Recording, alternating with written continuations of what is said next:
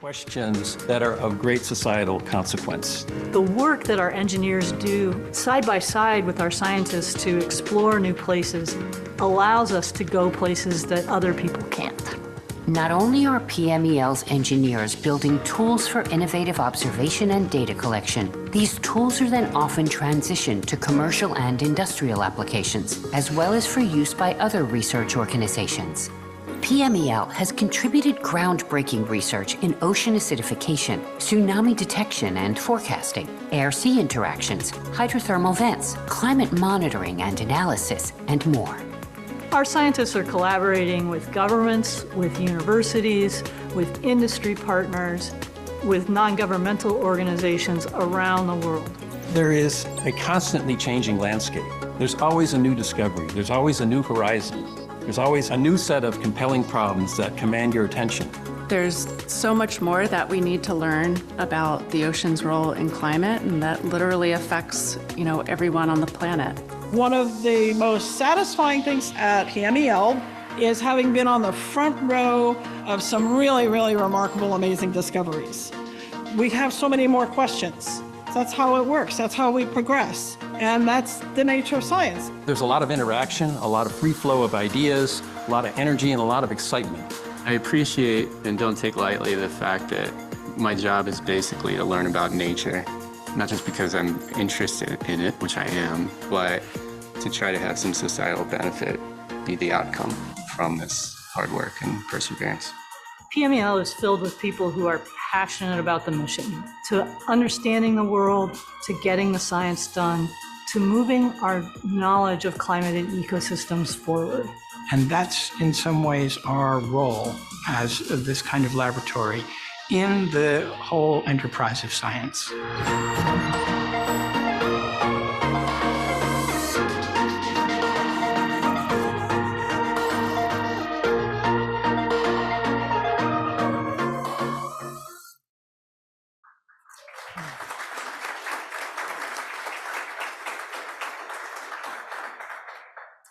Welcome again. My name is Diane Stanitsky, and I'm Deputy Director of PMEL, and it is my honor to serve as the MC for today's celebration.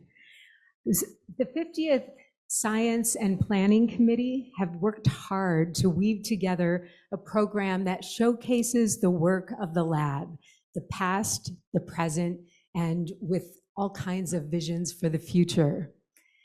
Thank you for joining us for so many locations, both near and far. We have many of you in the room, as well as many people who are calling in remotely. And each one of you has come together because you have had some kind of an influence on PMEL. You have made an impact, and we thank you for being here. Before we move into the formal program today, I'd like to share some housekeeping items.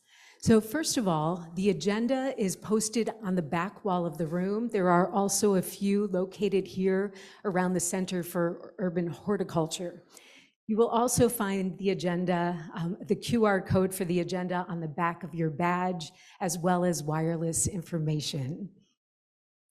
The restrooms are located in 3 places around the site. One is right here in the back of this hall. We also have another set of restrooms over in Isaacson Hall. And there is an overflow room there. There are tables and chairs set up where you can sit and talk.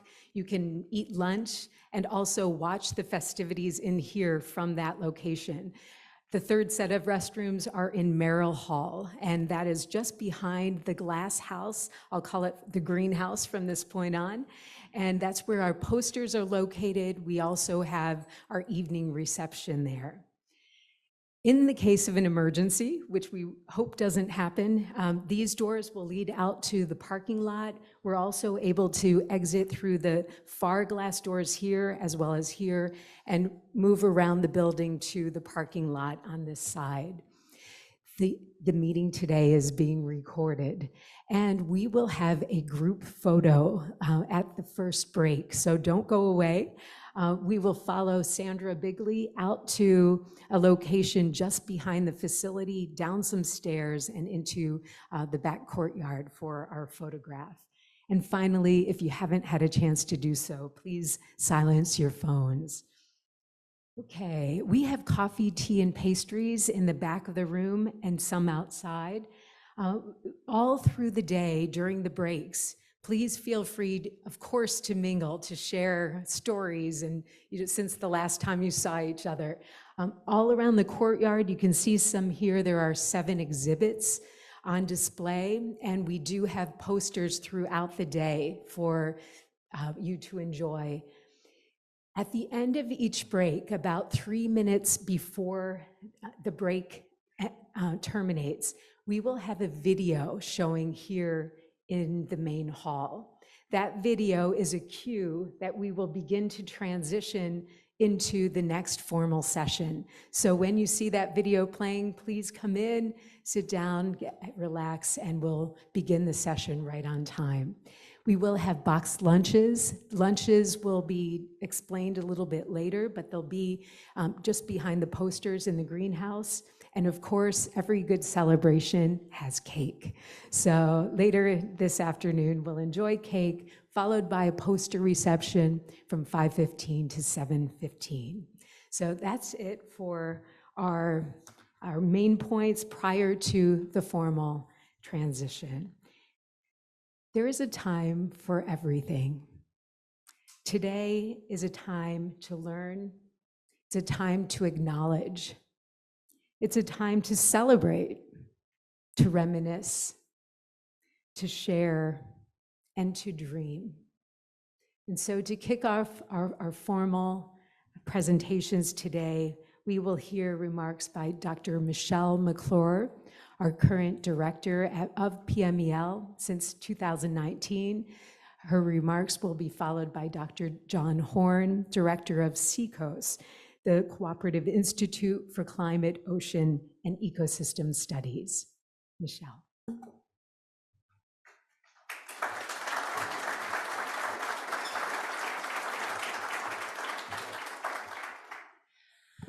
Thank you so much. Wow, it's awesome to see this room filled, and happy Pi Day. It's truly a pleasure to welcome you all to PMEL's 50th, and I'm so grateful that you took the time to join us. PMEL is a really special place. I've really enjoyed my 5 years here, and we've got a great lineup today, both to celebrate what we've accomplished and to inspire with where we're going. You'll hear from our seasoned veterans, as well as some of our more folks who have recently joined the lab. But right now, I'd like to actually start with a little bit of audience participation, just to get a sense of who's in the room. If you have ever worked at PMEL, please raise your hand. Yes. Okay. If you're retired from PMEL, please raise your hand. If you joined PMEL within the last year, please raise your hand. Nice. If you've been at PMEL less than 10 years, 10 to 20, 20 to 30, 30 to 40, over 40,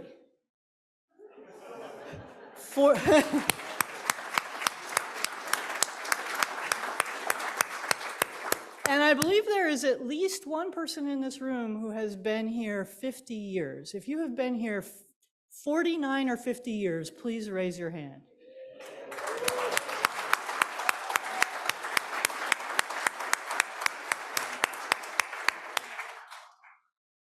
Okay, who has collaborated or partnered or worked with PMEL from academia?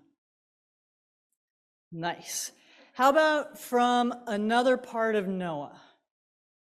Yes. How about some other government agency? Nope. Oh, yes. We've got 2. Thank you, Chris, for being poached by Department of Energy. How about some other organization of any kind? Excellent. Who hasn't done anything with PMEL? You don't count. Okay, I'm so glad you all came. Before I hand it over to John Horn for some additional welcoming remarks, again, as Diane said, the director of CECOS, I did want to note that Dr. Chris Sabine, my predecessor, was very disappointed that he wasn't able to attend. Apparently Congress called and he thought that was more important.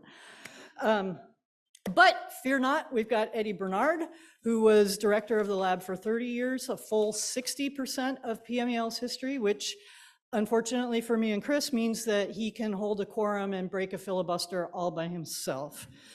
But with that, for some additional words of welcome, please welcome Dr. John Horn.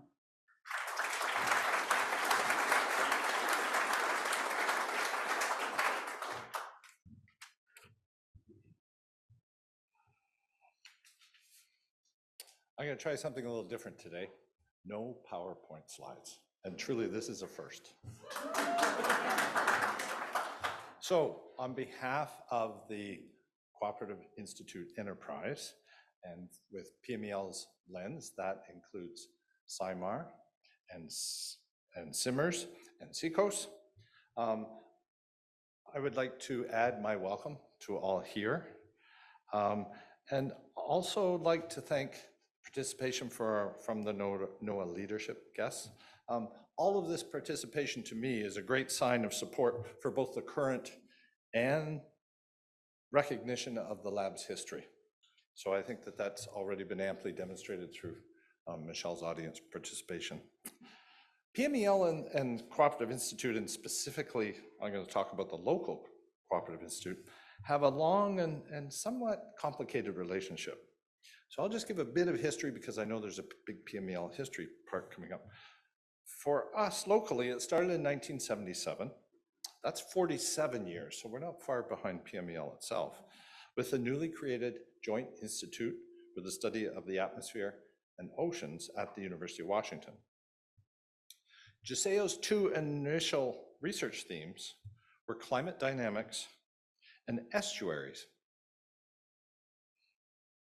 with one of the very first projects being a climate modeling project, seeking to improve seasonal to interannual climate protection. Sometimes things go full circle. During the 1980s, geochemistry and fisheries were officially added to JASEO research portfolio due to really just the increased activity within the labs and within the community. In 2010, jumping quite a bit ahead, the Alaska Fisheries Science Center and the Northwest Fisheries Science Center, as well as at that time, the National Marine Mammal Lab, were officially folded in as part of JASEO. And to jump to the most recent big change, on July 1st, 2020, CECOS was born. Now, CECOS has a fairly unique structure among the 16 NOAA-sponsored CIs that are located across the country. We like to claim that we're a vertically integrated, co-located, and consortium CI. We have 3 university partners now, University of Alaska Fairbanks, as well as the College of Earth, Ocean, and Atmosphere Science at OSU, and we maintain our 3 official NOAA partner labs with PMEL, AFSC, the Alaska Center, and the Northwest Center. As we've come along over the last 4 years, we've got increasing participation with other line offices, so we like to feel that we're growing our community as well, in conjunction with all the collaborative research that we do. So currently, 74 of 117 CECOS employees are actually located at PMEL. That's actually larger than the 65 federal employees that sit at PMEL. That's a fact that I just verified this morning. Thanks, Diane. And these overall numbers are actually down a little compared to past recent averages, but there's been several people, and I want to make this point, that have transitioned from the academic side over to the government side, and some of them are here in the audience. I haven't seen Matt Galaska, but John Sharp is here. I've met Kelly Carney here, and Wade Cheng is here. So just to demonstrate that we do also fulfill the NOAA mission part of the pipeline to feed the federal workforce. Additional efforts then to train that next generation workforce available to PMEL range from our postdoctoral scholar program, where all 3 of our 2024 cohort, which haven't actually been formally announced yet, are going to be working with PMEL mentors. We have our relatively new grad student fellowship program, which has supported students working with PMEL researchers, including Joe Reesing, who's here in the audience, and our near 2-decade-old undergraduate summer intern program, which annually supplies students who are very excited to work with people in the federal government setting, includes, of course, PMEL scientists. Seacoast couldn't exist without PMEL partnership. Approximately 2/3 of our funding comes through PMEL, and with many, if not all, of the longstanding PMEL programs comprised of both federal and university employees that sit and work side by side. There are challenges to the Fed CI structure, but we continue to work both nationally and regionally to address those issues as they arise. I want to just end with my congratulations to PMEL on all the accomplishments over the past 50 years, and I'm sure that there's going to be many more innovations and achievements over the next 50. Thanks very much.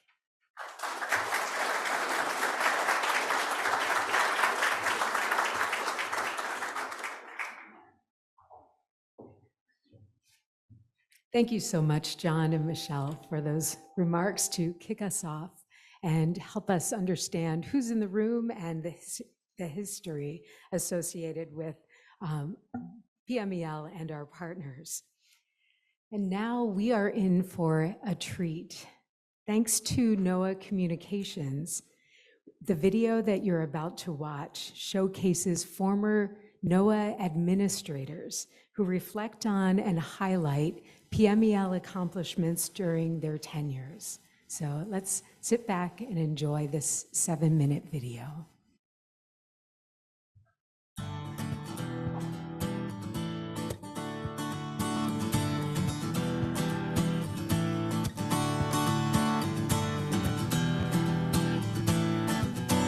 Congratulations to PMEL. I'm so delighted in you reaching this big milestone of 50 years. Congratulations, PMEL, on 50 years. Many thanks go out today to all who served during my time and thereafter, and all who are serving today. Congratulations, PMEL, for a half-century of outstanding ocean science and observations. PMEL is one of the premier oceanographic research centers in the world. It's been wonderful to see it grow over the years. When I first went to PMEL in the late 70s, the facilities were a far cry from the way they are today. We had offices in a motel.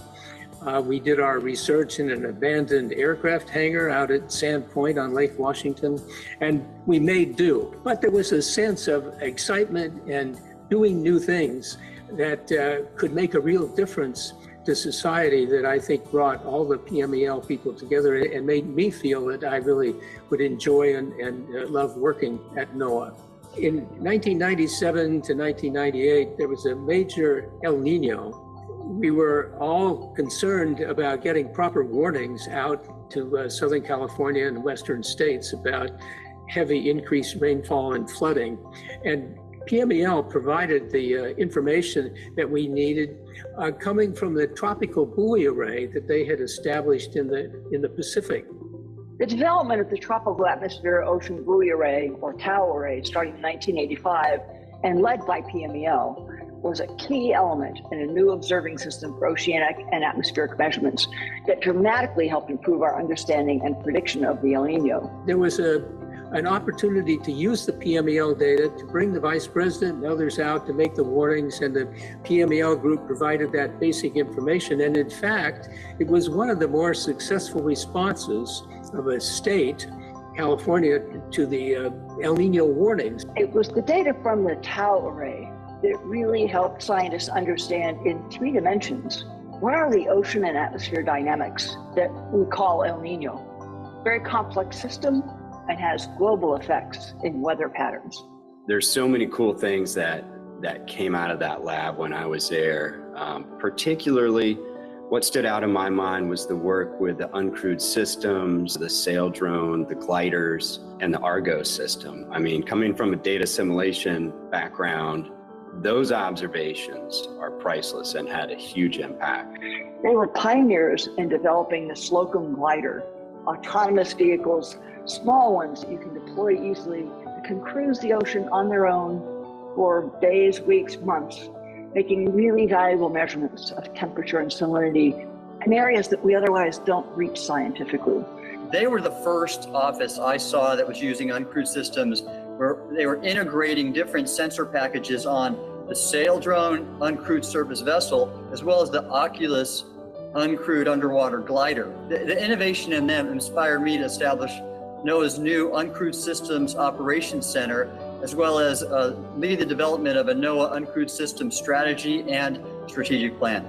And in 2021, one of NOAA PMEL's sail drones actually intercepted a Category 4 hurricane. Data from within the storm at ocean level was tremendously valuable and an amazing get. Things like the Arctic Report Card, a lot of the eDNA work that you do is amazing and I think has huge applications all over the globe. And then the DART system. We wouldn't have tsunami warnings if it wasn't for that. One of the important things in terms of public service that PMEL has done is to have established a tsunami warning network, which is today all over the world, led by PMEL. In 2011, the tsunami generated by the Tohoku earthquake off Japan was first detected by a DART buoy 25 minutes after the event. That allowed NOAA to generate inundation forecasts for Hawaii and the Pacific coast a full 6 hours before the tsunami actually struck. This is a great example of work that was done by PMEL that grew into a global monitoring system. These data gathering buoys provide continual monitoring to alert the world to a major underwater event and provide early warning to coastal communities. And the number of stations positioned around the Pacific Ocean, the Gulf of Mexico, and in the Caribbean grew to 39 stations in 2008. And congrats on that. The DART array of C4 observatories has been hugely valuable in expanding the warning times that shoreside populations have to get out of the way when a tsunami is coming.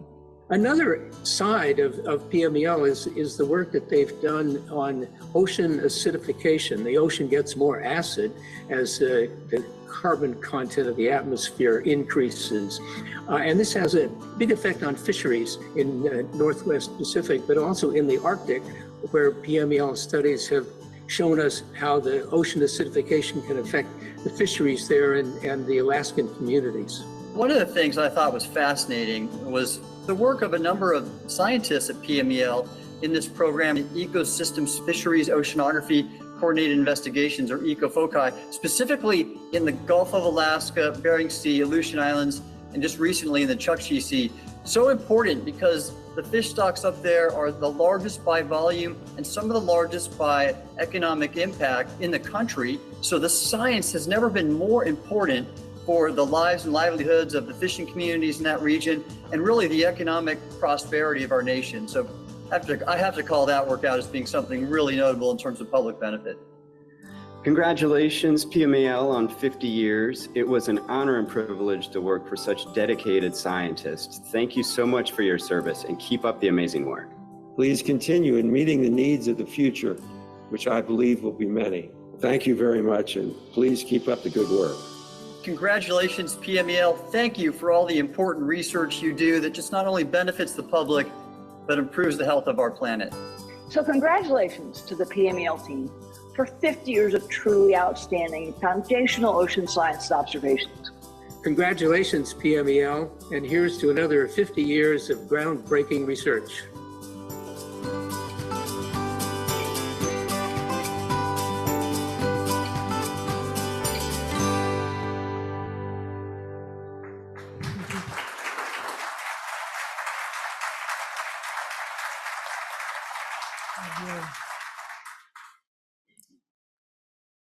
We now have the great fortune to hear from Dr. Rick Spinrad, Undersecretary of Commerce for Oceans and Atmosphere and our NOAA administrator.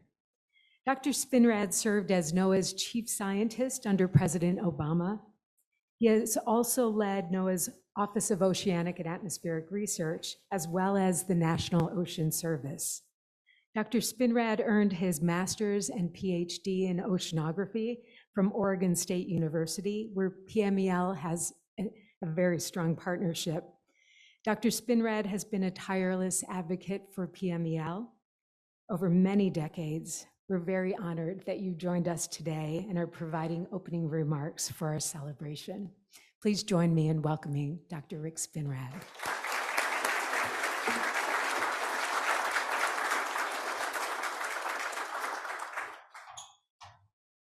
Thank you, Diane. Thank you, John. Thank you, Michelle, for those opening comments. What a great NOAA day, isn't it? Yes, absolutely. So great that the mountain even came out this morning. You know, how often does that happen on Pi Day, right? This is such a treat for me. It is an honor to serve in this capacity. And as you heard from the introduction, I have some personal connections with the lab and many of you in the audience here. It's a bit daunting to face so many of you, the leaders in the global community. I know we also have some congressional staff participating, and I want to thank you for your support over the years, and obviously the members of Congress. I will tell you that it's so heartwarming, that video. I had reached out to the past administrators, and I want to add from a personal perspective, I also reached out to John Byrne. I still maintain my faculty appointment at Oregon State and have a real affection for John. John passed away just recently, but I assure you, John would have been just as supportive and vocal in his comments as well. This is, for me, this is personal, being here at PMEL, and hopefully in the next couple of minutes, you'll get a sense of that. But it's also reflective of some of the extraordinary things that are happening in NOAA overall. And I've got to thank Steve Thurr for your role here, especially at such a critical time. We had the AOML celebration 50th a few months back. We'll have the Great Lakes Environmental Research Lab celebration here in another month or so. The Air Resources Lab is actually celebrating their 75th anniversary in an agency that is just over 50 years old. I'll explain that to you later. And then, of course, here we are. I wasn't going to miss this. I was actually in London yesterday, and when this came up, the timing of this came up, and the Oceanology Conference in London, the staff, our great staff here, and oh, by the way, thank you for a D, for lending us a D. We're going to keep her. No, not right. The staff said, there's no way, Spinrad, that you can do the London thing and then come out. And I said, there's no way I'm not coming out here to PMEL, to Seattle, to talk about everything that's going on here. So I thought I'd start by talking about the fact that I'm honored to have known and worked with all of the directors. I knew John Appel, not very well, but I knew him. And the story I wanted to share with you was that he came in 1976, and shortly thereafter, I finished my degree just down the road at the home of the Fighting Beavers, as you heard. And I thought, man, PMEL sounds like a great place to work. And so I applied for a job here, freshly minted PhD, and I said, Dr. Appel, I'd love to work here. And he came back to me and he said, yes, you have reasonably good qualifications, but why don't you think about applying again when you've got a little bit more experience? So, John, I got a little more experience, and here I am, delighted to be here. Of course, Eddie Bernard was the director of the lab from 1982 to 2010. After I would point out having been a NOAA Corps officer for 4 years, and in over 3 decades, or nearly 3 decades, he really grew the lab to what it is today, receiving numerous honors and awards along the way. Sorry, Chris Sabine can't be here. He took over in 2011, been at PME, had been at PMEL since 1999, concentrating his research on the global carbon cycle and ocean acidification. And of course, Dick, Chris once shared with me that he was here because of you. I'll say a little bit more about that in a minute. And then, of course, Michelle came on board in 2019 as the 4th director and really has taken PMEL into global leadership in areas such as you heard Tim Gallaudet talking about the Climate Ecosystems Fisheries Initiative, and developed a vision for how we sort of operationalize many of those capabilities, and a lot of experience in the living marine resources arena, changing the dynamic, expanding the dynamic. So thank you for that. One of the really remarkable things over the years at PMEL has been the reputation and the perspective of the outside community. When I had the job Steve has now, I said, you know, our labs at NOAA are really world leading. We need to take a few steps to not only codify that, but if you will, market it to a certain extent. We need to institute external reviews. I came out of Navy. I was at the Office of Naval Research. So actually, I should have raised my hand, Michelle, when you said that, because I noticed we had a couple of ONR logos on there. And I got to point out, Kurt Mobley, my colleague from ONR, Kurt, that was back in the Stone Age, I think, when you and I were both working at ONR. But I realized that many federal agencies undertook reviews, formal reviews, external reviews, peer reviews, if you will. And so talked with all the lab directors, including Eddie back then, and said, let's start doing that. And so turns out that PMEL was the third lab review that we did back when we started in 2008.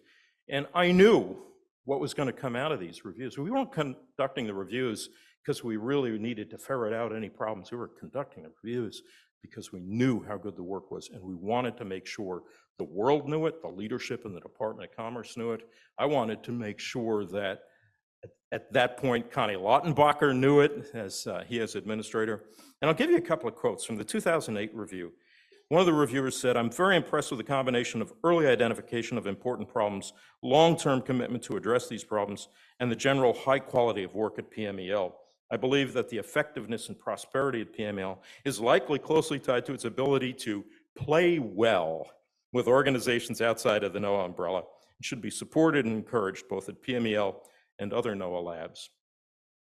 The original intent was to try to do these reviews every 4 years. That's a pretty daunting cycle of reviews. So in 2014, the lab review really doubled down on the culture of the lab, and that's something that you all know better than I, all of you who are working and living at PMEL on a regular basis.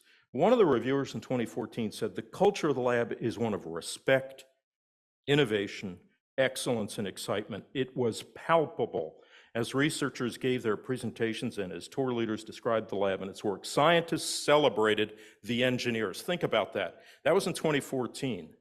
And as many of us know, that's not always the culture in an organization. And Chris, I'm so delighted to see you here. You and I had that conversation on many occasions. So the fact that the reviewer said, engineers celebrated the scientists, scientists celebrated the engineers, everyone respected the administrative staff. You don't hear that very often. The review went on to say, kudos to the lab founders for creating this culture and to past and current management for maintaining it. NOAA should be very proud of this culture, but should not take it for granted.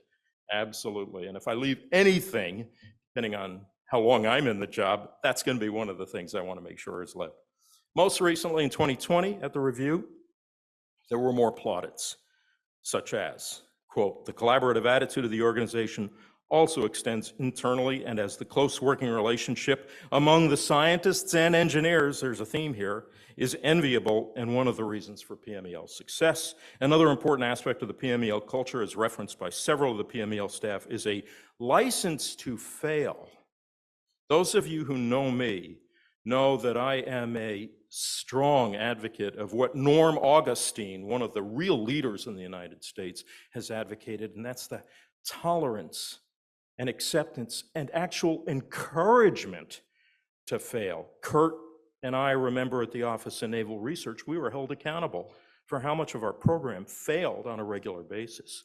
This is something that I think we need to build into the science culture throughout the federal agencies. So the fact that this reviewer identified this, quote, license to fail, to me is extraordinary. Staff members having the opportunity to explore new research directions and technical developments without fear of being judged poorly while in the early stages of a bold idea. And you saw so many examples. Another thing I want to point out, just a personal perspective, those administrators were not pre-briefed and queued up. People like Jim Baker knew, understood deep in their soul, Kathy Sullivan, even Tim and Neil, who only served for a few years, really understood the culture and the dynamic here at the lab.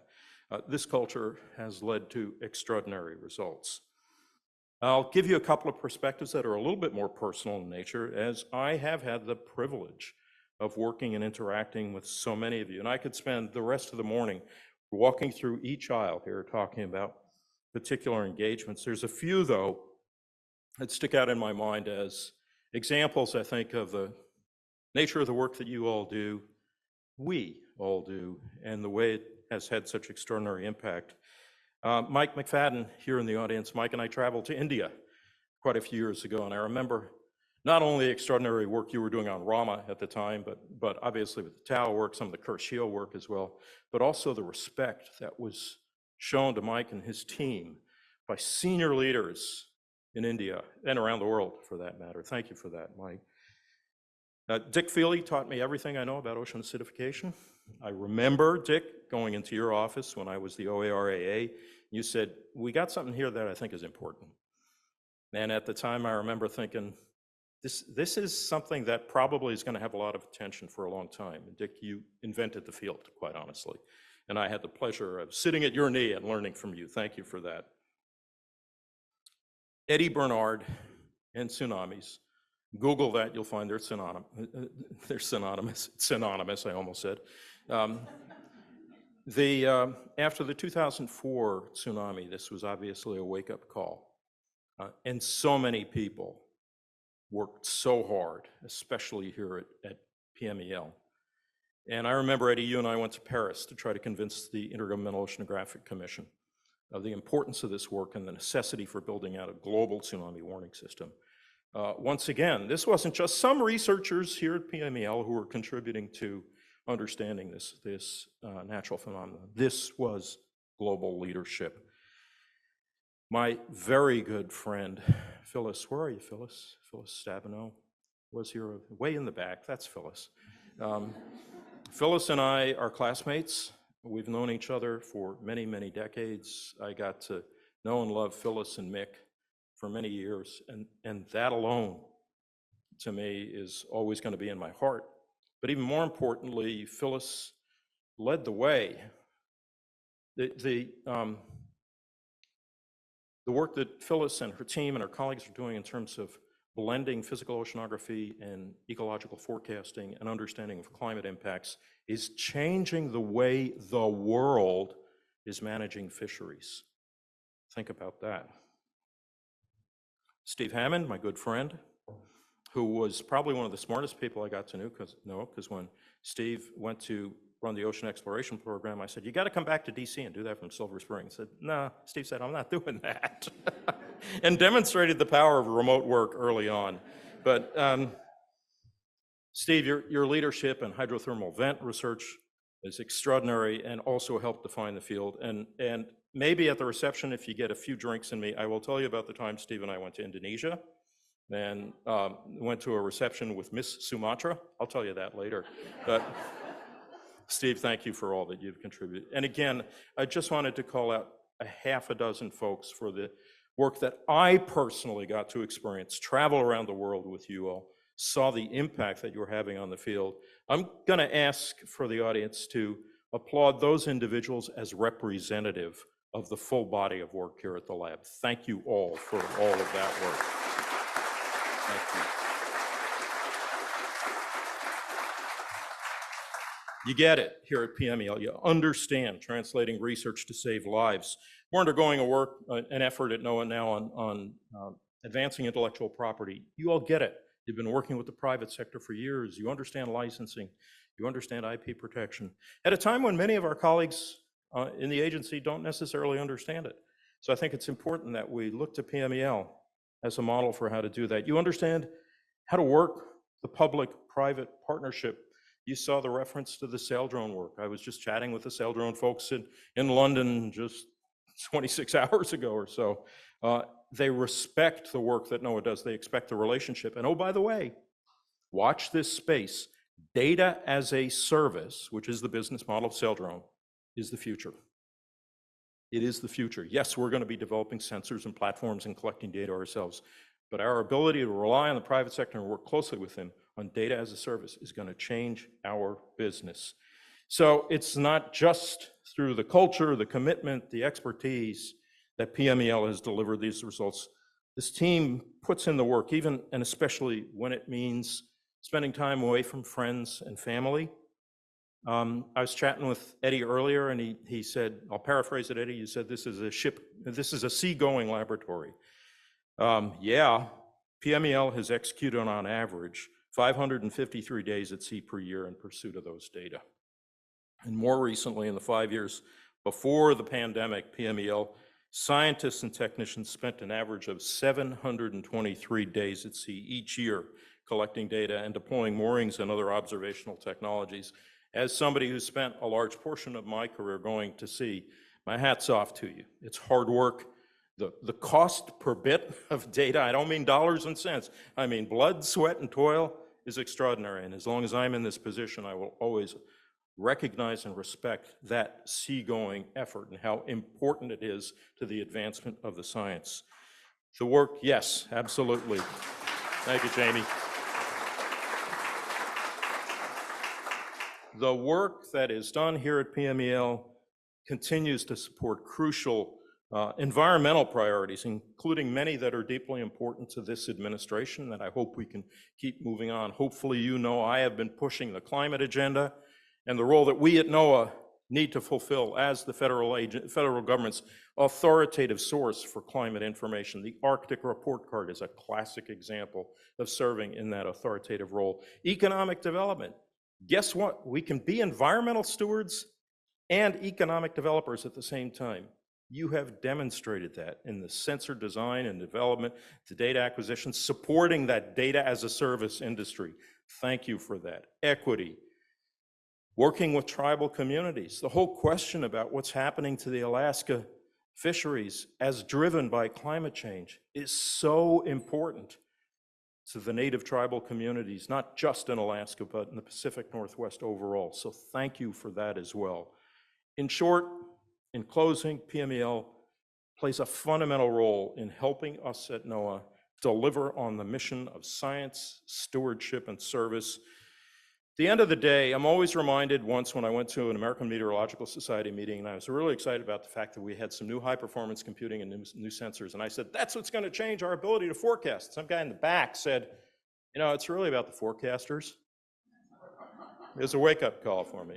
And so I've been touting a lot of the scientific efforts, the ability to collect data, interpret it, develop new products and services, but it is about the people, which is part of the reason I want to spend the bulk of my time recognizing the individual. It's you, it's the workforce at this remarkable lab. Research, engineering, admin services, science, computer and network services who are advancing the research and shaping the legacy. So thank you for that. Thank you for everything you have done over the last 50 years, you are doing now, and you will do forever, for the infinite future. I am so excited to see what the future will bring. And with that, before I turn it back, I know we've got a video from Congresswoman Jayapal, and so I will step off the stage and we can see the video from the Congresswoman. Thank you so much.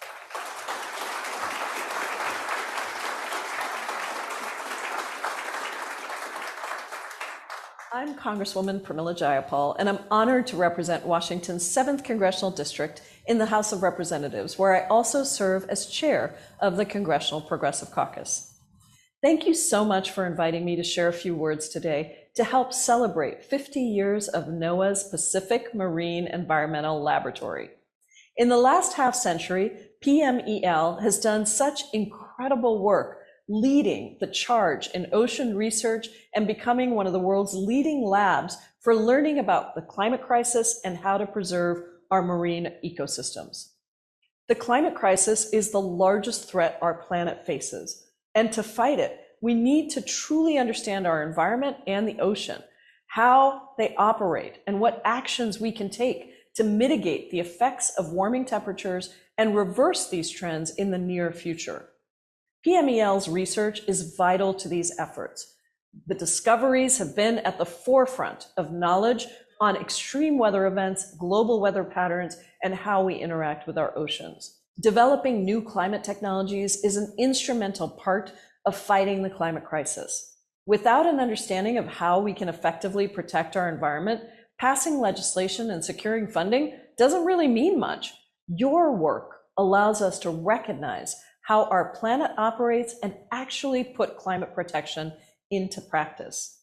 I have been so proud to support NOAA and PMEL during my time in Congress. I know how important your work is and how much our community, country, and world need your scientific contributions. So here is to another 50 years of research, discoveries, and saving our planet and our people.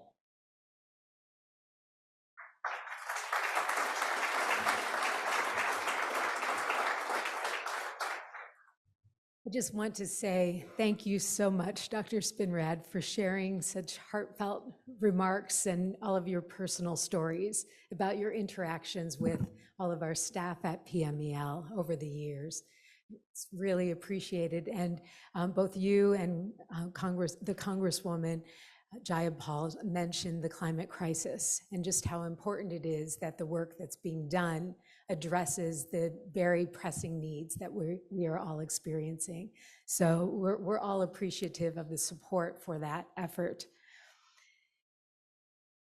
I did want to mention that I see many people in the back. If you would like to sit, if anyone has an empty seat next to you and could slide in a little bit to allow others to join, please do so, and then we can have anyone in the back who would like to sit down. Thank you. Next, and before our break, we want to hear a little bit more about the details of our history.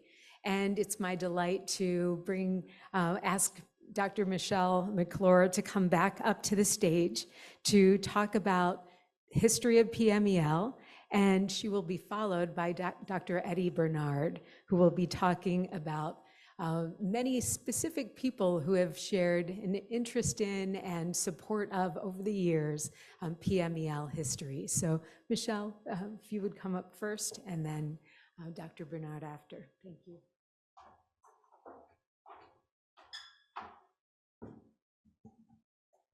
Thank you again. I'm just going to warn everybody I'm really bad at these. So again, thank you for coming. It really is an exciting day for us. It's wonderful to see everybody.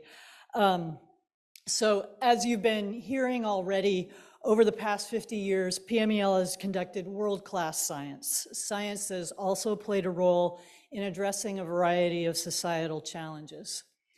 In this talk, I'm going to talk about the motivations for and the history of the work we've done, organized into the themes that we've identified in our oceanography special issue, and then a little bit about the underpinnings that have led to our success.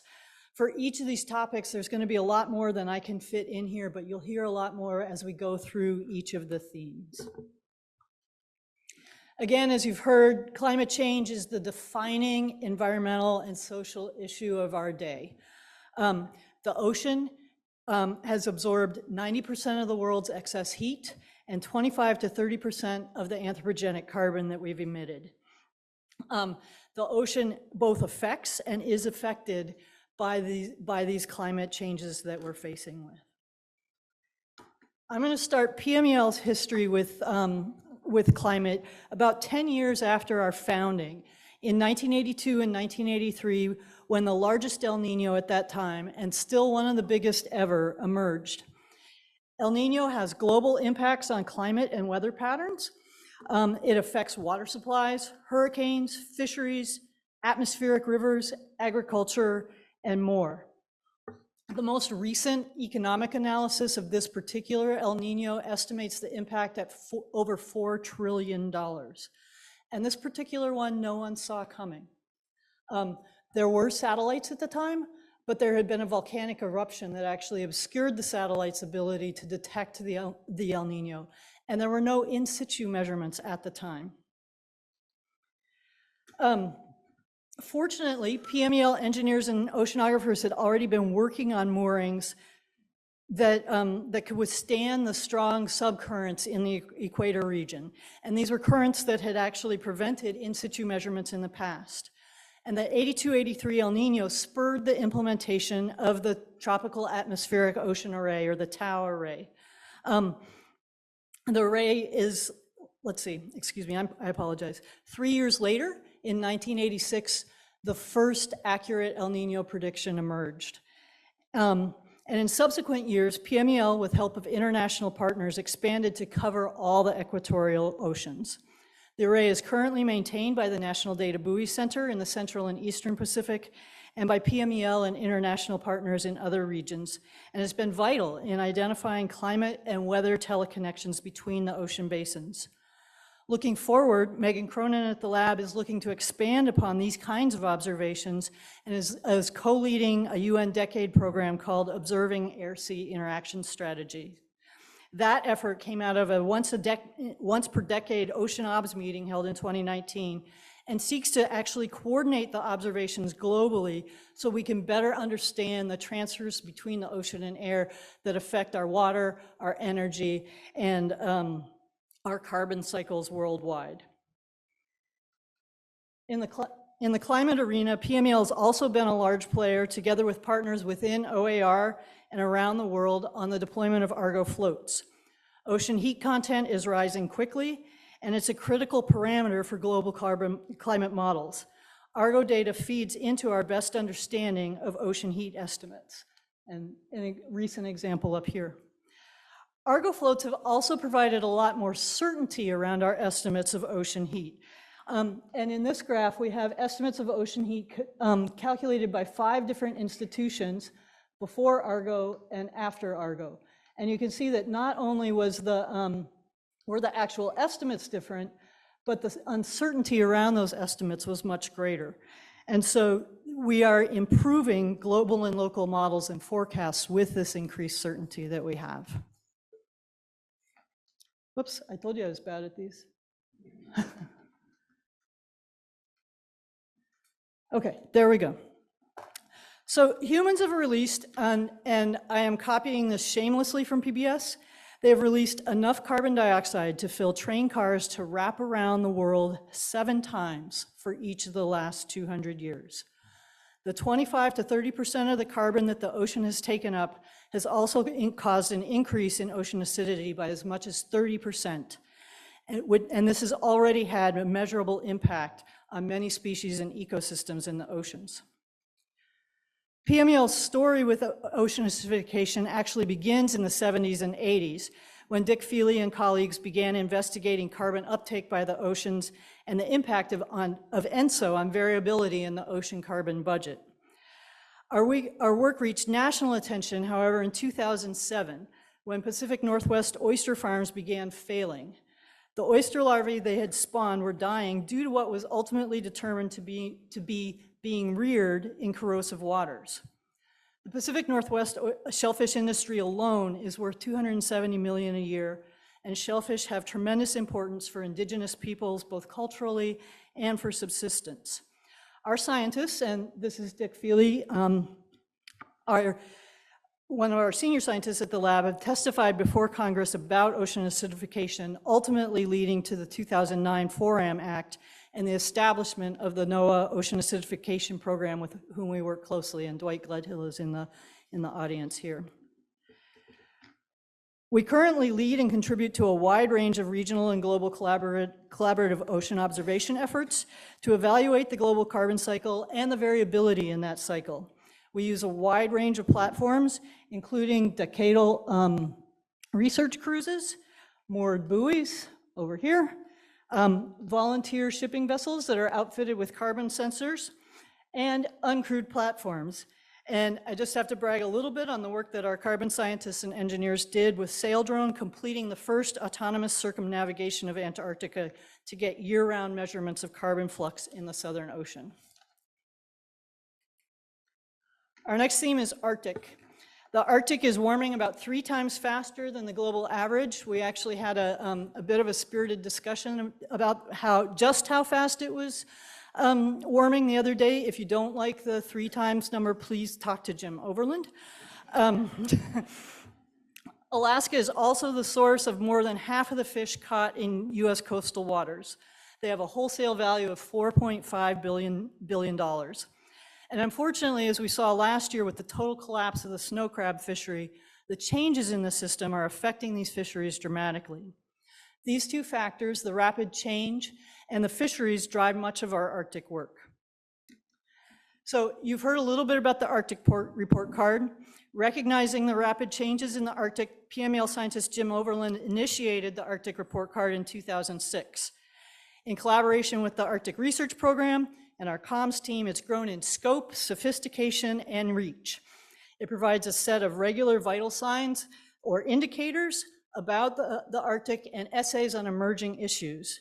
This year it included 82 authors from 13 countries, and unfortunately it was rife with a number of highly depressing new records. But this is always one of NOAA's high-profile publications. It provides easily accessible information for the public and for decision makers, and regularly spawns articles in the public press. You've also heard a little bit about ecofoci already. PMEL began collaborating with the Alaska Fisheries Science Center in the 1970s and formalized the relationship in the 1980s as foci and then later as ecofoci. Key to the success of this effort, and one of the roles that a government laboratory plays, is really the long-term time series. The M2 mooring here has been collecting data for 30 years, and it provides a seal's eye view of the changing conditions in the Bering Sea. The long-term full ecosystem view that the work has provided has made it clear that sea ice is the foundational organizer of the natural system, and the data that are collected in this effort are actively used in management. Our tsunami program work dates from the very earliest days of PMEL, when the Joint Tsunami Research Program joined with PMEL. The work was actually kicked off by several damaging tsunamis that hit Hawaii in the 60s and 70s. Possibly of note, this was actually my first encounter with PMEL science as well. I was living in Hawaii with my family as an elementary schooler, and quite vividly remember packing up to evacuate from the 1975 tsunami. It's kind of fun that that came full circle. PMEL engineers and scientists started very early developing the deep sea assessment and reporting of tsunami buoys, the DART buoys. They're tremendously sensitive in detecting tsunamis. They can detect a pressure change of 1 millimeter in 5,000 meters of water. There are currently over 70 buoys deployed worldwide by 8 different countries. 39 of these are maintained by the National Data Buoy Center. Importantly, the DART buoys can actually detect tsunamis that aren't generated by earthquakes. So the 2021 Hunga-Tonga eruption actually generated an earthquake, tsunami from its pressure wave. And this New Zealand scientist noted the role that buoys play in providing that early warning for the country. We also provide inundation maps and forecasts for tsunamis, working closely with the tsunami warning centers and the Weather Service on that effort. And our last theme, innovation and exploration. I've been thinking about this. In some ways, they're two sides of the same coin. They both include discovery, either by going someplace new or by providing us with new ways to ask questions of our environment. And while PMEL scientists didn't discover the first hydrothermal vents, they've been involved in the discovery of about half of all the hydrothermal vents that are known. And this is a map of all the hydrothermal systems that we know of. About half of that half were detected using the Miniature Autonomous Plume Recorder, or MAPPER, a sensor that PMEL built to detect physical, optical, and physical properties that indicate that hydrothermal vents are there. The most recent expedition was last spring down here, together with the Schmidt Ocean Institute, found new venting in the Mid-Atlantic Ridge. Closer to home, this group has scoured the Cascadia margin here, off the coast of Oregon for methane seeps to assess baseline methane input into the ocean. And I'm going to transition a bit into what we do to get all this. And as I was pulling my talk together, I realized that technological innovation was a great transition between our themes and some of the key underpinnings that have been foundational to our success. It's both one of the things that we do, we move marine technology and data science forward, and a way that we do things. You've seen a number of our engineering innovations already. You've heard people talk about it. And this truly is one of the elements of PMEL's success, is the close relationship between our scientists and engineers. Engineering is not separate from our science at PMEL. It's allowed us to expand the range of questions we've been able to ask in places and at times that we had previously been unable to observe. Our engineers work methodical, meticulous magic, and they have been as crucial a part of moving our science forward as our scientists have been. Our data scientists have been crucial in ensuring that the scientific community has those data at their fingertips. And on this slide alone, this group of people have helped take full water column profiles, punch through thermoclines, deploy sensors on autonomous vehicles, send data in near real time from the middle of the ocean, detect anthropogenic sound at depth, and send autonomous oceanographic vehicles into literally uncharted territories. Public-private partnerships have been another key component of our technological development, and we've used both cooperative research and development agreements and other tools to develop technologies jointly and to transition those technologies to industry and to other ventures. The next component of getting our work done is really our people. We have an ecosystem of skills at the lab, and we cannot get from point A to point Z without every single one of us. And I will, as an aside, if anyone has better ideas for U, V, W, X, Y, and Z, I'm all ears. That said, I'm truly grateful to work with you all. It's been an honor. The third element of how we've succeeded is our partnerships. And I'm going to call out the specific one, cooperative institutes. You've heard from a number of folks, including John Horn, how important they are. Partnerships in general are important for PMEL, but I did want to call these folks out. NOAA cooperative institutes provide us access to a university's worth of expertise, collaborators, and colleagues. We work closely with 3 different CIs, SECOS, which includes the University of Washington, University of Alaska Fairbanks, and OSU's College of Earth, Oceans, and Atmospheric Sciences, SIMAR, based at the University of Hawaii, and Simmers, based at Oregon State University. All 3 directors are with us here today, and I'm very grateful for all the collaboration you do and for our co-located colleagues. Thank you.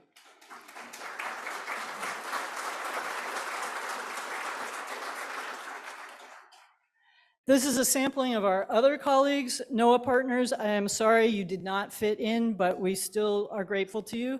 The key point here is that these partnerships allow us to extend our reach, to bring in expertise we don't otherwise have, and to complement each other's skills. We are better for these partnerships, and we hope you find as much value in them as we do.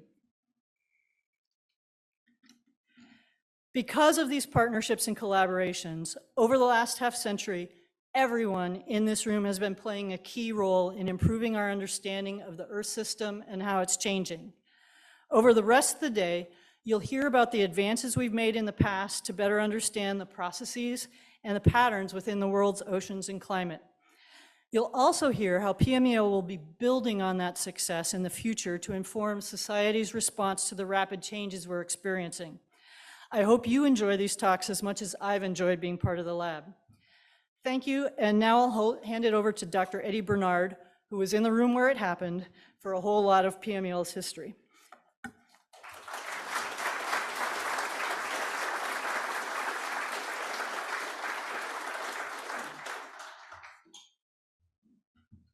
My goodness.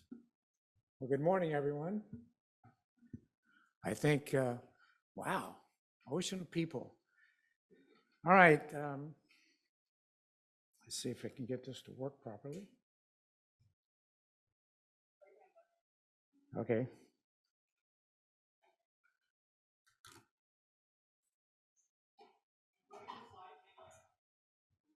Okay.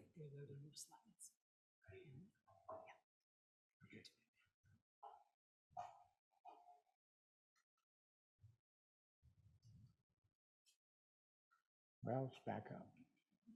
Okay, I'm going to talk about the history of PMEL through a different lens. And that is, there's a lot of people, you're going to hear some wonderful science today. You're going to hear some very incredible accomplishments. But behind all this was money. It took money to collect all these data. Okay? So I'd like to share with you my interpretation of the village it takes to provide all those resources. But before I do that, I have the following disclaimer, okay? One, you are not forgotten, but I only have 10 minutes. Okay, so it starts amazingly with Richard Nixon, who did two important things. One, he established NOAA. And thank goodness he did that, right? But there were some problems with this because it brought together a whole bunch of independent agencies into one umbrella. And boy, did they fight. The stovepipes remain today, but Rick's chipping away at it.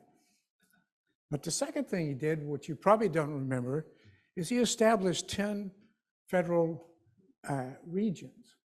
And Region 10 comprised of the states of Alaska, Washington, Oregon, Idaho.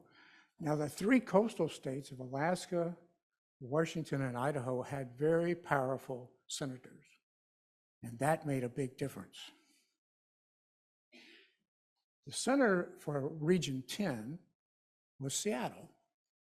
So Warren Magnuson jumped on this opportunity and said, we need to establish a campus in Seattle for NOAA. And lo and behold, after 13 years in 1983, we have a Western Regional Center. And that was the first time that the corporation of NOAA started to blend together under one campus. And for PMEL, as Jim Baker reminded us, it was the first time PMEL had been under the same roof. That was a major contributor to PMEL's success, having everybody work in the same building. Then along came John Appel. In addition to not hiring Rick,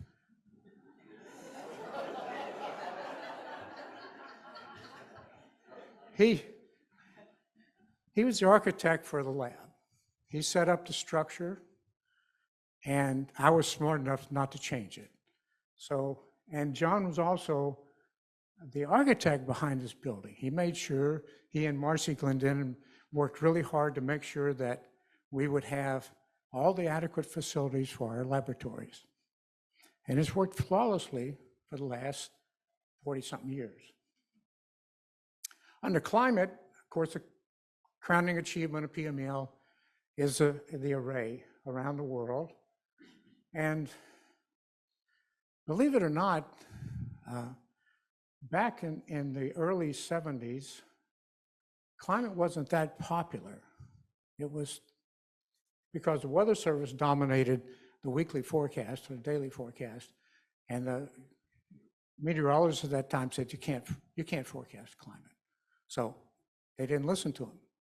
But Joe Fletcher came up with a very compelling story, and he sold the idea that activities in the equatorial Pacific could lead to climate changes in the rest of the country. He was a pioneer behind that.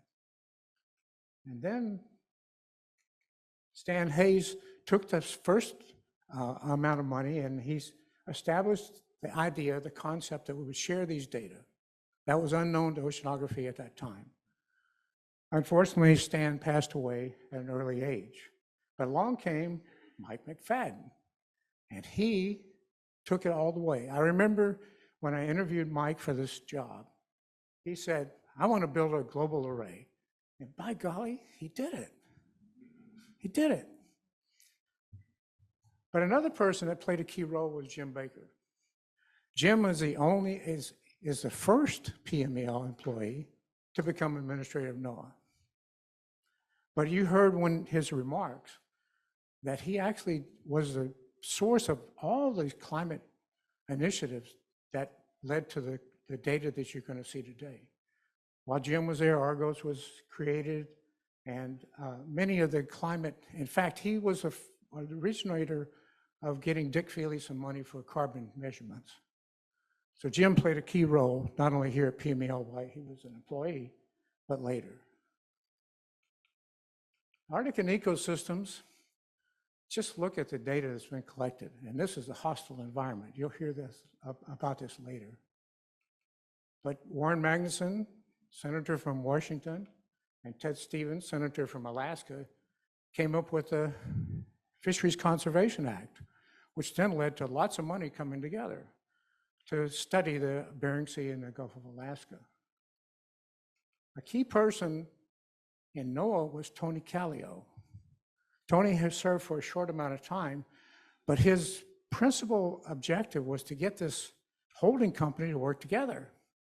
And so when he saw that Bill Aaron and I, here's Bill educated me on fisheries, and he said, I'll give you some seed money if you guys work together. We said, good deal, let's do it. And so Tony didn't last a whole long time, but he did start the Fisheries Oceanography Program. And of course, at the local level, there's Jim Schumacher, who was the original foci person, and Phyllis continued this wonderful work, and you'll hear from her later today. In ocean chemistry and biology, I think it's Michelle covered the Ocean Acidification Program, Maria Cantwell and Brian Baird. Maria is a senator from the state of Washington. Brian Baird is a representative from the state of Washington. He's now retired. They were critical in getting this 4M Act established. And of course, Dick Feely was, as Rick mentioned, the originator of the discovery, and I'm glad he went to your office and said, this is important. And of course, Chris Sabine took it as a third laboratory director of PMEL, and he expanded it and created what this global program is today. In tsunami, Dan Inouye, from a senator from the state of Hawaii, was very critical in providing early funding. I'll talk about that later today. Mark Hatfield was critical in getting establishing a National Tsunami Hazard Mitigation Program. And Jay Inslee, Congressman, Mark Hatfield was a senator from Oregon, and Jay Inslee was a representative before he became governor of this state, a representative for the state of Washington, and he was a big promoter of tsunami research. Connie Lautenbacher was equally important. He was here during the 2004 Indian Ocean tsunami. Amazingly coincidental, Conrad Lautenbacher did his PhD thesis on tsunami modeling. Talk about a coincidence. And of course, Rick Spinrad played a key role. And I'll talk a little bit about that later. But Jerry Peros was the inventor and manufacturer of this incredible sensor that Michelle mentioned, this Peros-scientific crystal. And without that sensor, we wouldn't have been able to develop the DART buoy. And Rob Lawson took the ball and ran with it with SAIC. And then, of course, at the local level, Hugh Milburn was the engineer behind all the ideas, and Vasily Titov behind all the modeling. So now I'd like to share with you an example of how a small lab here in Seattle can have some national and international impact. So I'll play a little news clip that was 3 days after the Indian Ocean tsunami in 2004. NBC News in depth tonight. One of the first questions that came up in the wake of this awful tsunami: why was there no warning? An alert system.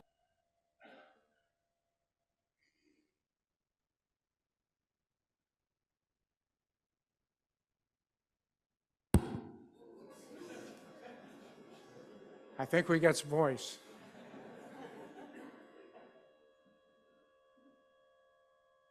system that detects undersea earthquakes and the resulting giant waves is in place in other parts of the world. A UN disaster official said today that some of that same technology should be in place in South Asia within a year. Our story in depth tonight, here is NBC's Carrie Sanders.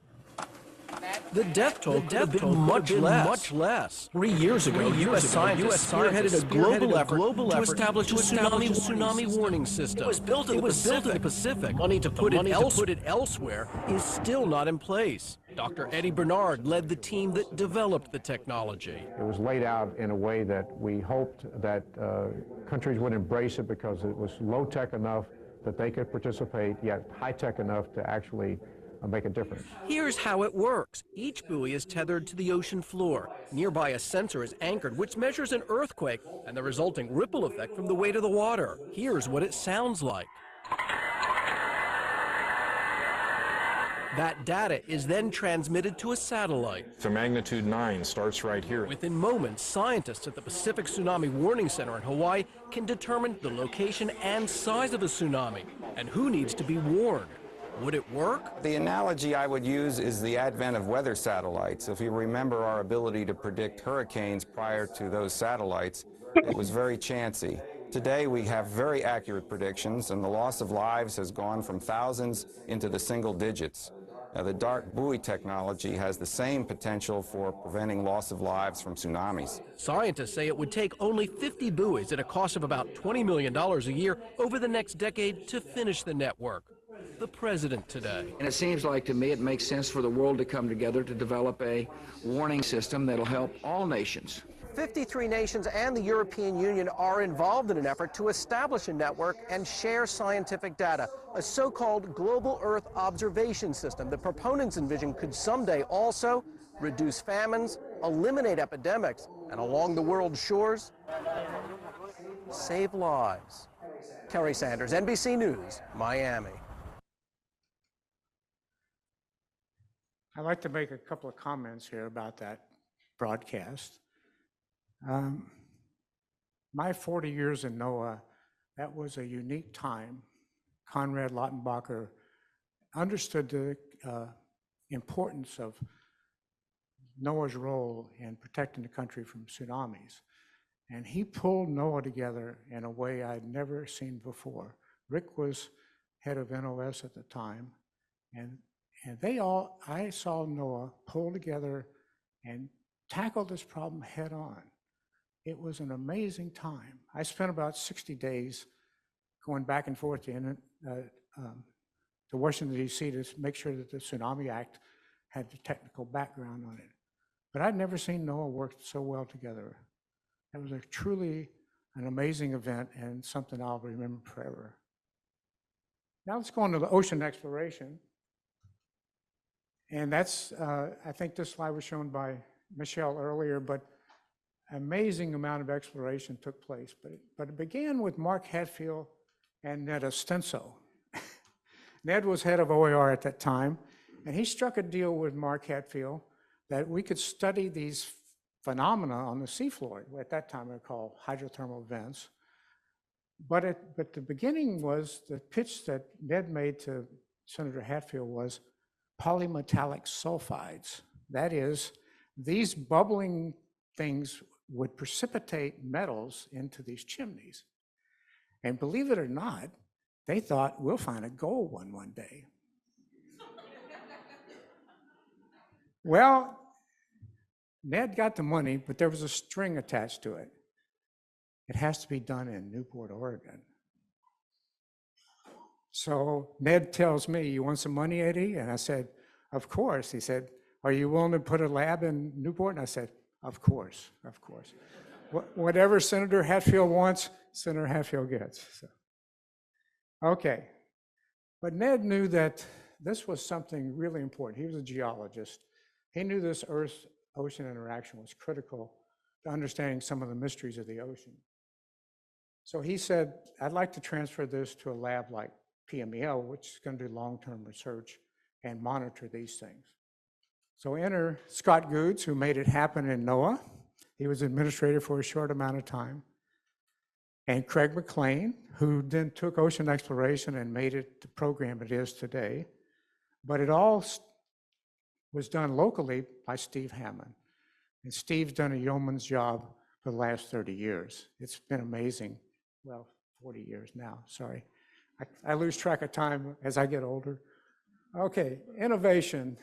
This special publication, I think, in my opinion, is a great milestone for the laboratory. It talks about the past 50 years and the future. And I would encourage you to read this special issue. But special thanks go to Hugh Milburn, who actually had the concept that engineers should support science, not engineers. And it was followed by Chris Mining, and these two are the cornerstone of all the work you've heard about engineering in the laboratory. But another person that made all this happen was Cindy Loyce. Nobody thinks about how creative you have to be in the federal government to move money around, but she did it.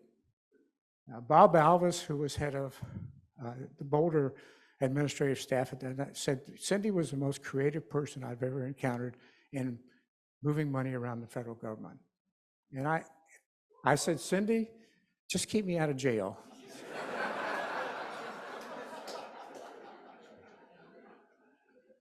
And Steve Hankin, you need to make sure that Steve was one of the pioneers of what is now called artificial intelligence. He took these large databases from numerical models and he organized it and made it available so it could be easily analyzed. And then, of course, the media played a big role. Locally, Glenn Farley of NBC News went to sea with Hugh 3 years before that NBC broadcast. So the B-roll existed so that when they wanted to make this story, they had some ship time footage that they could show in the story. And Jack Elroy, who did Mark Trail cartoons, believe it or not, Mark Trail has a readership of 23 million people. And he did 4 different comic strips for us for tsunamis, but he did many others for the rest of NOAA. He was a great supporter of NOAA. So here's our Village of Champions. I think you appreciate that what you're about to hear today came because a lot of these people believed in what you do. And I'd like to, let's give a round of applause to those people.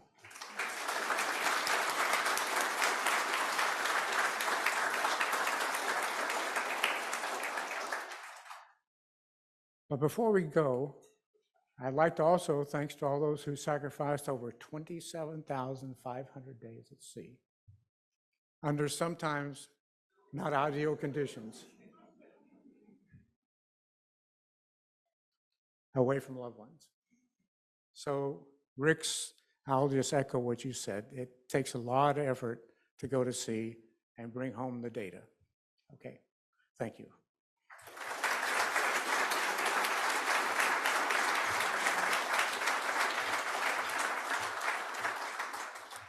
I think what we've heard from Eddie Bernard and Michelle McClure is people matter. People are the most important and priceless pieces of the puzzle and enable all of the science and the integration of engineering and science to make the research matter and happen.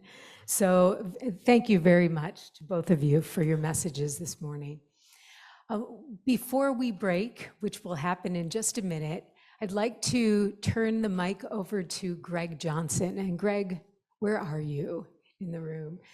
Greg is one of our expert scientists, but he is also an expert and very creative artist. And Greg has developed a series of haiku for today, haiku that represent each of our science groups within PMEL. So Greg's going to read one first, and then throughout the day, you'll hear haiku related to each of the themes that we will hear about a little bit later. Go ahead, Greg. All right, so this is just the overall one here of the 50th anniversary haiku. Half century of data science leadership at PMEL. Thank you. Thank you, Greg. We'll hear more.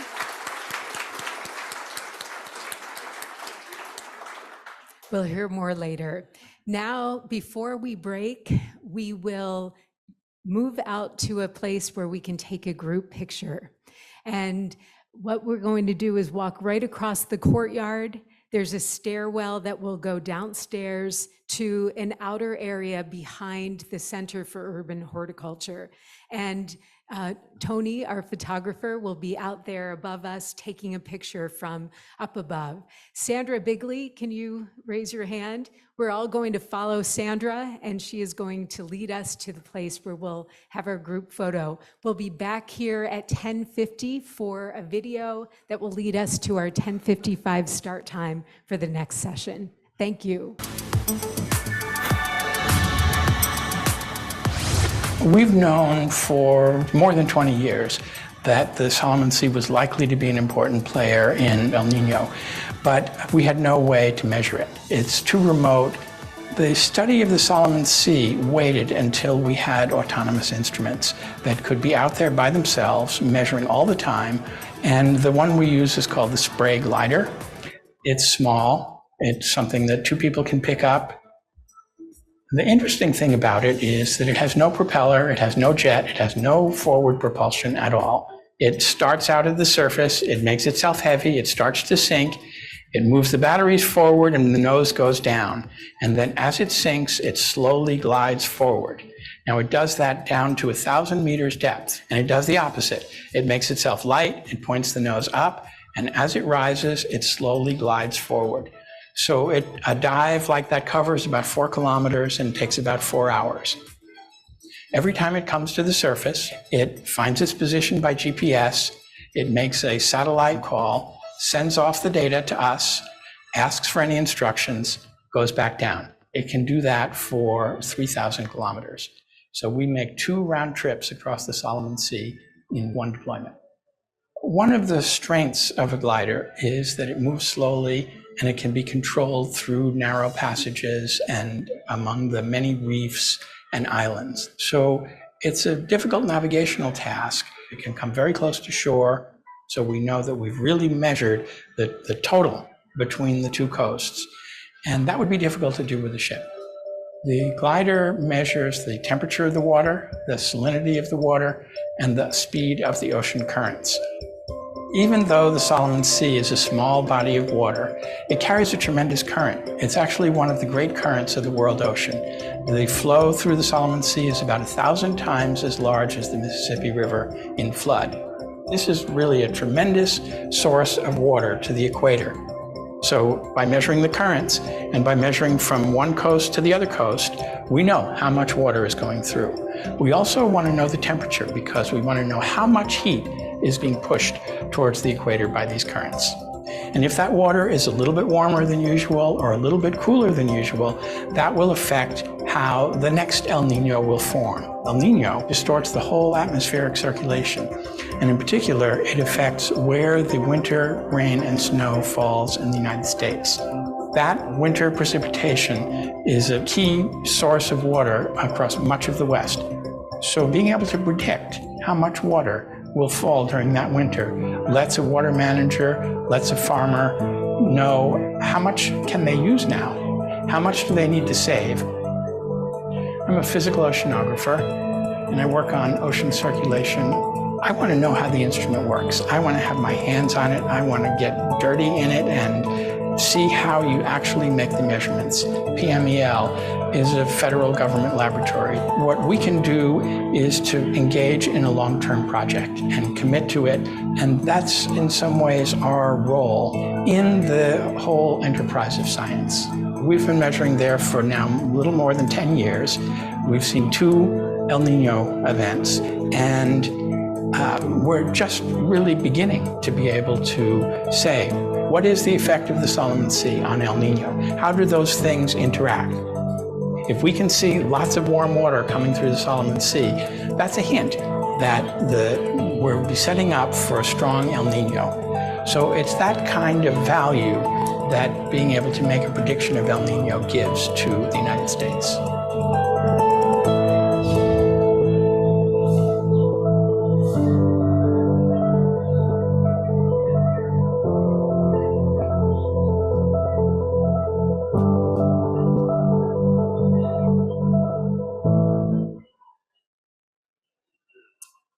Welcome back.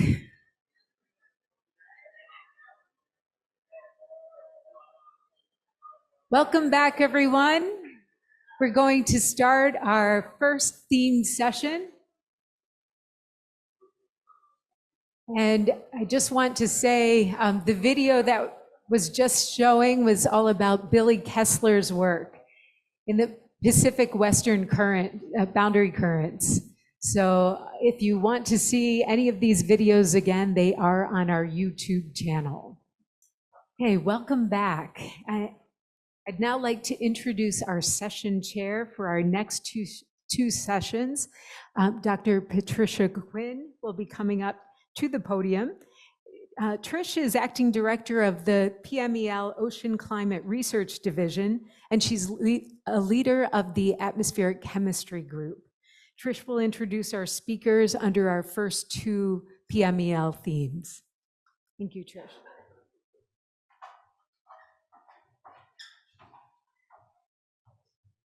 Thank you, Diane.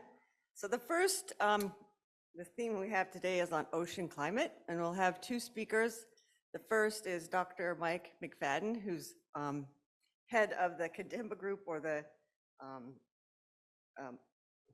Global Tropical Ocean Moored Buoying Array. And he's also a PMEL senior scientist. He'll be giving more of a historical overview of ocean climate research since PMEL was started. And our second speaker is Dr. Andrea Fassbender. She's co-lead of the GOBOP, don't make me try to say that one, and lead of biogeochemical Argo. And she's going to give us more of a current and planned future research. And I have a couple of Greg Johnson's haikus to read that are appropriate for these two topics. The first one is moored buoying arrays observe tropical oceans with global impacts. And the second is Argo's Armada measures global ocean state. Go deep, BGC.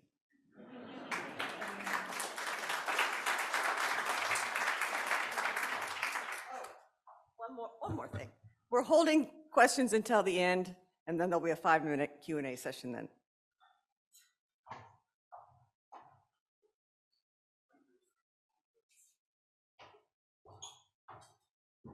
Well, thank you, Trish, and thank you all for joining us today.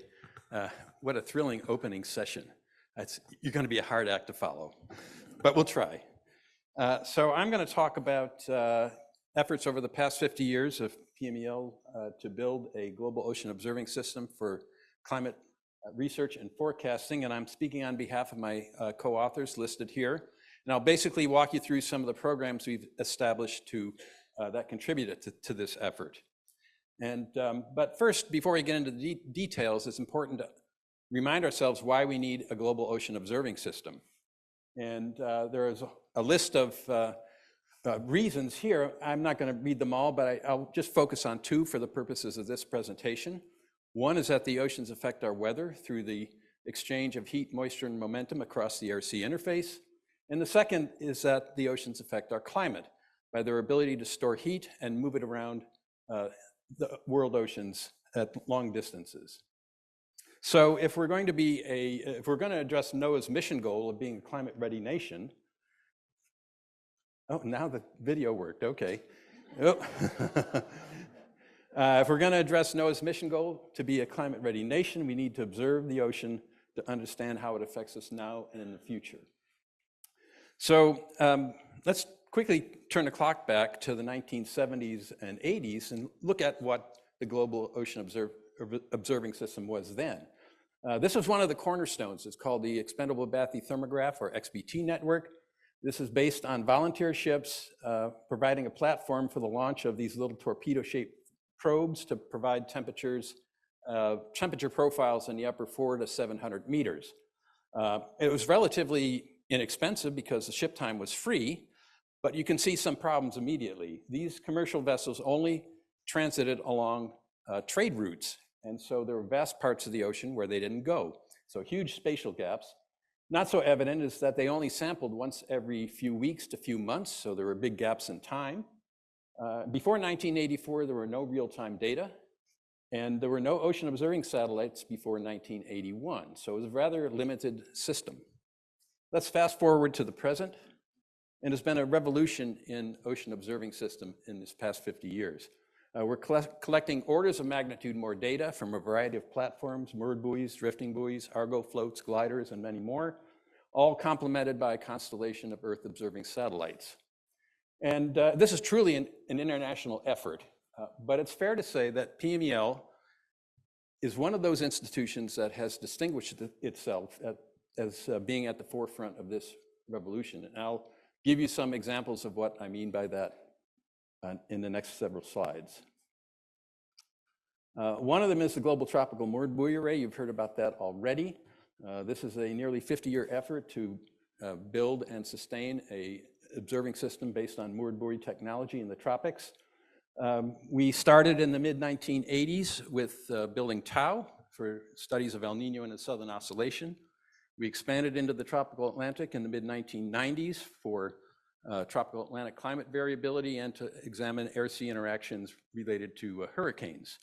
And then in the mid-2000s, we developed RAMA in the Indian Ocean. This was to study the monsoons and phenomena like the intraseasonal Madden-Julian Oscillation. The MJO is a major driver of atmospheric rivers. It's a trigger for El Nino, and it's one of the key targets for subseasonal to seasonal forecasting. Now, this is an effort that involved, PMEL could not have done this alone. We had many partners, some in NOAA, the Weather Service, and AOML in particular, but institutions in about a dozen countries around the world, so a truly multinational effort. And all of these institutions materially contributed to this program in one form or another, ship time, technicians, or funding. Now, there is a unique moment in time, a big bang, if you will, that made all of this possible. And it was the first successful deployment of a surface mooring that could withstand the high shears of the equatorial undercurrent. And this was a mooring design that Hugh Milburn and the engineering division developed for us. Since that time, we've deployed almost 3,000 moorings on 523 cruises, using 55 ships from 17 countries, spending nearly 40 years at sea. So this has been a monumental effort. Now, in addition to developing the technology and the array designs, we also implemented a unique data distribution system that for the first time provided large amounts of oceanographic data to the user community in real time. And so there are two pathways by which this data arrived for users. One was through the global telecommunication system to operational centers around the world for weather and climate forecasting. And the second pathway brought it to PMEL, where we applied some initial quality control and then put it on the World Wide Web with a delay of only 1 day. And since this system was instituted, there have been 2,500 publications making use of these data from scientists all over the world. Just one science result, what we call ENSO diversity. Thanks to the great discriminating power of the TAO array, we've been able to identify that there are two classes of El Nino. One we call Eastern Pacific El Ninos. These are the strong ones, and they have their largest sea surface temperature anomalies in the Eastern Pacific. The second we call Central Pacific El Ninos. They're weaker, and they have their largest anomalies near the dateline.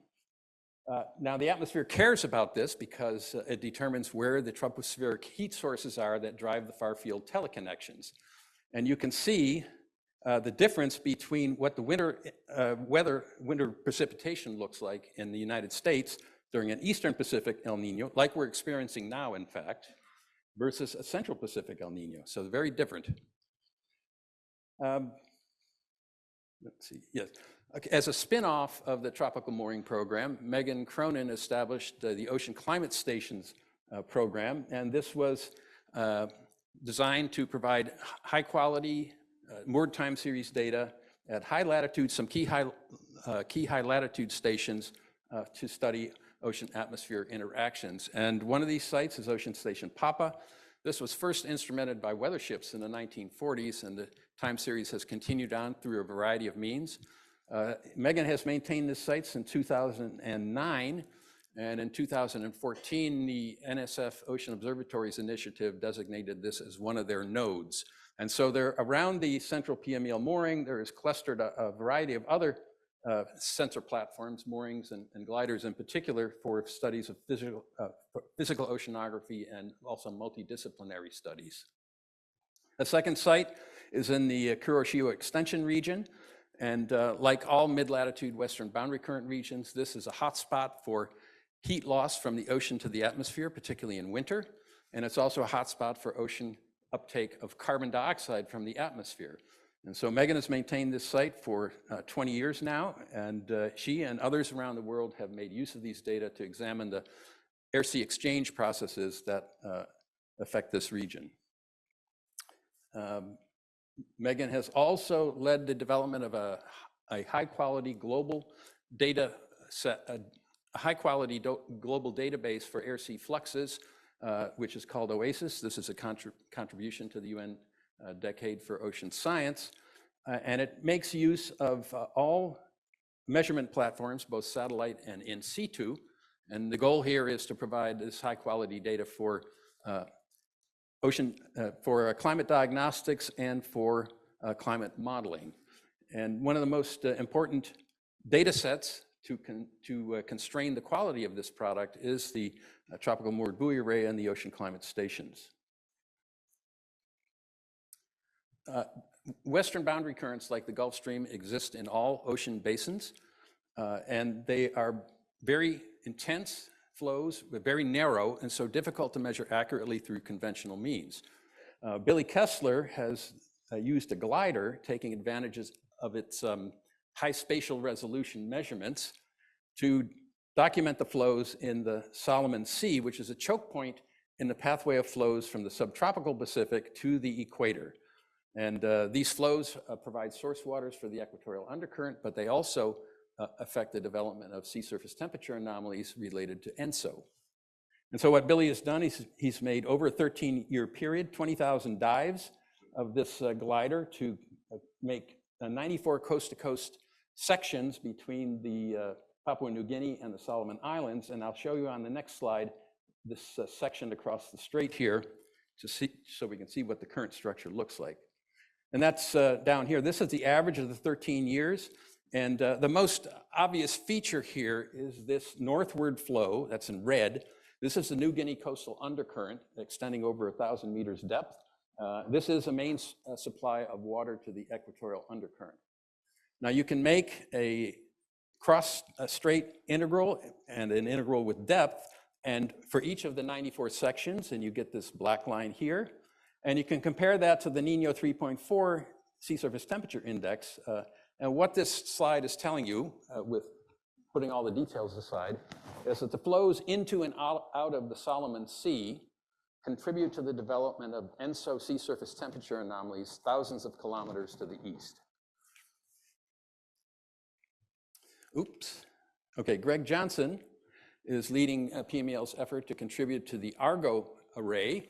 Argo is a global program to maintain 3,000 floats, profiling every 10 days in the upper 2,000 meters for temperature and salinity to provide data for understanding climate variability and climate change. PMEL has contributed over 1,500 floats to this effort over the past 20 years. Currently, the array is about 14% floats supplied by PMEL. And Greg and colleagues are also the ones who established the now standard protocols for quality control of the temperature and salinity measurements. And so with these high quality data, the scientific community has written over 6,200 publications in the past 20 years. Really a remarkable accomplishment. Just a couple science results. This shows the gain of heat in the ocean over the last 20 years relative to the record length mean. There's a lot of variability on interannual timescales. That's related to ENSO.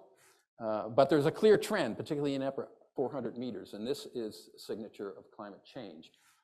This slide is another view of that. This is the rate at which heat is being stored in the ocean. The blue line is from Argo, and it's storing heat at present about 1 watt per square meter, twice what it was in 2005. Remarkably, a completely independent measure from satellite, top of the atmosphere radiative imbalance, falls almost on top of that Argo trend line. And what this is telling us is that the radiative imbalance of the entire planet, most of that heat is being stored in the ocean. Greg and colleagues have also discovered that not all the heat taken up by the ocean is in the upper 2,000 meters. There's actually a gain of heat in the abyssal ocean, particularly in this region of the Antarctic bottom water. And this is based on repeat hydrographic cruises that have taken place over the last 30 years.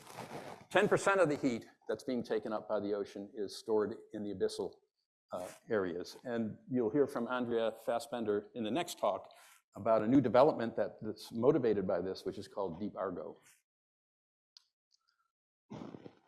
Hurricanes are the most costly natural hazards to affect the US, and they are intensifying more rapidly in a warming climate.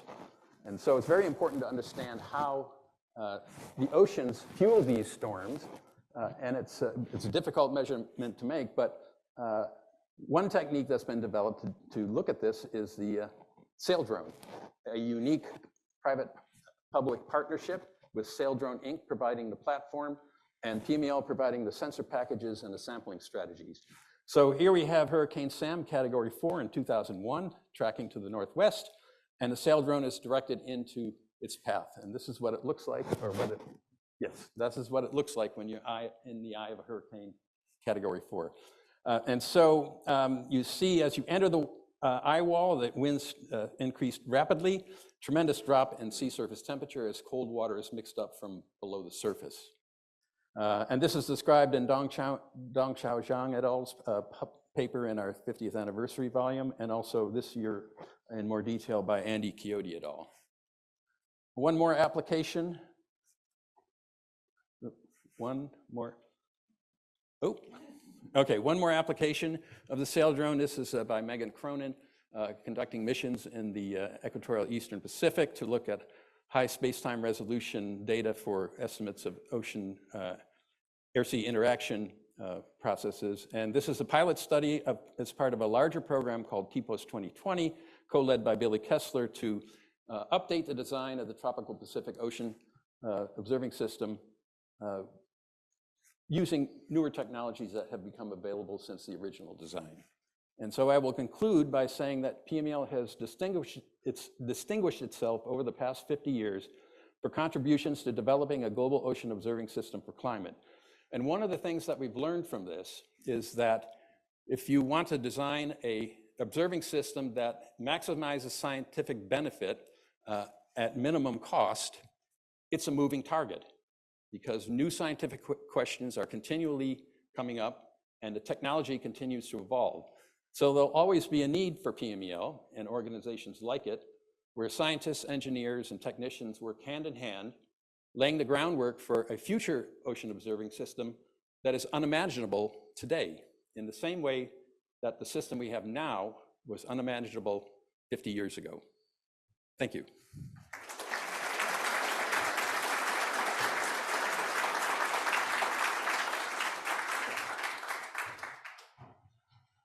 And now, Andrea, yes.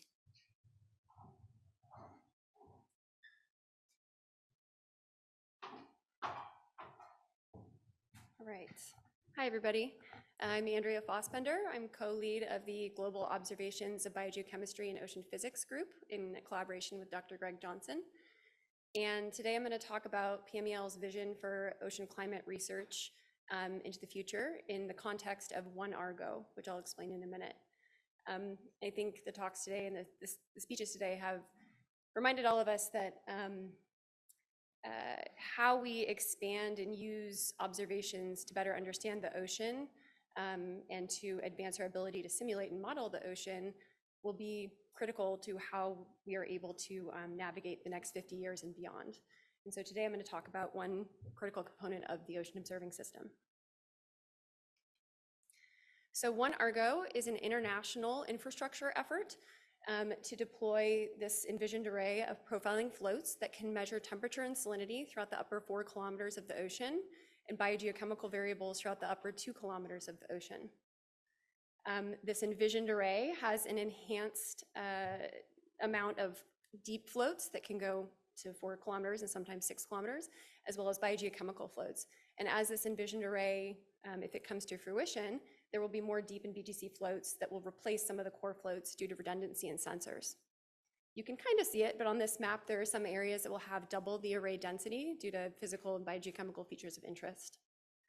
Now, Argo has been underway since 1999, and in the United States, we account for about 50% of the global observing system. And that's due to partnerships across multiple institutions that work with PMEL. Now, for the ocean interior, we have repeat hydrography, which provides probably the highest quality observations we get of the ocean interior. But we only really can see what's going on there on a decadal timescale. The only way we can really observe what's going on in the ocean interior from monthly to decadal timescales really is based on what we've learned from Argo. Just to talk a little bit about the Deep Argo array. Deep Argo has mission goals of closing the ocean heat budget, where over 90% of planetary warming is occurring, and also closing the freshwater and sea level budgets to understand how ocean warming and ice melt are contributing to sea level rise.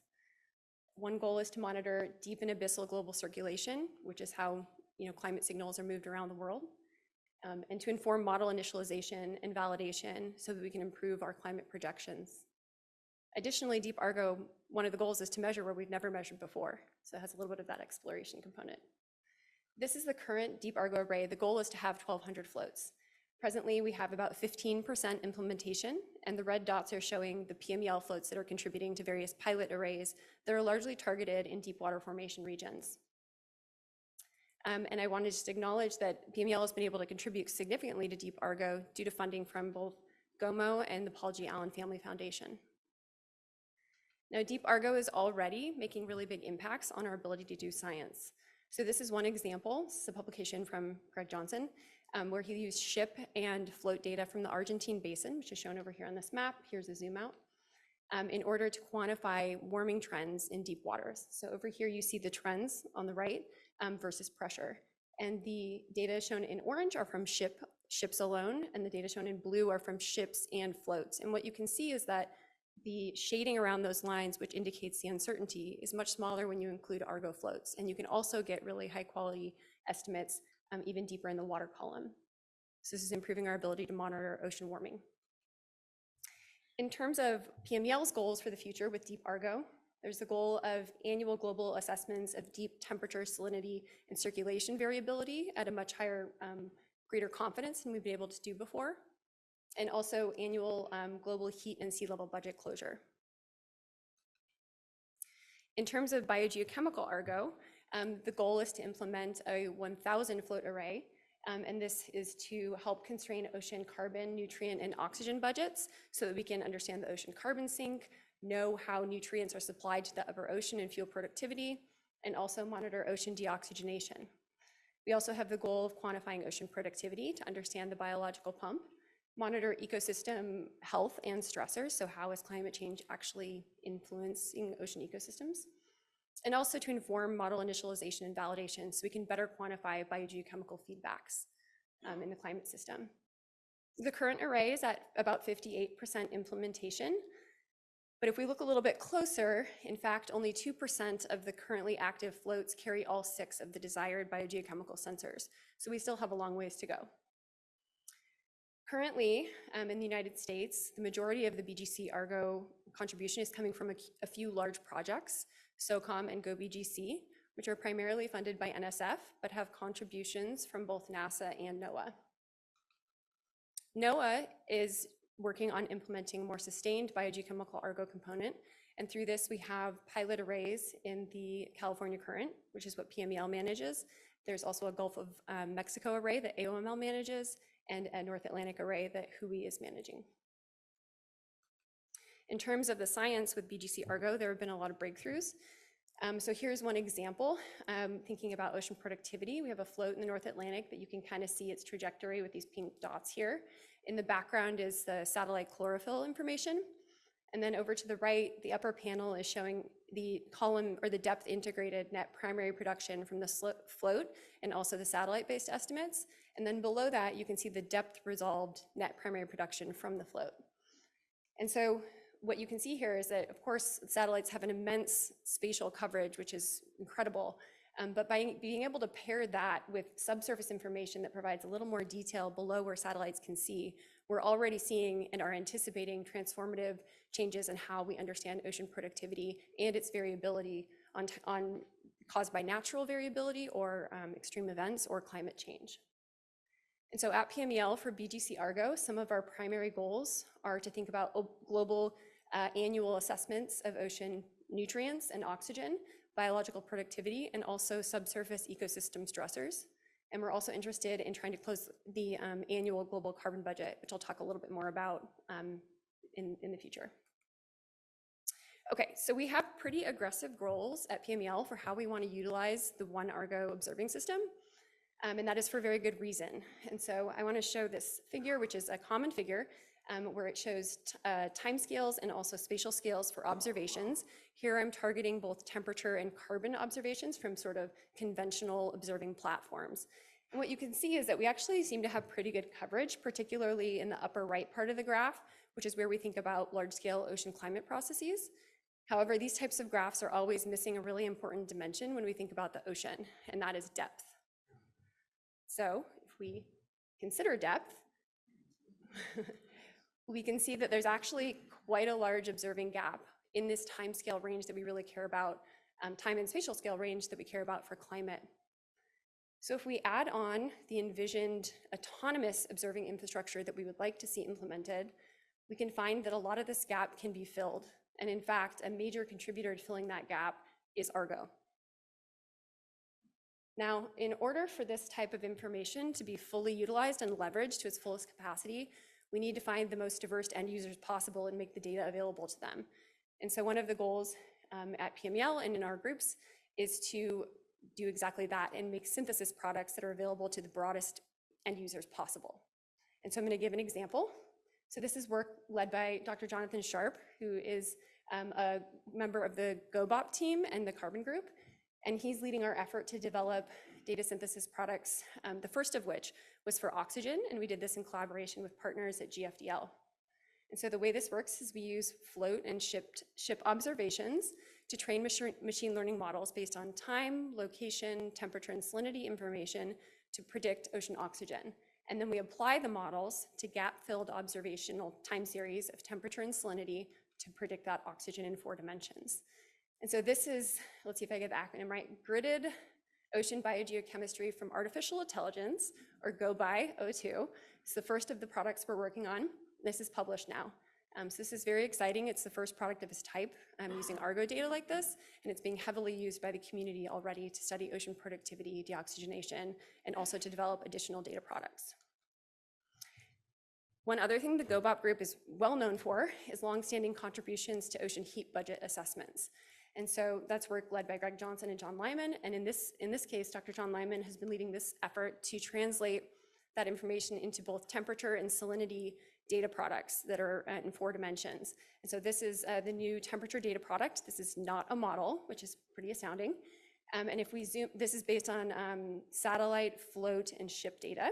If we zoom in on the East Coast, you can see that this data product is resolving eddies in the surface temperature field, which is remarkable. And that represents a 4-fold increase in the temporal and horizontal resolution of this product relative to its predecessors. So this is very impressive. Now, one of our goals is to actually combine this physical advancements with data products and this biogeochemical advance with data products and merge this into something that we can deliver to the public, not only as a one-off product, but in near real time dynamically. And so just to give you an idea of how we're thinking about this and what we're working on, the goal is to take these, once we have our machine learning models trained up, we take these 2D satellite fields, apply the models, get mapped 4D outputs of temperature and salinity, like I just showed, combine that with additional ocean color information, apply that to our biogeochemical machine learning models, and then we can get outputs of oxygen, nitrate, and carbon. And the vision here is to do this at a 1/4 degree resolution over 58 depth levels on a weekly time step. And the key thing is to release these monthly so that they're available to the public dynamically, which will transform how people are able to access and utilize ocean information. Now, in addition to our group wanting to do a lot of technology advancement and basic research, this is a key focus and the focus of my talk for the remainder of today. So come talk to me about other things if you want to hear more. But for this, we envision that the applications of these products will span a diversity of end users, including people interested in extreme events, ocean health, marine CDR, fisheries, et cetera. So I want to provide just a few examples of potential applications to leave you with today. Oh, and I'll just say this work is funded thanks to support from PMEL and NOAA Fisheries, which speaks to the across-line office nature of interest in this work. Okay, so for the first one, this is species distribution modeling. Ocean color data and satellite data in general are used widely to help predict habitat zones for different species. Now, if you imagine if we can take that type of predictive power and put it in the ocean interior using Argo, we can think about species sensitivities to oxygen and temperature, and also think about productivity hotspots that might be contributing to where they're residing at different times. And so in doing that, you can get three-dimensional views of habitat zones for both target and bycatch species that can be quite informative for management. This is work being led by UW graduate student Mary Margaret Stoll, who's co-advised across the GOBOP and carbon groups.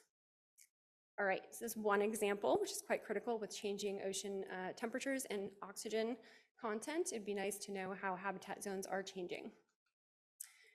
Second example is ocean biogeochemical model validation and benchmarking. So the primary way that we can validate biogeochemical model fields in the interior ocean is through time series observations or through time-centered kind of compilations of ship data, like the GLODAP mapped product, which is centered on the year 2002. If I show an example of model output here, and this is the difference between the data product and the model, we can see that it's kind of a static view of discrepancies between observations in the model. But with these gridded products, we'll be able to do this on a monthly basis. Here I'm just showing it annually, but you get the idea that we'll be able to understand where there are discrepancies and perhaps work on model improvement.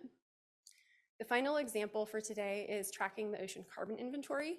We do this currently using global ocean biogeochemistry models and carbon dioxide data products. And as you can see, in the last 20 years, there's been a divergence in their agreement, which makes it difficult to understand what's going on. And so we use a mean of the two. We can also use hydrographic information to back out the anthropogenic carbon component, but there's a latency of about a decade, which makes it challenging to understand what's going on. And so part of the work we're doing is to try to use Argo to get these reconstructions of interior ocean carbon. And this is just a preliminary example using tools that are already in existence. This is GoBy developed by Dr. John Sharp, SPERS developed by Dr. Brendan Carter at CECOS and PMEL. And so these tools were funded by multiple NOAA entities, and with our additional funding now, we're working to develop more advanced reconstructions of the interior ocean carbon inventory at a higher resolution.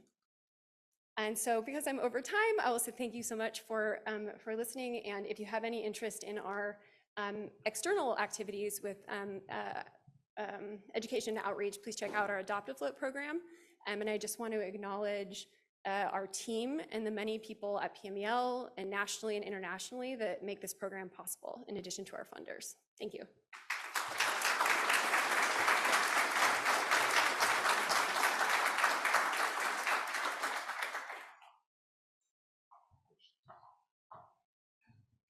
Okay, we may have to limit our question and answers to about 4 minutes, but does anybody in the audience have a question for either Mike or Andrea?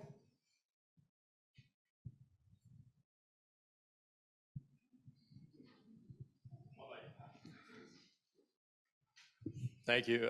Mike and Andrea, first of all, thank you. That's terrific stuff. And when you finished, Mike, you said something to the effect of, we can't imagine what the future observing systems would look like. And I think Andrea started to answer that question.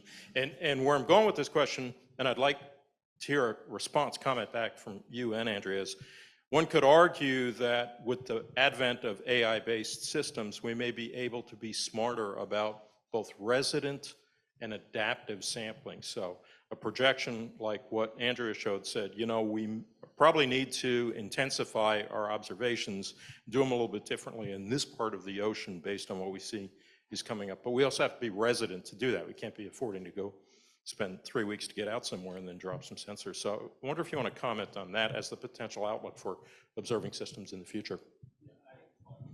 Yeah, I think you're right, and you're constantly developing new tools to address this observing system challenge. And you know, we can see things on the horizon now that will probably be more important in the applications in 5 or 10 years. But I think as you go to longer time scales, you know, it's hard to see the future too clearly. And I think, you know, if you're talking 20 or 25 years, it's going to be very different what we're doing then than we're doing now.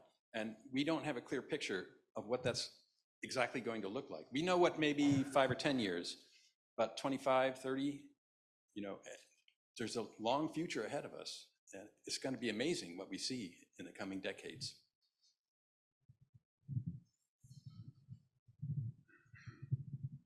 Thanks for the question. I'll just add that I do think that there are different components of an observing system, and it's always a balance. For Argo, the goal is climate observing, so it's essentially a sustained array with like clear goals on the amount of profiling done to sustain the array at a certain capacity for a certain cost. But we do have partners internationally who kind of run their floats in a different way to answer different questions. And so I do think that as an international effort to answer different questions, that's important, because ultimately, you know, we can't observe our way out of anything. The observations are critical, but they need to inform the models, and the models need to improve. And so I think a combination of sustained climate style observing and more process level observing is like critical to get us where we need to go to kind of have a prayer for the next 50 years and beyond with models. I just want to add one more comment. You know, evolution of observing system doesn't happen by chance. It's dedicated scientists, technicians, and engineers with a vision, a little bit fuzzy, but you know, focusing on that problem for long periods of time. That's where the progress is made. Thank you for the questions. Let's thank our speakers one more time.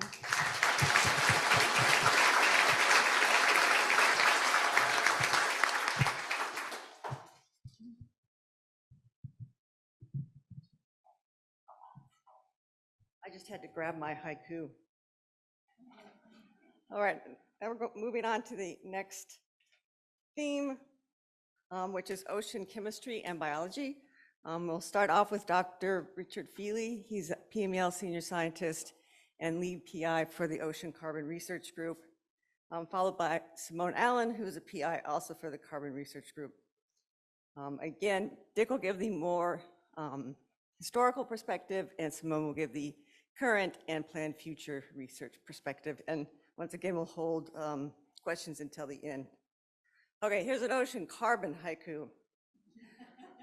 Ocean carbon key for climate ecosystems, measure to manage.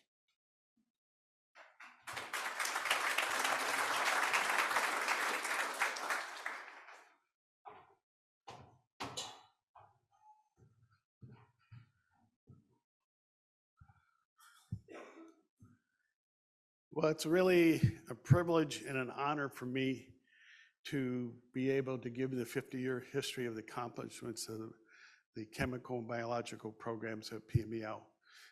It's a terrific honor, and it's really neat to see that all of us who work together on this are in this room and have participated in many, many ways. I'm glad to see everybody here.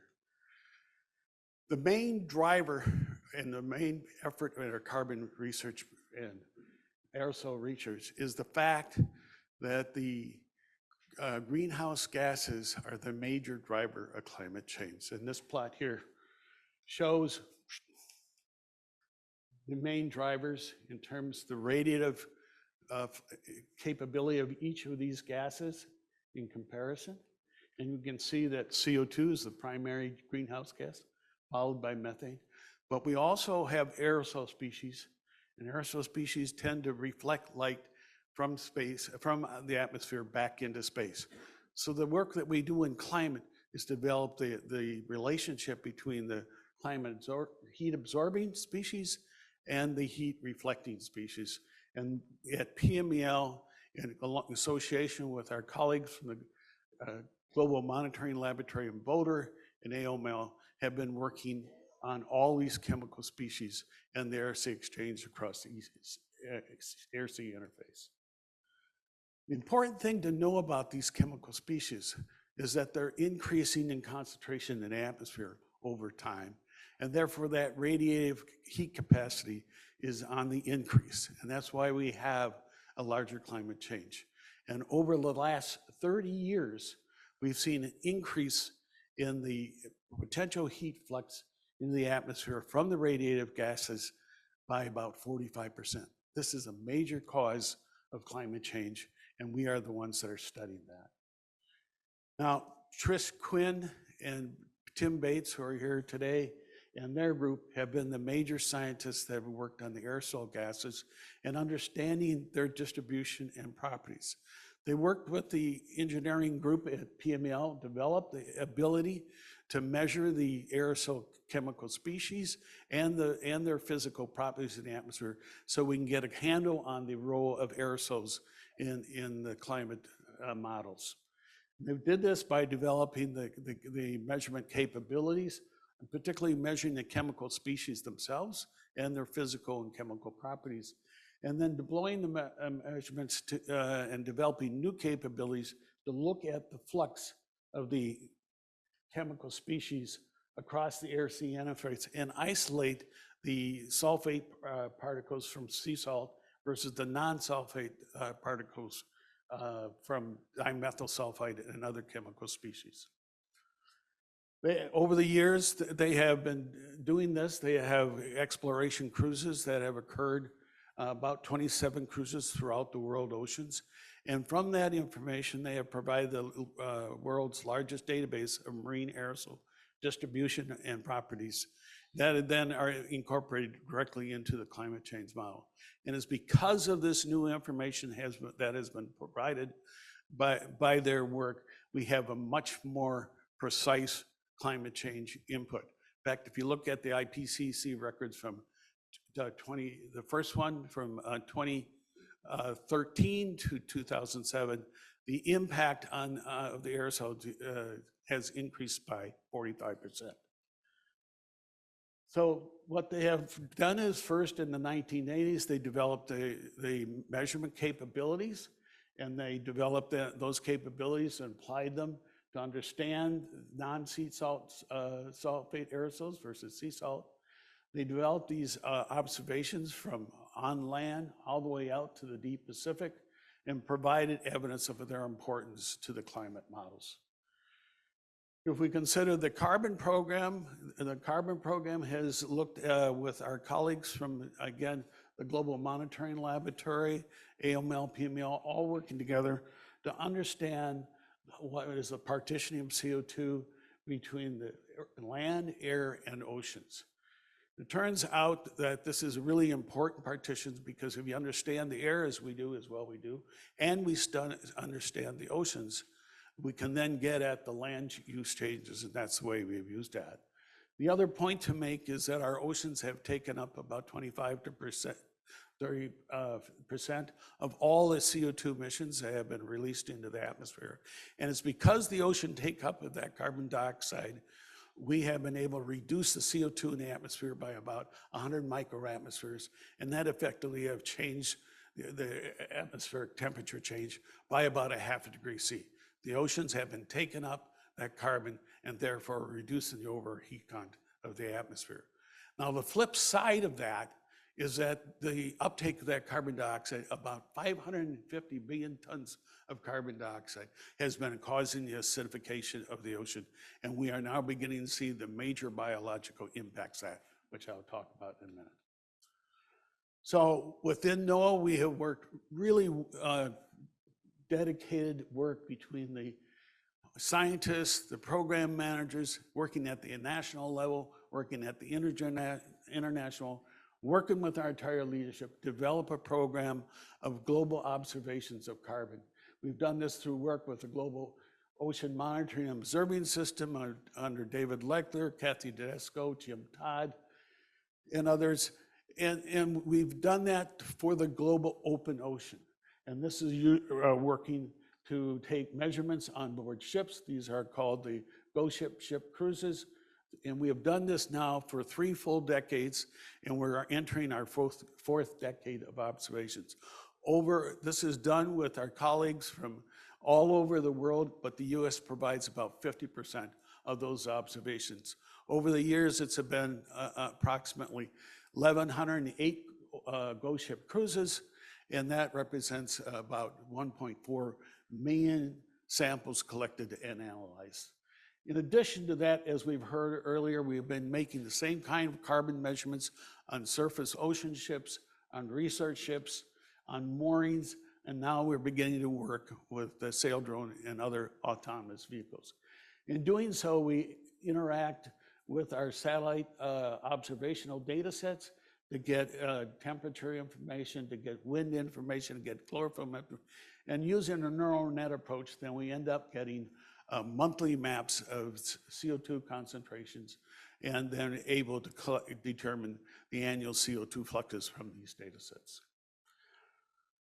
Here is an example of the first decade of observations employing 2 decades, and we can now see what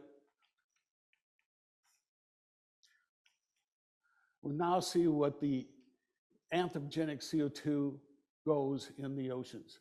Starts out exchanging across the air-sea interface, and in high latitudes, it is transported to the convergence zones in the subtropical basins association with deep water, mode water, and intermediate waters, and then is continually building up in those tropical regions on our ocean. So now we understand quite well where the anthropogenic carbon is going, where it came from, and how deeply it penetrates into the ocean.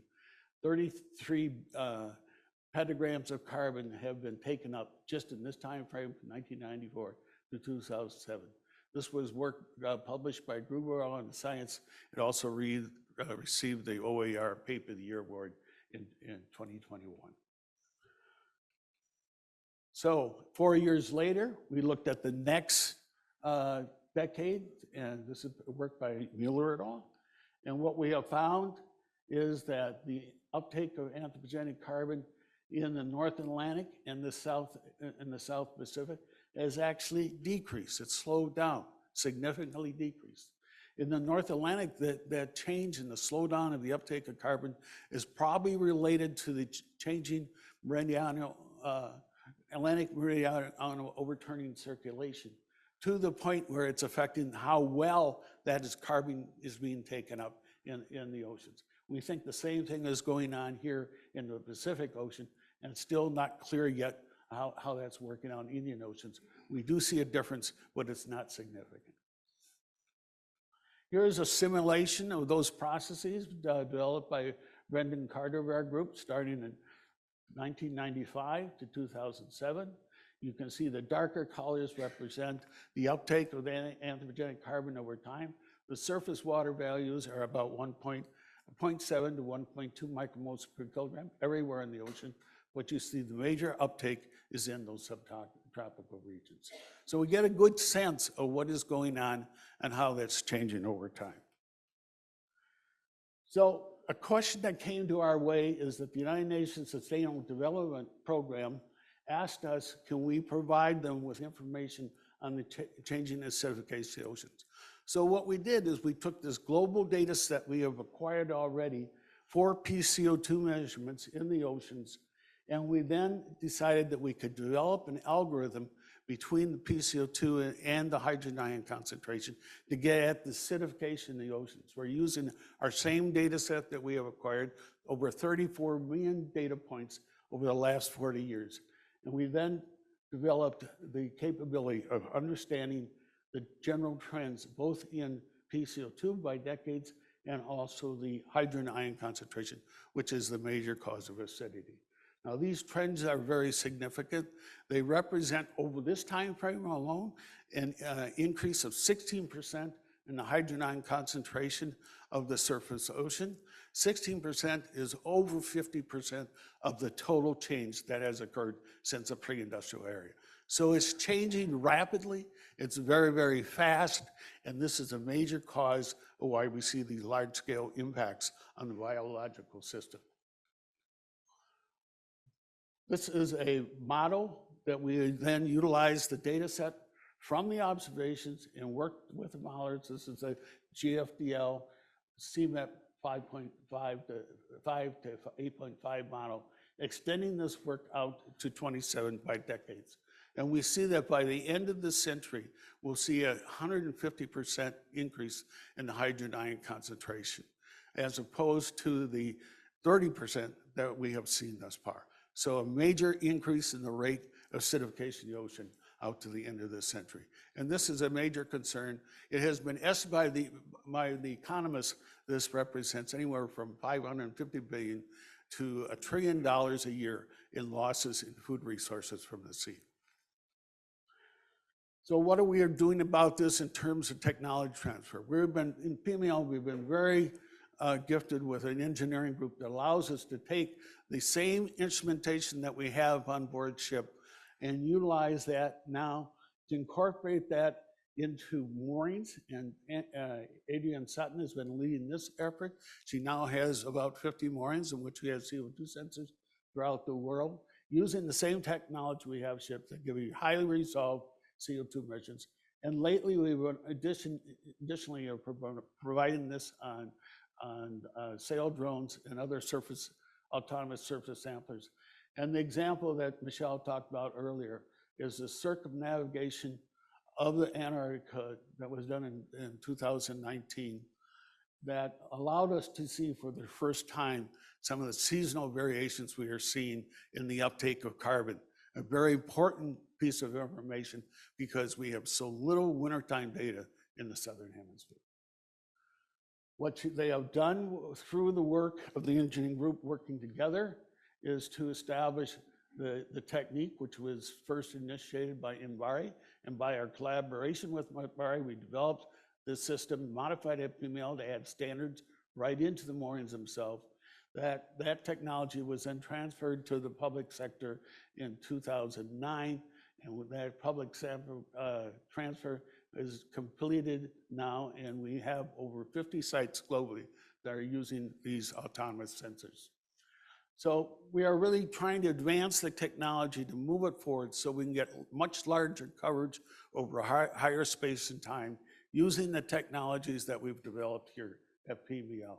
And this is the example of the sail drone that we have just developed that capability for. I wanted to show you a last but important slide. Andrea showed this slide a little bit earlier.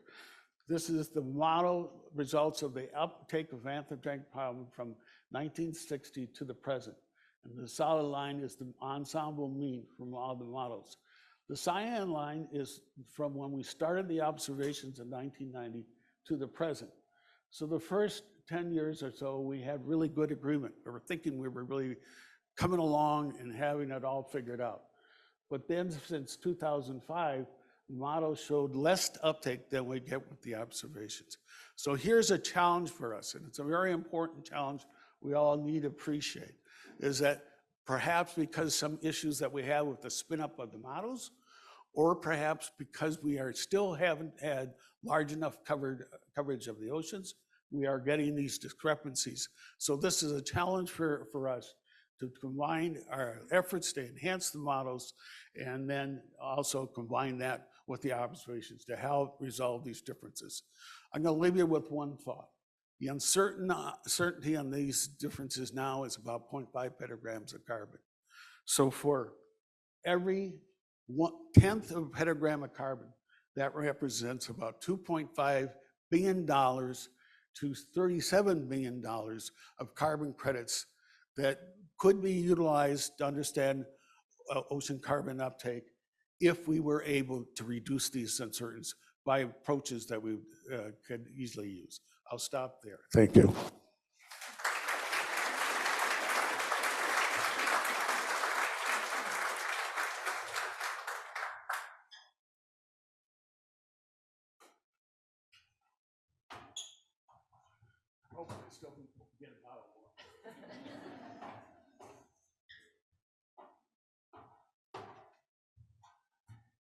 Good morning. I'm Simone Allen. I'm one of the other PIs in the carbon group, and it's my honor and challenge this morning to paint a little bit of a picture for you of where I think the PMEL chemistry and biology teams can go over the next 50 years to provide a broader range of scientific support for the many societal decisions that we will have to take in the face of challenges that are facing us. The PIs here have contributed slides to my talk, and I've done my best to also name key scientists, research groups, and partners on subsequent slides, but I do want to just note that PMEL has a wealth of really dedicated and skilled technical staff without whom none of the magic happens. So let's see here. This audience is certainly very familiar with the challenge of global CO2 emissions and the various scenarios that we face over the coming century are shown on the slide on the left, with the corresponding atmospheric CO2 increases in the slide on the right. Dick talked about, what happens when some of that goes into the ocean, and we've also had some talks about climate impacts as well. But there's a broader sort of perspective of global planetary boundaries that we also address through our work at PMEL with these 9 sectors representing ocean acidification and climate, yes, but also aspects of change to the biosphere and so forth. And I just want to highlight that my colleagues whose work I'm representing today addresses 6 of the 9 global planetary boundaries topics. And those are the ones bounded by magenta boxes here. And I think together these global challenges can help us frame and prioritize what we as government scientists might do to support future decisions. So with this new climate, we have new societal information needs, and Dick gave a great overview of the last 50 years of progress we've made towards building these important data flows and products in this value chain of ocean carbon measurements. And this work on NOAA's part is supported largely by the Global Ocean Monitoring and Observing Program at headquarters, and is very much a partnership between NOAA carbon scientists and the PMEL Science Data Integration Group. And some of these new needs that we're going to have for timely climate and carbon information include things like the Global Greenhouse Gas Watch, which will require monthly 1-degree resolution CO2 flux information. There's also the 5-yearly global stocktake that supports the Paris Climate Change Agreement. And closer to home, the nascent US Greenhouse Gas Center, to which our ocean carbon observations will contribute. And I think some of the ways that we can expand our PMEL science in the future to support emerging needs are in the topics of climate mitigation, adaptation, and carbon removal. And so today I'm going to walk you through some examples of new and potential future ways that I think PMEL observations and models can inform things like carbon reporting, carbon budget reporting, diverse management decisions, climate change, understanding climate change impacts on ecosystems, and developing climate solutions. And I'm going to focus a bit on regional needs for carbon climate decision support. And 2 of the examples that you can see illustrated in this slide were really sort of spurred by the profound and protracted marine heat wave, hypoxia, and ocean acidification events that we've seen in this region over the last decade. And these really collectively underscored the need for timely information about ocean conditions and their impacts on marine ecosystems. So the example on the left relates to the ocean acidification regional vulnerability analysis that we undertook on the Olympic coast. This was led by Jan Newton and Melissa Poe in partnership with the Coastal Treaty Tribes of Washington.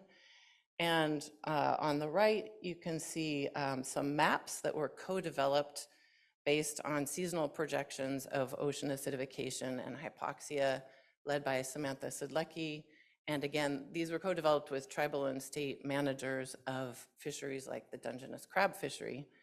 And And collectively, I'd say projects like this that we've been fortunate to contribute to over the last decade have really illustrated the need for closer collaboration with diverse end users and involvement of social scientists. I mentioned Dungeness crab, and they're a very motivating species along this coast. They're perennially the highest commercial landings value, and you can see in this table here of the last decade worth of values that Dungeness crab alone are valued at this roughly the same amount as the next 4 top performing species here. We're learning an increasing amount about sensitivities to Dungeness crab across their life cycle stages to not just warming and hypoxia, but also the various forms of ocean acidification in various habitats. So we've done a number of projects along the Washington coast, and this is the area I'm referring to as the Olympic Coast, in partnership with the Olympic Coast National Marine Sanctuary and university scientists that take advantage of the wealth of coastal and estuarine time series that we have in this region in the form of both moorings and cruises.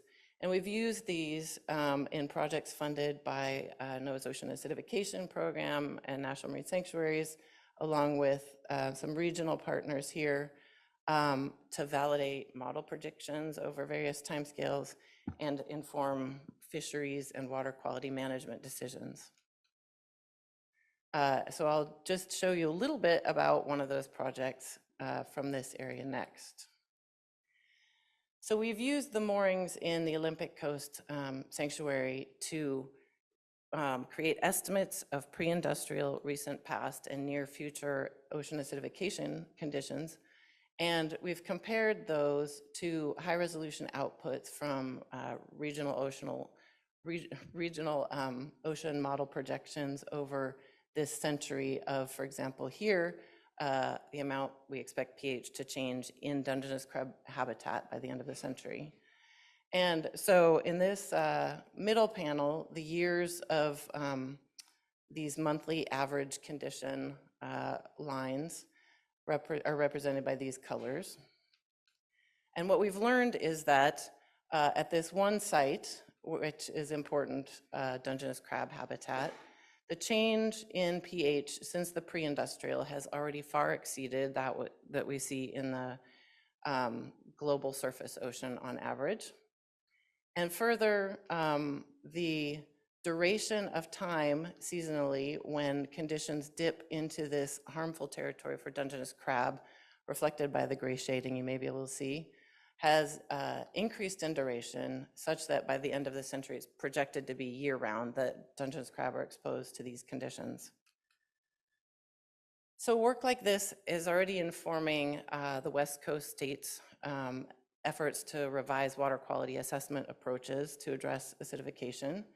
And it's also supported the Olympic Coast Sanctuary Condition Report that was released a few years ago and is contributing to the First Nation climate vulnerability assessment that the sanctuary has in review right now.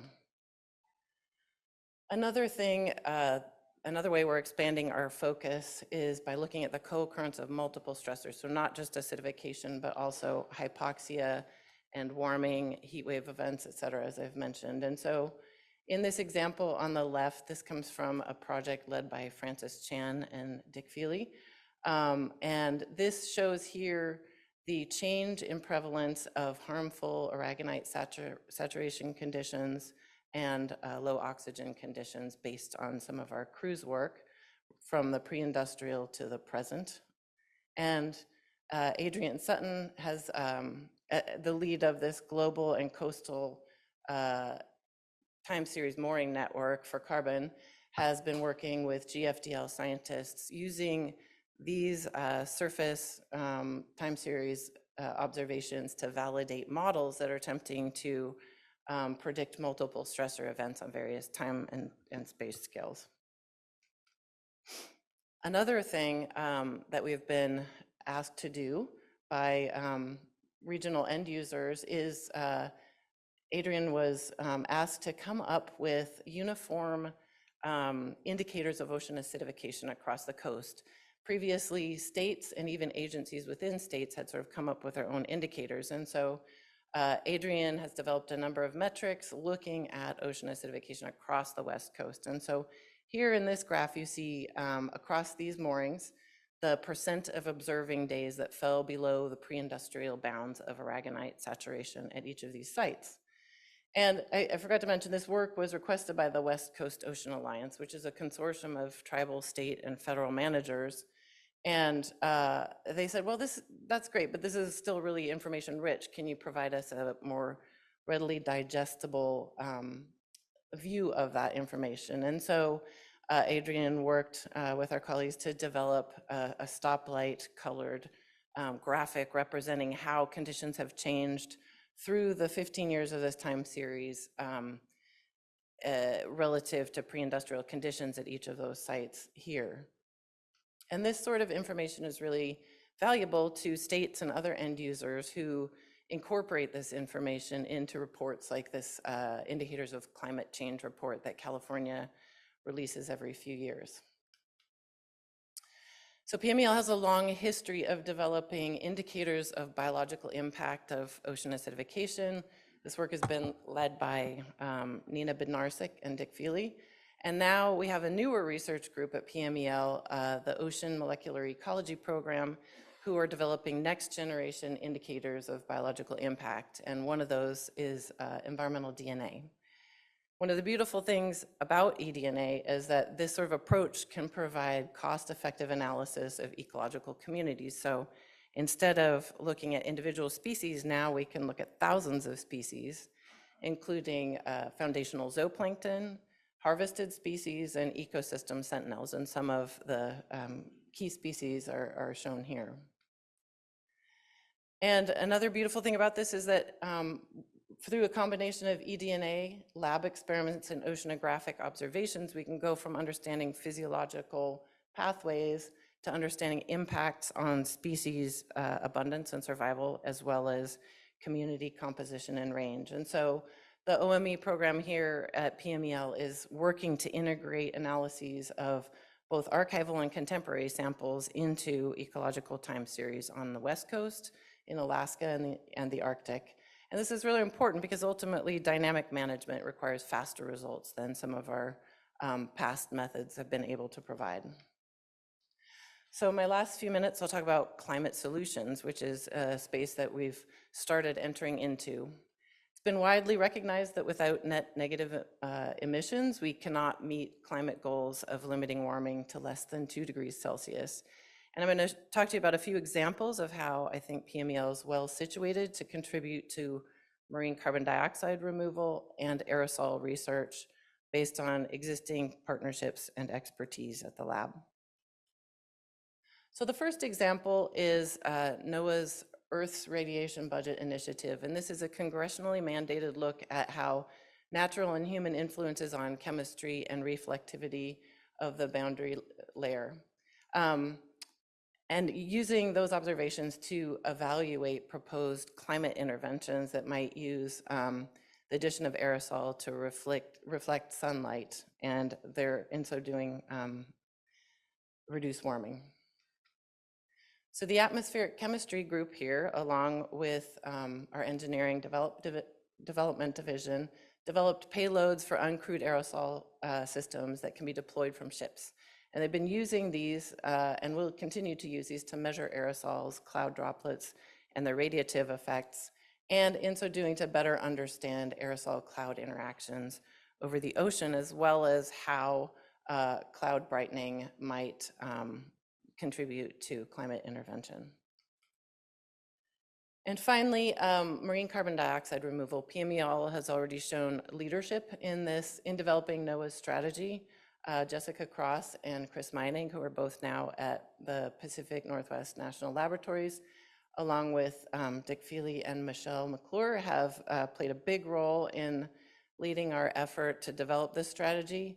And I'm going to just briefly tell you about a project that's underway looking at ocean alkalinity enhancement, which is thought to be one of the lower cost and higher effectiveness strategies that we may potentially see employed. So Brendan Carter is leading the PMEL effort on this, and he is providing support for these lab experiments at the SQUIM PNNL lab to look at the chemical and biological limitations of this electrochemical approach. And they're expanding what they learn in the lab to try to understand how in the field this technique might be meaningfully deployed to mitigate ocean acidification and over what scales.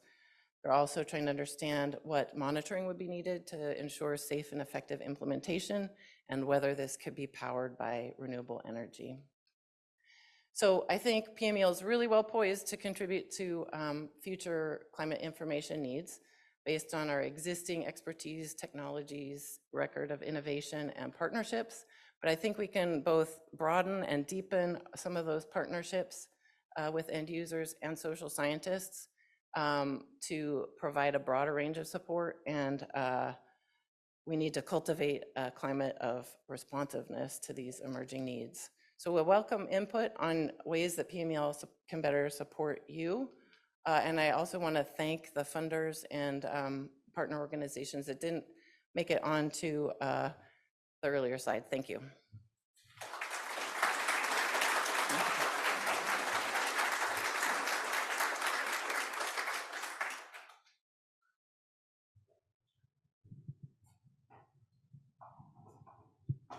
Okay, we have a few minutes for questions. If you want to find a microphone. Any questions?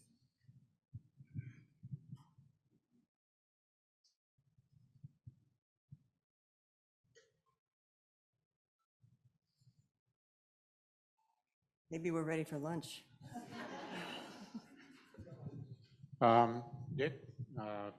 Maybe you talked about ocean acidification impacts on biology, ocean biology. I was wondering, do you have any comments you could make on specifically on, say, phytoplankton?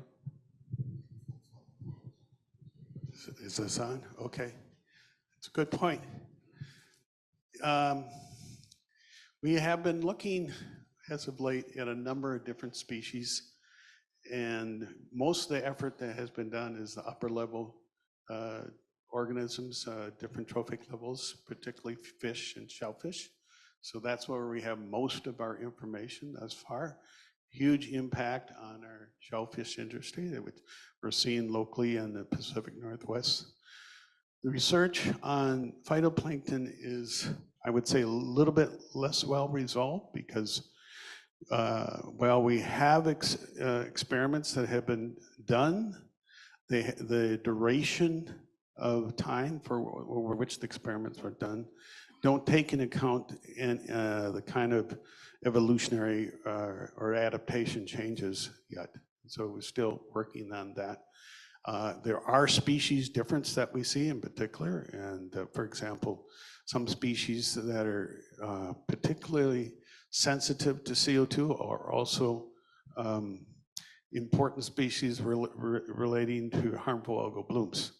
And so there's been a lot of research on that, and that has been focused particularly on those species that perhaps CO2 concentrations have a significant impact on that overall process. So the Ocean Acidification Program with Libby Jewett, Dwight Gledhill, for example, have been funding those kinds of research efforts throughout the country.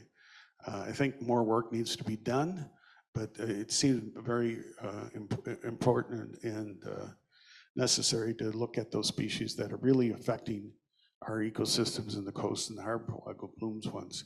Through the multiple tracers effort that's going on at Oregon State under Francis Chan is an example of that. I'll just add that we have a new project also at PMEL in partnership with the Northwest Indian College to look at the interactions between acidification and harmful algal blooms under both experimental conditions and extending what we learned there into the field to try to understand how tribal resources may be affected by the combination of the two stressors.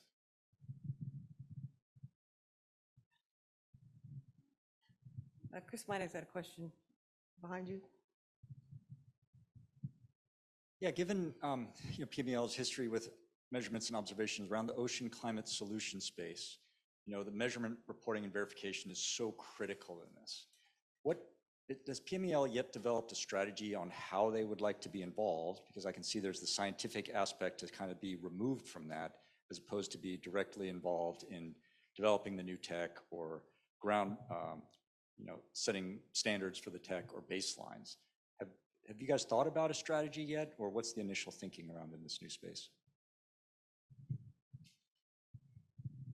Thank you. That's a really good question. We just last June finished our strategic plan for ocean carbon dioxide removal for NOAA. So all the federal agencies work together on that. And there are two components to our thinking, three components to our thinking about that. The first one is to understand how we can utilize the global carbon observing system as a baseline for observing change because of marine CDR, and how that change that we see would affect the uptake of carbon dioxide from the atmosphere and the ocean. So that utilizes our carbon observing system in a way that we can have a very detailed baseline for these kinds of changes that are taking place. So that's at the global level. That's the primary mission that we see for ourselves within NOAA. Second mission we see for ourselves in NOAA is the biological changes. The biological changes in the literature have shown significant differences between species. Is not as well known as the acidification impacts, but there's studies going on that show perhaps we will see changes with individual groups of animals. We saw some yesterday at the work that we're doing jointly with your laboratory and our laboratory. So we feel that the NOAA and PMEL, through its collaborations with PNNL, will be addressing those kinds of changes as well.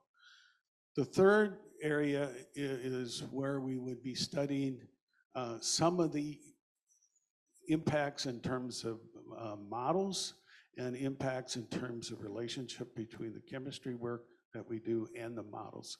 And that's a very important area, because what we've seen so far is the model projections that we just have for, say, the Bering Sea, where we work very hard. Now we're working with PNNL in the Puget Sound region, are showing us the changes that we would expect to see with the types of injection that we have. This is very important for us because the validation of those models is a responsibility we have.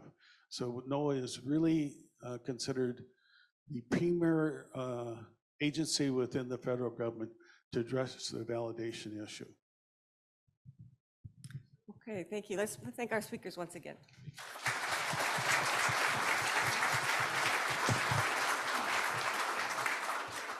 Okay, it is now time for lunch. I just want to say thank you so much to Dick and Simone and Trish for that excellent session.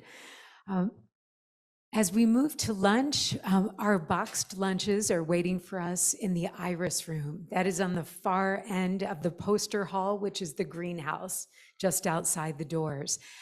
Just a quick note, if you are a federal employee, if you look at your badge, there should be, or there could be, a blue dot on your badge. That means that you've paid for your lunch. If there isn't one, and you would like to have a lunch today, you're welcome to stop at the registration table and talk with Maggie or John. Thank you. And I'd just like to mention that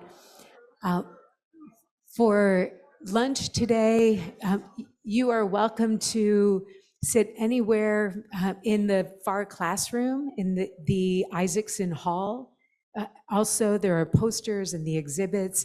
I hope that you enjoy your lunch hour. Please be back by 1:10. So we have a chance to watch a video about ecofoci. Ecofoci will be highlighted in the next theme session as well. Thank you so much. Enjoy lunch, and we'll see you at 1:10.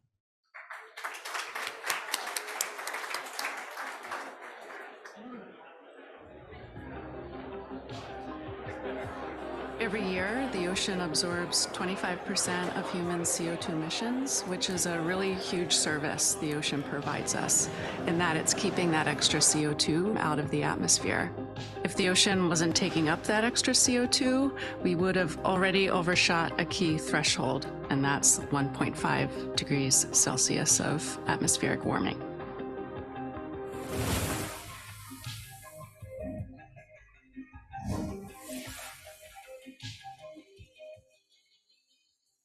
Before humans started putting extra CO2 in the atmosphere and the ocean were at equilibrium in terms of the amount of CO2.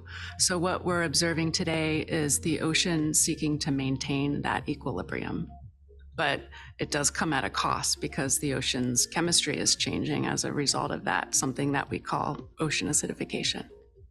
Oceanographers have been measuring surface CO2 in the ocean for over half a century. And we do this by installing CO2 instruments on what we call ships of opportunity. So that could be research vessels that are traveling the globe on various science missions, also on cargo vessels that are primarily in the Northern Hemisphere. And so the big challenge that we have today is filling our observing gaps in the Southern Hemisphere. The Southern Ocean connects all of the other ocean basins, and it's an important driver for our climate. But it is very remote. It has often really harsh conditions that you don't want to send people into on a ship. And that has really prevented us from taking enough wintertime measurements for us to really understand the Southern Ocean's role in climate. Making advances in ocean technology and autonomous platforms can help us address observing gaps in the ocean. I work on developing and testing ocean carbon sensors and using their applications to study CO2 uptake and ocean acidification. So a big part of our focus in the last decade was to come up with more autonomous observing solutions to make ocean carbon measurements. And in 2019, we were actually able to send the first ocean robot completely around Antarctica, collecting wintertime measurements all throughout the Southern Ocean. And now we're able to send these uncrewed surface vehicles into big storms, even into hurricanes, where we haven't been able to make measurements before. And so we're learning a lot about air-sea CO2 exchange in these big storms.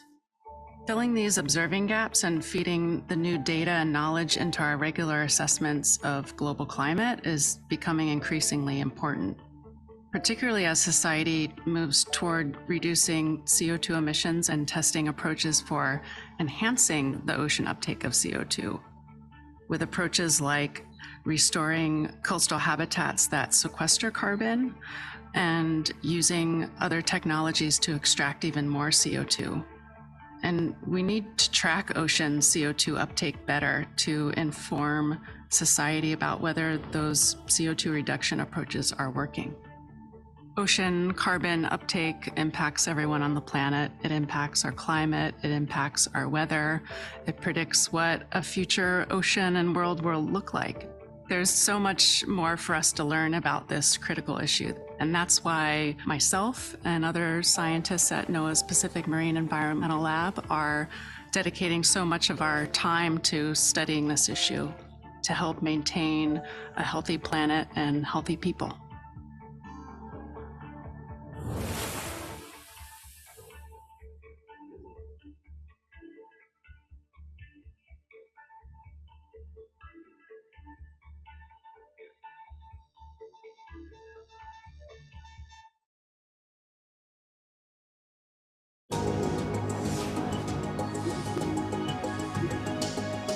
Extreme weather and record-breaking heat captured headlines around the globe in 2023, as the rate of warming in the Arctic continued to significantly exceed that of our planet as a whole. The Arctic in 2023 saw unprecedented summer heat, with the 6th highest annual surface air temperatures on record and the 6th lowest minimum sea ice extent, as Arctic-wide, the sea's surface continued to warm. Within and in areas adjacent to the Arctic, precipitation exceeded long-term averages across all seasons. The Greenland ice sheet lost significant mass in 2023, and with Arctic warming, satellite records show tundra ecosystems undergoing a dramatic transformation as greening increases.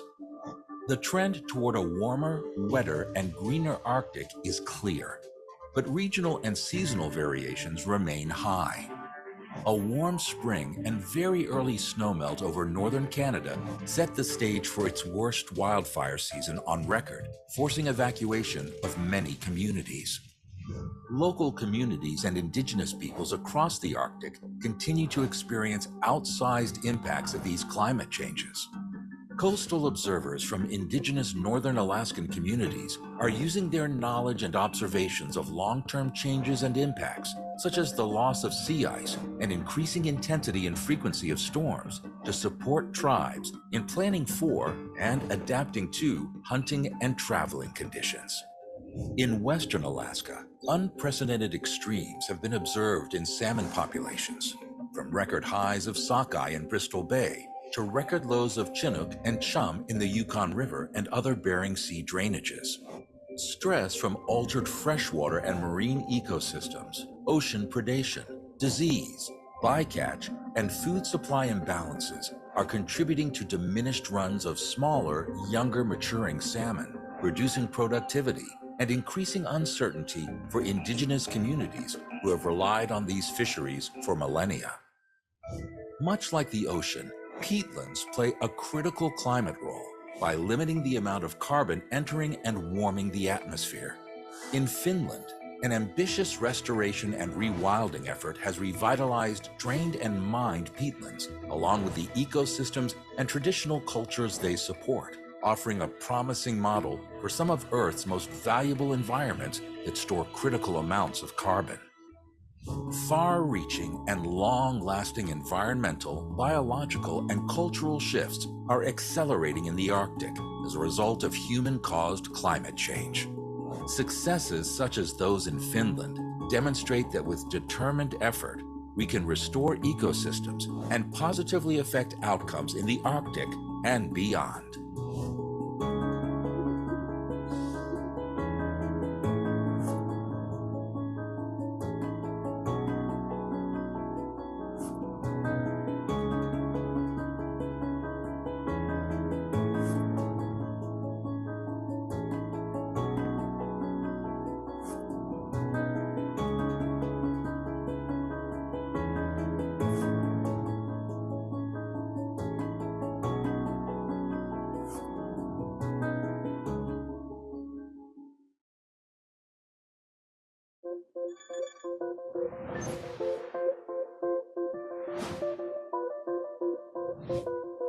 The explosion of autonomy in oceanography right now is really exciting because it's going to give us the opportunity to access more of the ocean more frequently than we ever have before. We're on the edge of this robotic revolution right now. And the ocean sciences actually employs a lot of robots. Our mission is to develop and build the tools that the scientists need to take the measurements for the difficult Arctic environment. Our idea is to develop these technologies, use the Arctic as a test bed, prove their value, and then transition them either to commercial industries or to sustained research organizations that will use them. The whole purpose of all these tools and vehicles and autonomy and robotic communications is for the data. And that data is going to serve the scientists in a research capacity, but also serve people more in a day-to-day mission. Food security, the weather, climate measurements, all these things that we feel like these robotic devices will provide value. My goal of research is collecting observations that will help us understanding the difference in energy exchange between water and atmosphere and between ice and atmosphere, and to help us understand the energy cycle in the Arctic, and also using the data to evaluate the ice forecast skills. CS forecasting is important because many activities in the Arctic region depend on our knowledge of where sea ice is for commercial shipping, for safety of any kind of ship in this Arctic region. And also people living in that area, some of them depend on sea ice for their daily activities. So they would appreciate accurate sea ice prediction. And the Arctic sea ice may be one factors that influence the formation and development of polar vortex. And on a global scale, we need to know the sea ice coverage in order to understand how Arctic would influence mid-latitude weather and climate. The sea ice environment is very dynamic. It's the edge of the frontier. It's always changing. So trying to take measurements near or under the sea ice is extremely challenging. Our job is to make sure that these technologies are able to work in the Arctic region when it's cold outside, when there's ice hanging around, when it's dark outside. Our job is to make them as rugged as we can. We've developed a broad range of technologies. Some of the things are very big, say like the sail drones. The drones capture over 50 different types of parameters. That's a lot of individual data. I break them down into 3 categories. There's atmospheric data, meteorological data. There's also surface ocean data, the temperature and the salinity of the water. And then we also have really complex sensors. Sensors like CO2 flux sensors that allow us to track the amount of CO2 in the atmosphere and in the ocean. We also work with acoustic Doppler current profilers, ADCPs for short. ADCPs help us measure the currents. We also work with echo sounders. Echo sounders use acoustic energy to ping on things that are swimming around in the ocean. We've also developed an underwater glider, profilers that harvest energy from buoys, a profiling float that can be tossed out of airplanes. The vehicles and the sensors and systems that were developed will help further the research. Now, out of those research products will come peer-reviewed decisions based on what's going on. We lose more multi-year ice in the Arctic every year. We want to make sure that we're able to understand as much about this very rapidly changing system as we can. These technologies help us fill a really important void, and that could have big implications not just for local communities in the Arctic, but also around the world.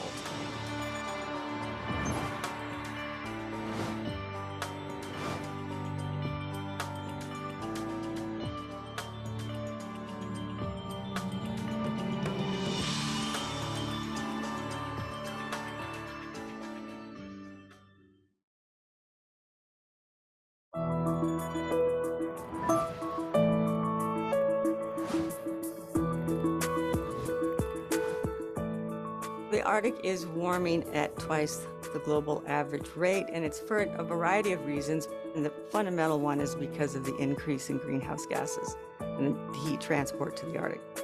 But there's also an effect from aerosol particles, which can contribute to either cooling or warming of the atmosphere.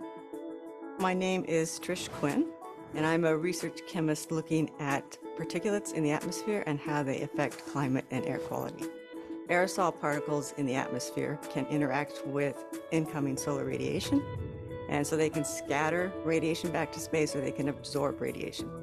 A big piece of understanding what's going to happen in the future with climate is figuring out the role that aerosol particles are playing. So it's getting down to that fundamental question of, are aerosols contributing to the warming or are they helping slow down the warming? Aerosol particles have a much different effect than greenhouse gases. Greenhouse gases get emitted to the atmosphere and they're very long-lived. Aerosol particles, on the other hand, they're very short-lived. They're only in the atmosphere for up to 1 or 2 weeks, maybe even less. That's because they get rained out or snowed out. Their climate effect is very regional. So it's only in that region that they're going to impact either air quality or health effects or climate. Sea spray aerosol is the largest mass of particulate matter that's ejected naturally into the atmosphere. It is responsible for most of the light scattering over the ocean, which is a way of reflecting radiation back to space. But if you're out in the middle of the ocean, there's way fewer particles. Any change, even if it's a small change in those particulates, has a much bigger impact. And we really want to know how these particulates are interacting, particularly with clouds. Currently, the way we sample is we have a mast that's as far forward and as high on the ship as we can get it. So that's about a height of 18 meters. But that's only looking at the very lower portion of the atmospheric boundary there.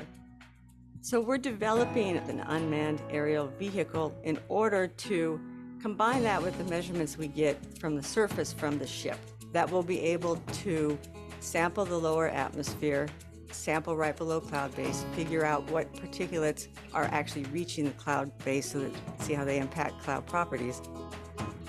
We came up with a technique for measuring freshly emitted sea spray aerosol. We essentially have this pontoon and this oven hood on top of it. We deploy it over the port side of the ship. We put compressed air through, and they bubble at about 3/4 of a meter below the surface to imitate the wind-driven production of sea spray. These bubbles take up organics and inorganics as they are rising into the atmosphere.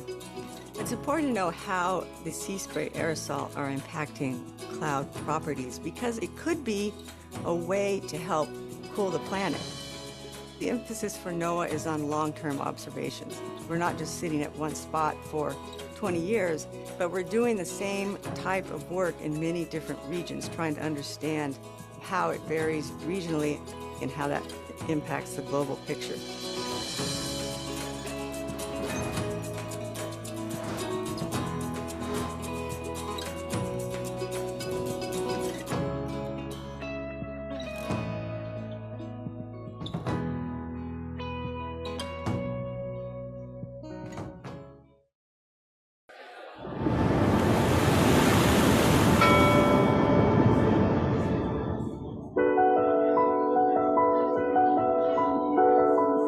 One of the important things to know about climate change is that it's disproportionately affecting some systems above others in the world. And Alaska is one of the systems that's being very heavily influenced. For instance, we're learning that small amounts of temperature change can have really big influences on the ecosystem. It used to be we had 6 months of ice cover. That is slowly disappearing. In 2018, in the part of the Bering Sea we study, there was virtually no ice. That changes everything.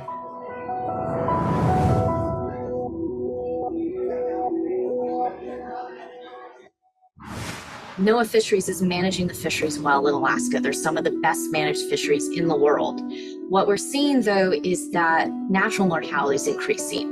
And so that's in response to changes we're seeing driven by climate change. The EcoFoci program has been working in Alaska's marine ecosystems for over 40 years now. EcoFoci is a joint program made up of biologists and physical oceanographers.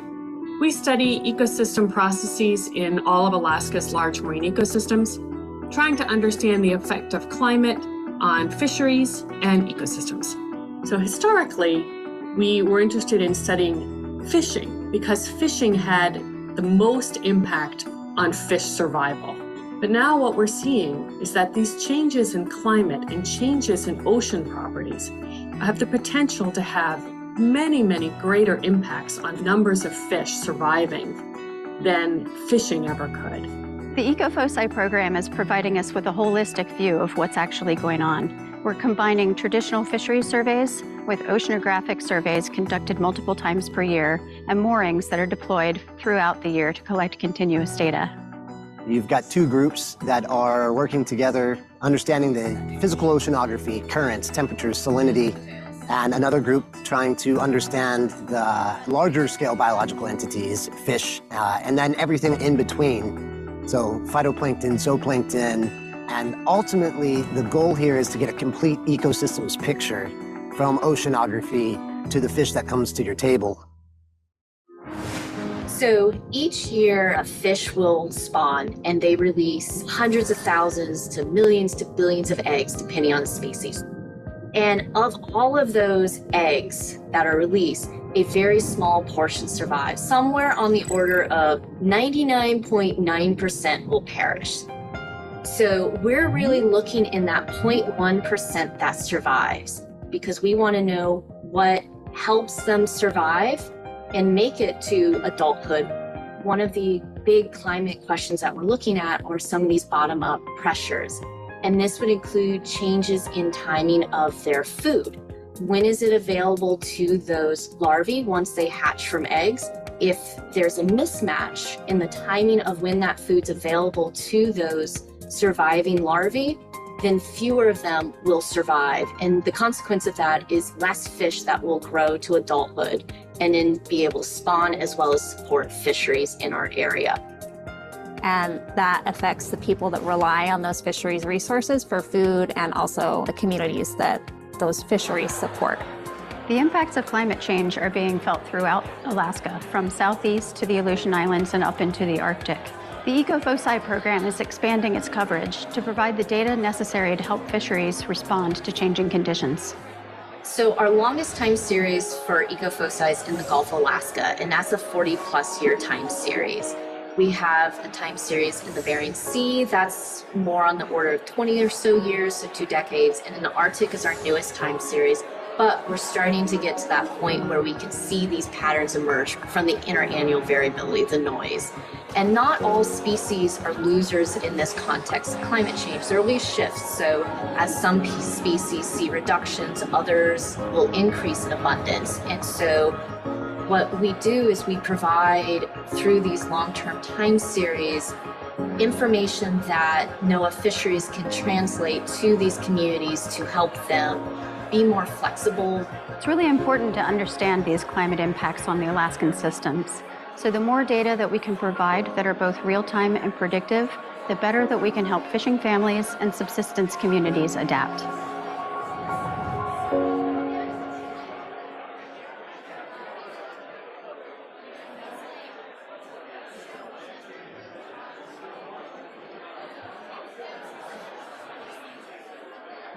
Good afternoon. Good afternoon, everyone. I love the lively conversation. This is what we're all here for and what this day is all about. I hope you enjoyed lunch and that you had a glimpse of Mount Rainier. It's spectacular today. If you haven't seen it, make sure you take a look. Okay. This afternoon, we're in for another treat. We have 2 more sessions now, chaired by the same person, and this is Jamie Shambaugh. Jamie is the session chair for an Arctic themed session, as well as a tsunami session. Jamie is our division director for the Ocean Environment Research Division, and I'd like to invite him up now for an introduction.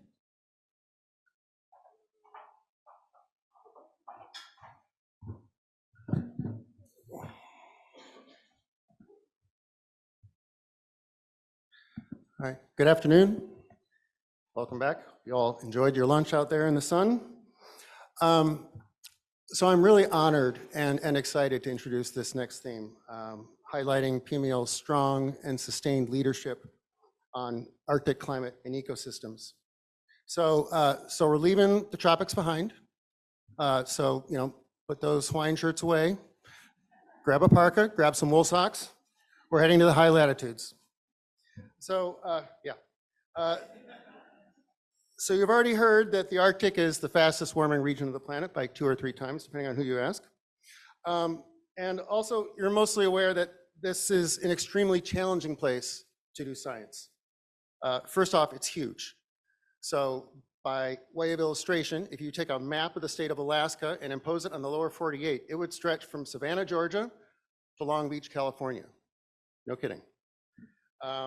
Beyond that, it's also hard to get to and hard to get around in. It's remote, it's dark, it's bitterly cold, it's ice covered, generally hostile and inhospitable for a good chunk of the year, often requiring lengthy transits in rough seas and in unrelenting gale force winds. We're also hiring, by the way, so come see me at the break. But the key message here is that despite these challenges, PMEL has been an innovative leader for multiple decades in successfully observing and modeling the Arctic. It's a very challenging place to do business. It's modeling and observing its atmosphere, its ocean, its sea ice, and importantly, making that information available to support everything from fisheries management to local economies, to tribal communities, to commercial navigation, and international Arctic assessments that pull together the latest Arctic science from around the world and communicate its implications to the region and to the planet. So in this session, we'll first hear from Dr. Phyllis Stabenow, who leads PMEL's Ecosystems, Fisheries, Oceanography Coordinated Investigations Program, more easily referred to as ECOFOSI, which is really a strong and sustained cross-line office partnership with NOAA Fisheries. And she'll be highlighting PMEL's path-breaking research in the Alaskan Arctic in the last half century. Phyllis then will be followed by Dr. Emily Lamaggi, who is a research oceanographer also with ECOFOSI, who will be highlighting exciting opportunities for PMEL's continued leadership in the Arctic and present a vision for this work in the years to come. So as with the previous themes, we will hold any questions until the second presentation is concluded, and then time permitting, have a little Q&A. And also, as before, I will leave you with a haiku, compliments of Dr. Greg Johnson. Arctic research spans observations to models and weather to whales. Phyllis Stabenow.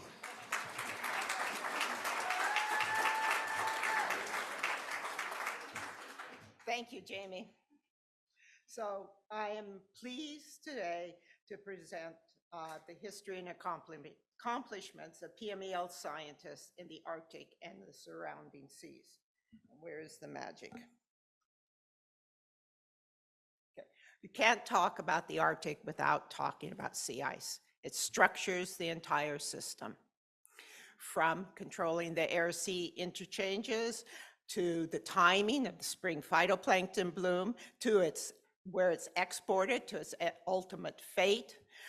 It provides the system for most of the marine mammals, and for the people who live there, it's a critical component of their culture. So, as has been said multiple times today, the Arctic is warming 3 times as fast as the rest of the world.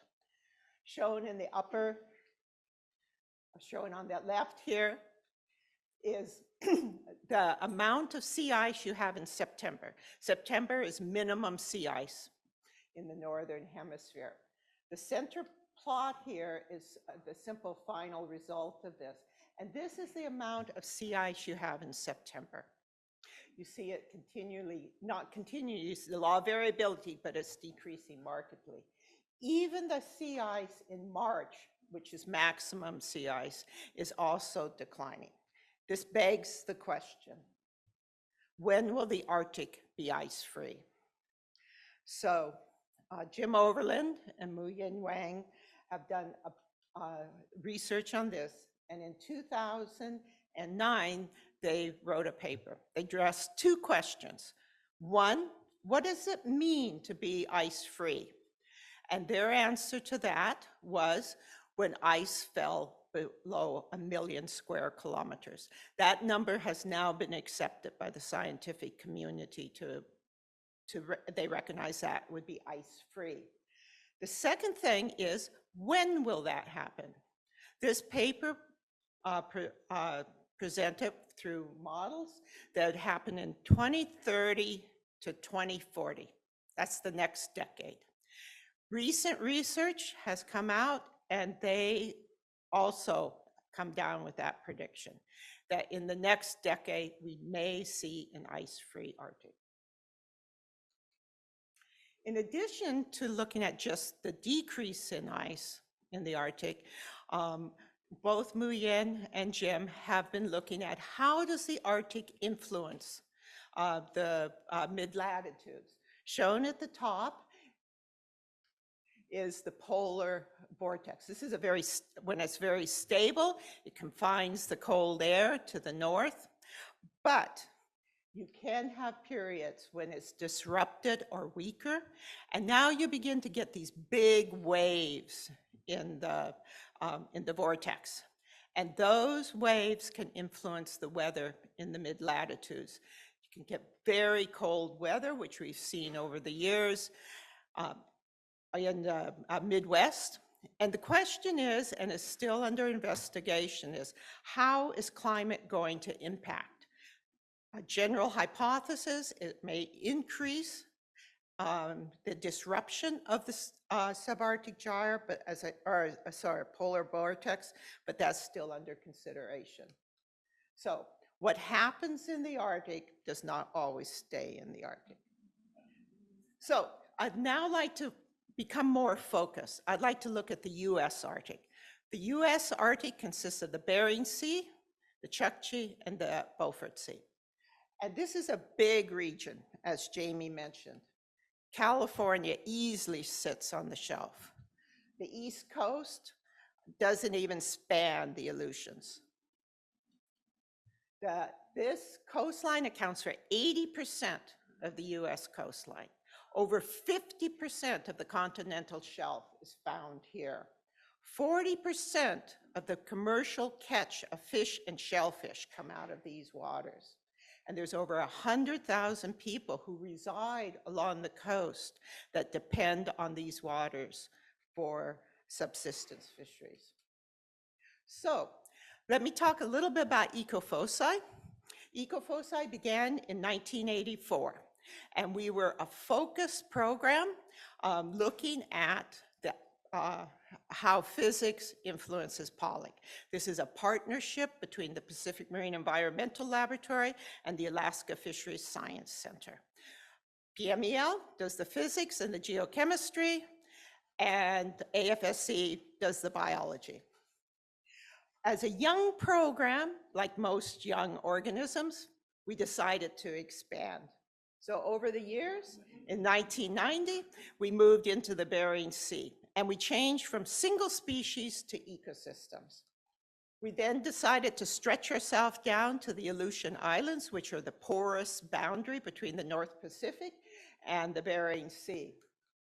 We then slid a little bit eastward and did Southeast Alaska, and we formed strong partnerships with the people at the Fisheries Science Center at Auk Bay. And finally, we moved north into the Chukchi and Beaufort Sea. So this is our sampling. This is the sampling from 1991 to the present. All the blue dots represent CTDs. Most of them also contain zooplankton and other biological and marine systems. Over the years, we have deployed over 1,000 moorings in these waters. Of those moorings, 11 are long-term observations that we began in 1995, and these are NOAA's long-term Arctic moorings. This is a hard place to sample. So shown up here is a very unusual, lovely, flat day in the Bering Sea in spring. We deployed our surface mooring there. We failed to recover it because of ship problems, and one day of sea ice stripped the whole top off the mooring. It damaged the underneath part of the mooring because the ice slipped underneath, and it dragged it a couple kilometers with its 6,000-pound anchor. So how do we make these measurements? Because, you know, a single mistake costs you your equipment and a large part of your data. So we've been working extensively with the Innovative Technology Group and with engineering. I cannot say enough about PMEL's engineering team.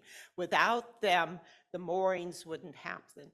Without them, a lot of things wouldn't happen. They are the core of the observations we make. But the new development is here at the bottom. It's the refloatable ice sensing buoy, or the RISE mooring. And the trick there is, in the fall, you deploy the mooring on a nice, flat, calm day. It sits there until the ice comes around. It then sinks to the bottom. You order it to sink. It lays on the bottom until the following spring, when the program begins to listen for ice. Ice has a very distinctive squeaky sound, and you can tell. And so when ice hasn't been there for 10 days, you then rise it back to the surface and it begins to sample again. This is the future in observations in the Arctic. So in addition to, when we started, in addition to saying, oh, we want to spread throughout the US Arctic, the other thing we knew we had to do to succeed with ecosystem work is we had to connect the modeling with the observation. In 1992, Al Herman was hired, and we began a sophisticated modeling component. The alphabet soup here doesn't matter. What it means is each model improved its resolution, its mechanism, and most important for us, its ice algorithms. Recently, we've been using ROMS, which is the Regional Ocean Model, and just this year, we're changing or advancing to the Modular Ocean Model, or MOM6. Last week, we ran it on a computer, and the results are looking very, very promising. So how does modeling fit into everything we do?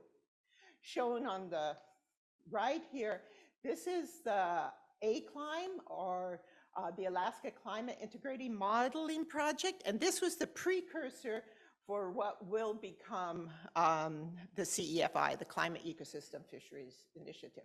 And what we do is we do the physics. Our friends at the Alaska Fisheries Science Center does the biology. Those combine to be the oceanographic model. That then is advanced to management, and they add to those type of parameters management. Shown on the left is the latest thing we're doing, which is Climate Ecosystem Fisheries Initiative. You can see that this model spreads all the way to the West Coast. So we're expanding our partnerships, not just with Alaska Fisheries Science Center, but also with Northwest and Southwest.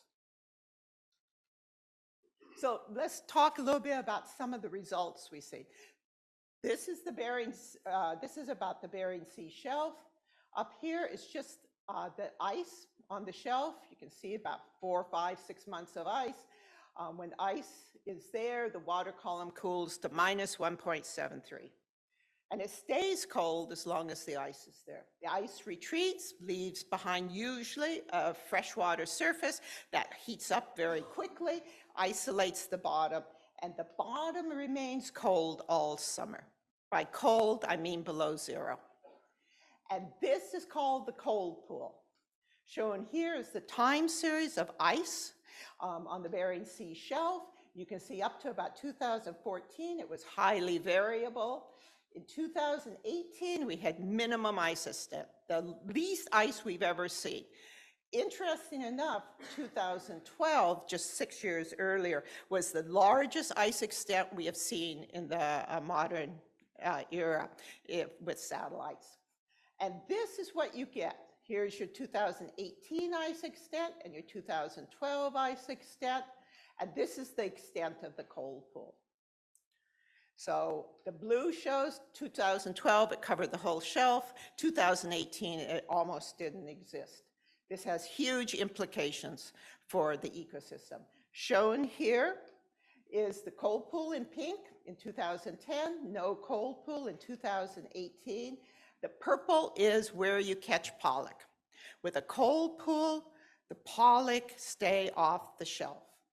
Without a cold pool, they spread across the shelf and into the Arctic.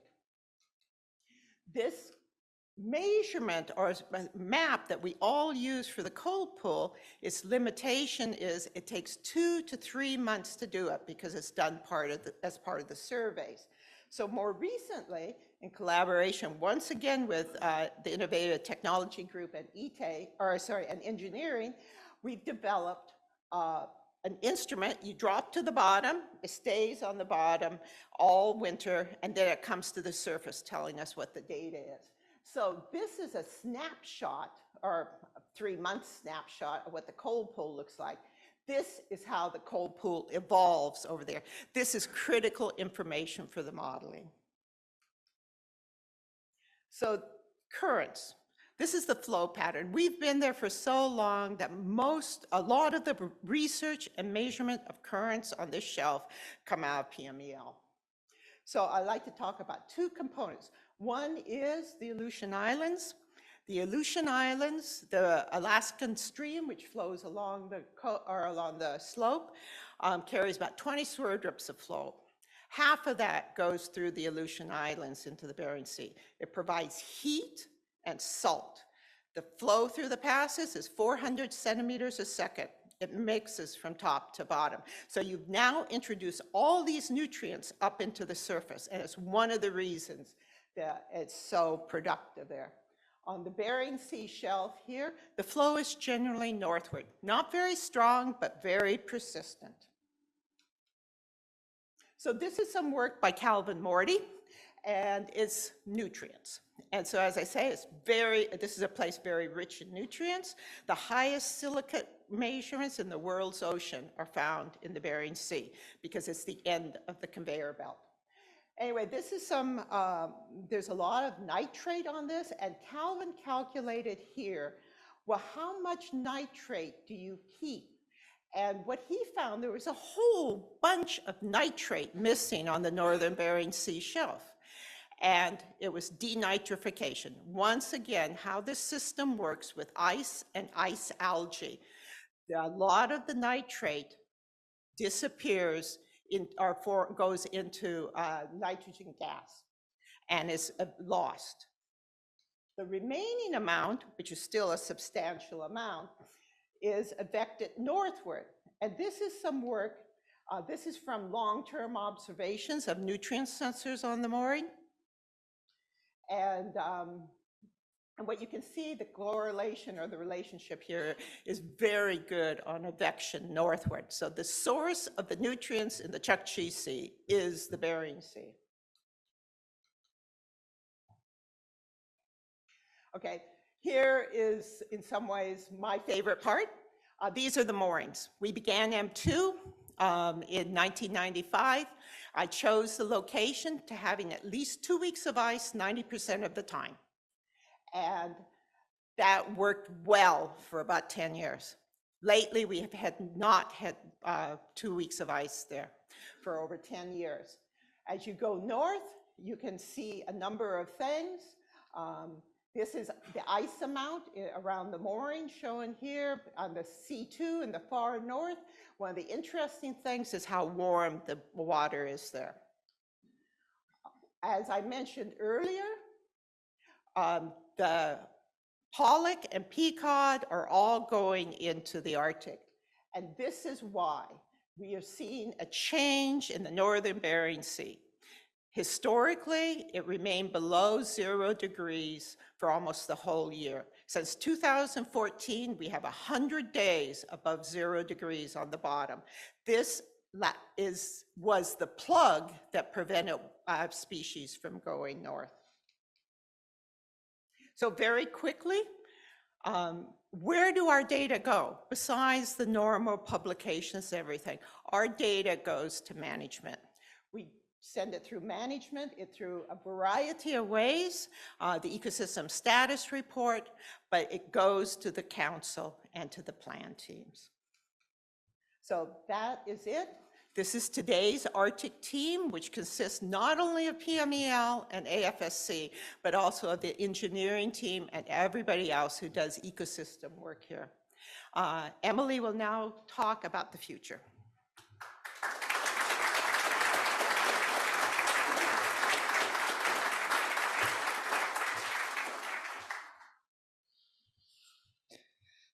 It's 50 years of work at PMEL and with our colleagues has successfully laid a foundation for understanding the Arctic climate state and how this ecosystem functions.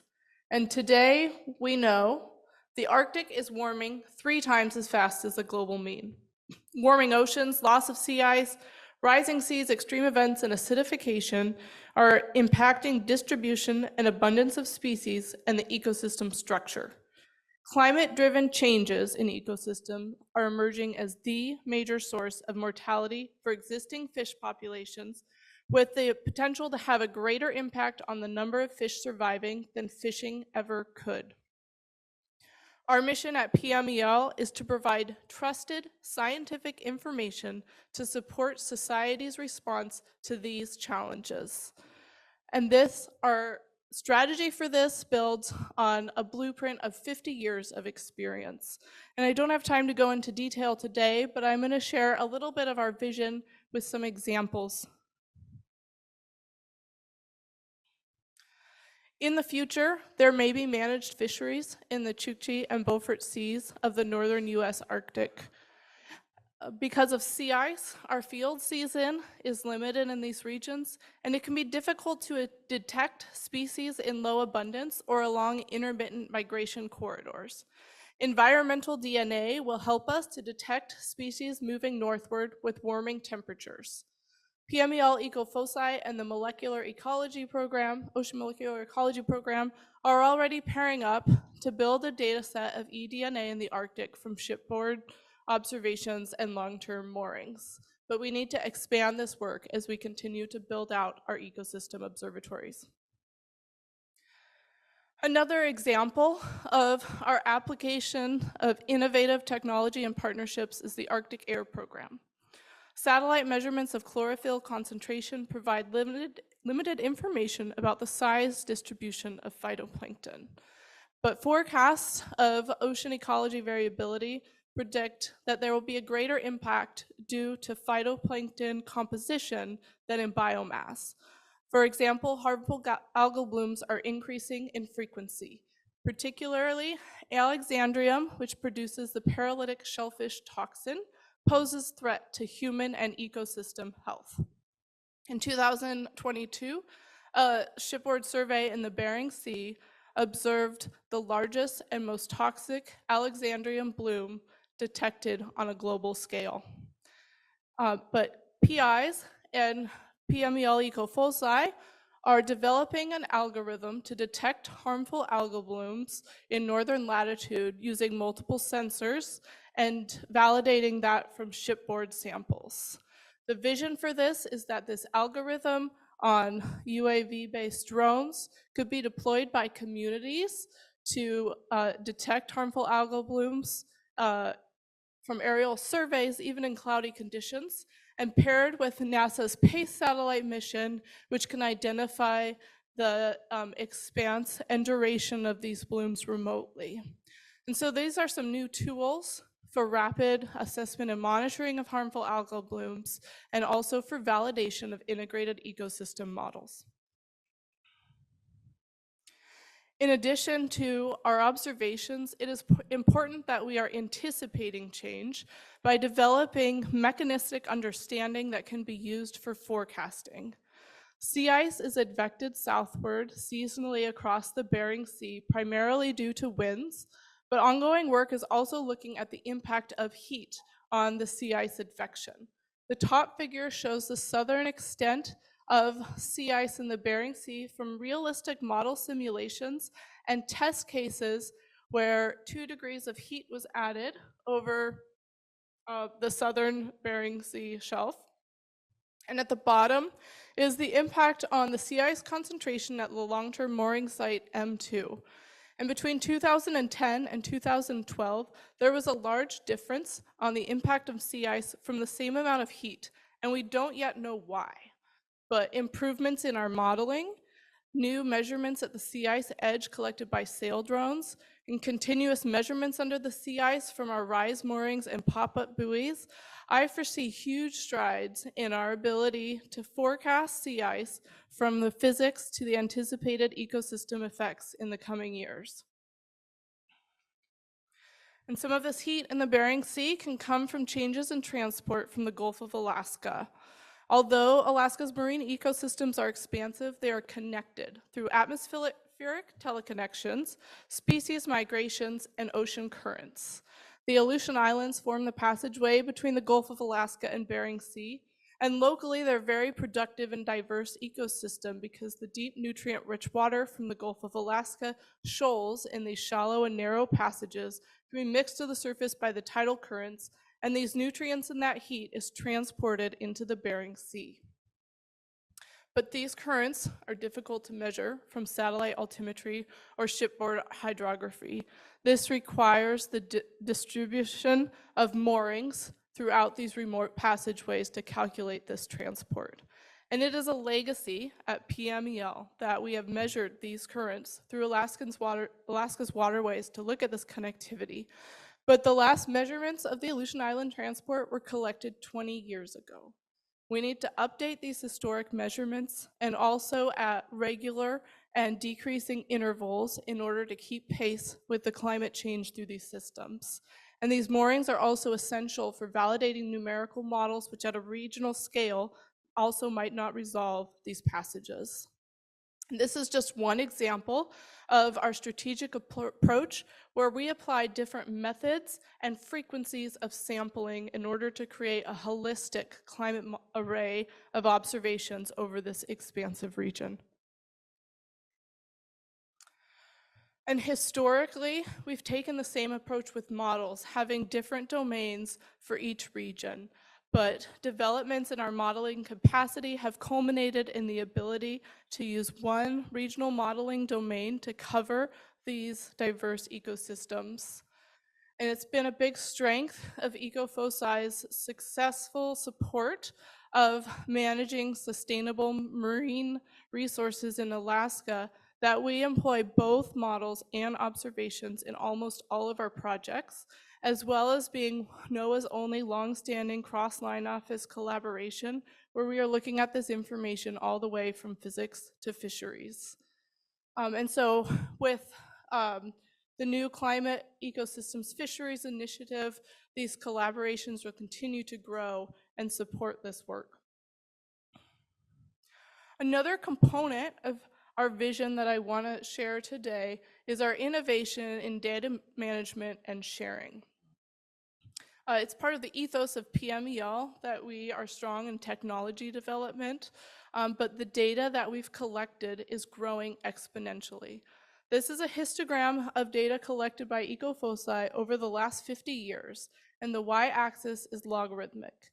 As we deploy more gliders, aerial surveys, and a full suite of sensors at ecosystem observatories, our data collection will continue to grow. And so in order to support management from rapid response to long-term planning, we need to innovate that entire process from data collection, quality control, processing, analysis, and sharing that data. And we are doing so leveraging technologies, new user interfaces, and machine learning. And we are a hub where we don't only collect this data, but we also translate that raw information into accessible data products and actionable knowledge such as ecosystem indicators and forecasts. And when you look at a weather report and hear it's going to rain, you put on a coat. And that's analogous to the future that we are building with ocean data. And we already have this foundation. The ecosystem status reports are one example of EcoFOSI data products that are being used. And these data products have become familiar and actionable, just like weather reports, through repeated use and implementation over 30 years. And we're also building this foundation into the Chukchi and Beaufort Seas as we're taking the full compilation of ecosystem data and developing new gap field synthesis and compendium products that are accessible as data products to the research community and also translated into usable products for management. And coupling that with the Climate and Ecosystem Fisheries Initiative, we are continually developing new targeted indices that are usable and shareable with the public. And I want to summarize by sharing a conceptual vision for this work. This is similar to the plots that Andrea shared, but focused on the regional scale in Alaska. And again, at the ocean surface, we have fairly good coverage in both time and space from our traditional data methods. And the pillar of our subsurface observations in the Arctic are our long-term moorings and shipboard surveys. And these, in recent years, have been complemented with a lot of new technologies and capabilities, much of which has been developed at PMEL. And this is a conceptual diagram of our current capabilities. But We have room to grow, there is work to do, and the rate of change that we are observing demands that we commit to this work. Right now, our moorings are not all outfitted with the full suite of instrumentation that we are capable of, and we have not deployed the rise and crawler technologies across all of these sites. The pop-up moorings that are monitoring the cold pool currently focus on temperature, but they were developed with the capacity for additional sensors such as salinity and collecting images. And we have also not yet built replete pop-up deployments or glider surveys in order to fill out the full spatial array of time series to get the four-dimensional view of this ecosystem that we need. And so this is our vision moving forward. And this is ambitious. I think that you've heard that word before. You've been hearing that word out of PMEL for the last 50 years. That's how we got to where we are today, and that's why we choose to work here. This work is ambitious, but we have a strategic plan built from 50 years of experience. And also every aspect of this work is motivated by specific scientific questions that address societal needs to support resilient communities, sustainable economies and livelihoods, risk management, and hazard mitigation. We are facing pressing issues that challenge these priorities, but at PMEL, we will continue to lead world-class research and deliver timely and reliable data, products, and information to support a climate-ready nation and our blue economy. And this work is not done in a vacuum. I want to end by taking a moment to celebrate and acknowledge all of our partners and collaborators across PMEL at the Alaska Fishery Science Center, the Cooperative Institutes, and also across NOAA, particularly the Arctic Research Program at GOMO and the Uncrewed Surveys Group at OMAO, and our partners in academia and industry, anyone else I've forgotten, and also everyone here today.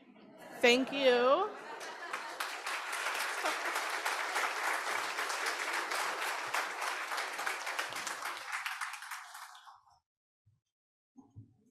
Thanks so much, Emily and Phyllis. Terrific talks. We're running a little bit behind schedule, but I think we have time for one question to the highest bidder. Dave Mellinger.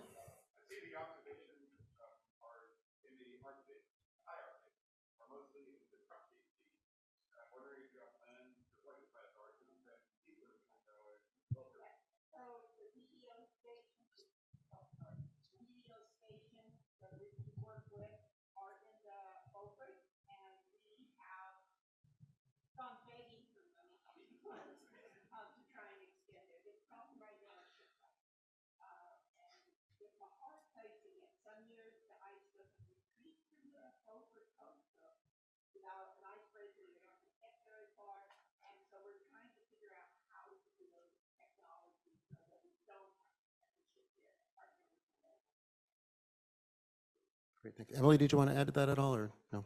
Okay, great. All right, and if you have more questions or follow-ups with either Phyllis or Emily, you can catch them at the break or the reception this evening. Oh yeah, Phyllis, Ice Squeak.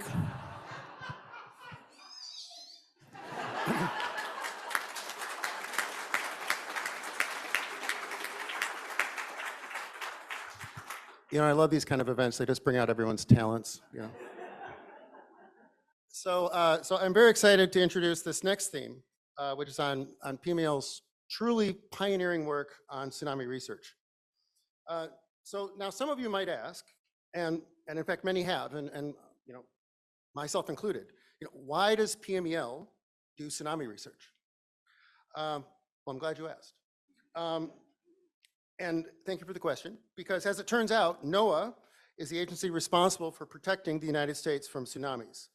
And NOAA meets this responsibility by issuing tsunami warnings through 2 National Weather Service tsunami warning centers, one up near Anchorage, Alaska, and the other in Honolulu, Hawaii. But what fewer Americans are aware of is the pivotal and foundational role played by PMEL's tsunami research team. in supporting NOAA's mission to save lives and property from tsunamis by enabling faster and more accurate tsunami warnings. And they do that through a combination of direct sustained observations on the open ocean, directly measuring the tsunami wave close to its source, by extensive modeling work, coastal inundation maps, hazard assessments, and extensive coordination and collaboration across the international community, wide range of cross-agency federal partners, cross-NOAA partners, partners at the state level, at the county level, community level, emergency managers, the academic community, and so on, in what is truly a model and highly successful and sustained research to operations effort. And then back to research as we learn from the experience of events as they happen. So for this session, to tell that tsunami story, I'm pleased to introduce two presentations, one on the 50-year history and the other on the future of tsunami research. So on the history side, you're gonna hear again from Dr. Eddie Bernard, who's the former PMEL director and a tireless advocate and champion for tsunami research. So earlier we heard Dr. Spinrad say, that Eddie Bernard is effectively synonymous with tsunami research, and I think that's accurate. But what some folks might know is that, songs have actually been written about Eddie. So ballads and kind of in a sea shanty style. And that might be an event at the reception later. And then looking forward, once we hear from Eddie, looking forward, we're going to be hearing from Dr. Yang Wei, who's a senior research scientist with our University of Washington Cooperative Institute, CECOS, who sits with us at PMEL in our tsunami group. And he'll be looking forward and highlighting some exciting recent research developments and also presenting how our tsunami research is evolving and where it's heading going forward. So again, with previous themes, we're going to hold questions till the end of the second talk, time permitting. And again, I leave you with this haiku, compliments of Dr. Gregory Johnson.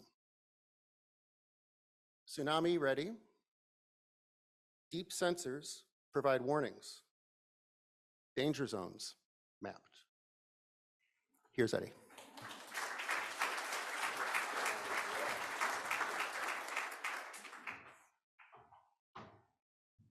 Wow.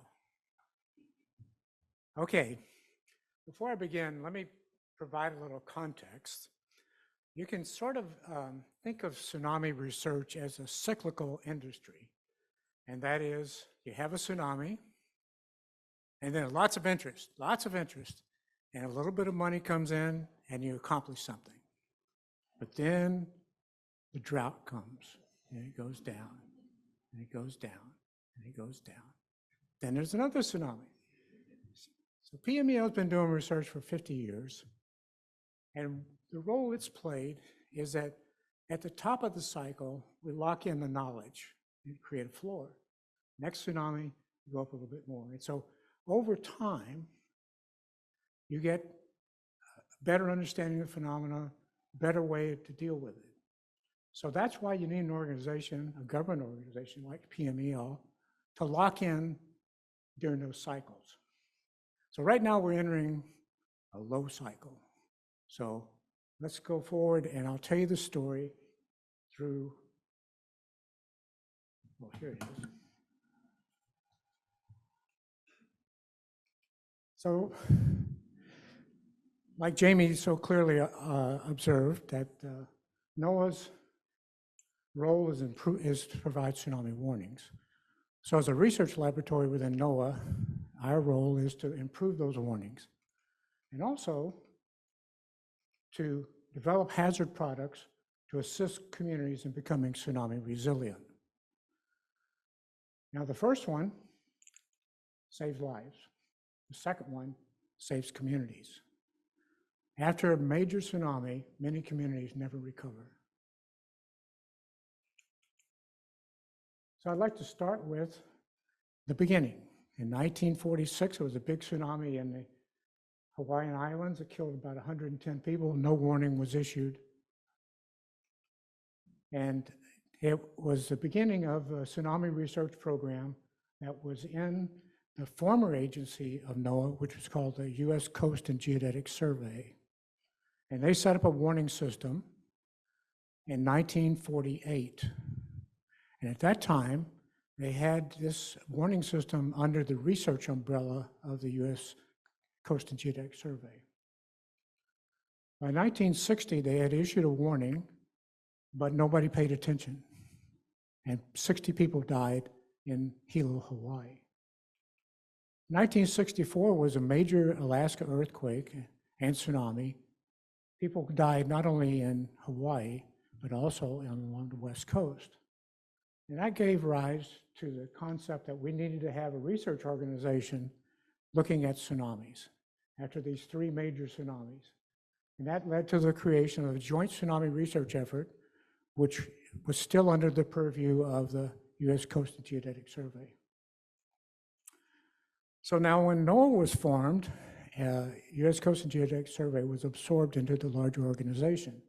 And at that time, NOAA split research, and the research went to PMEL, but the warning operations went to the National Weather Service because they provided warnings.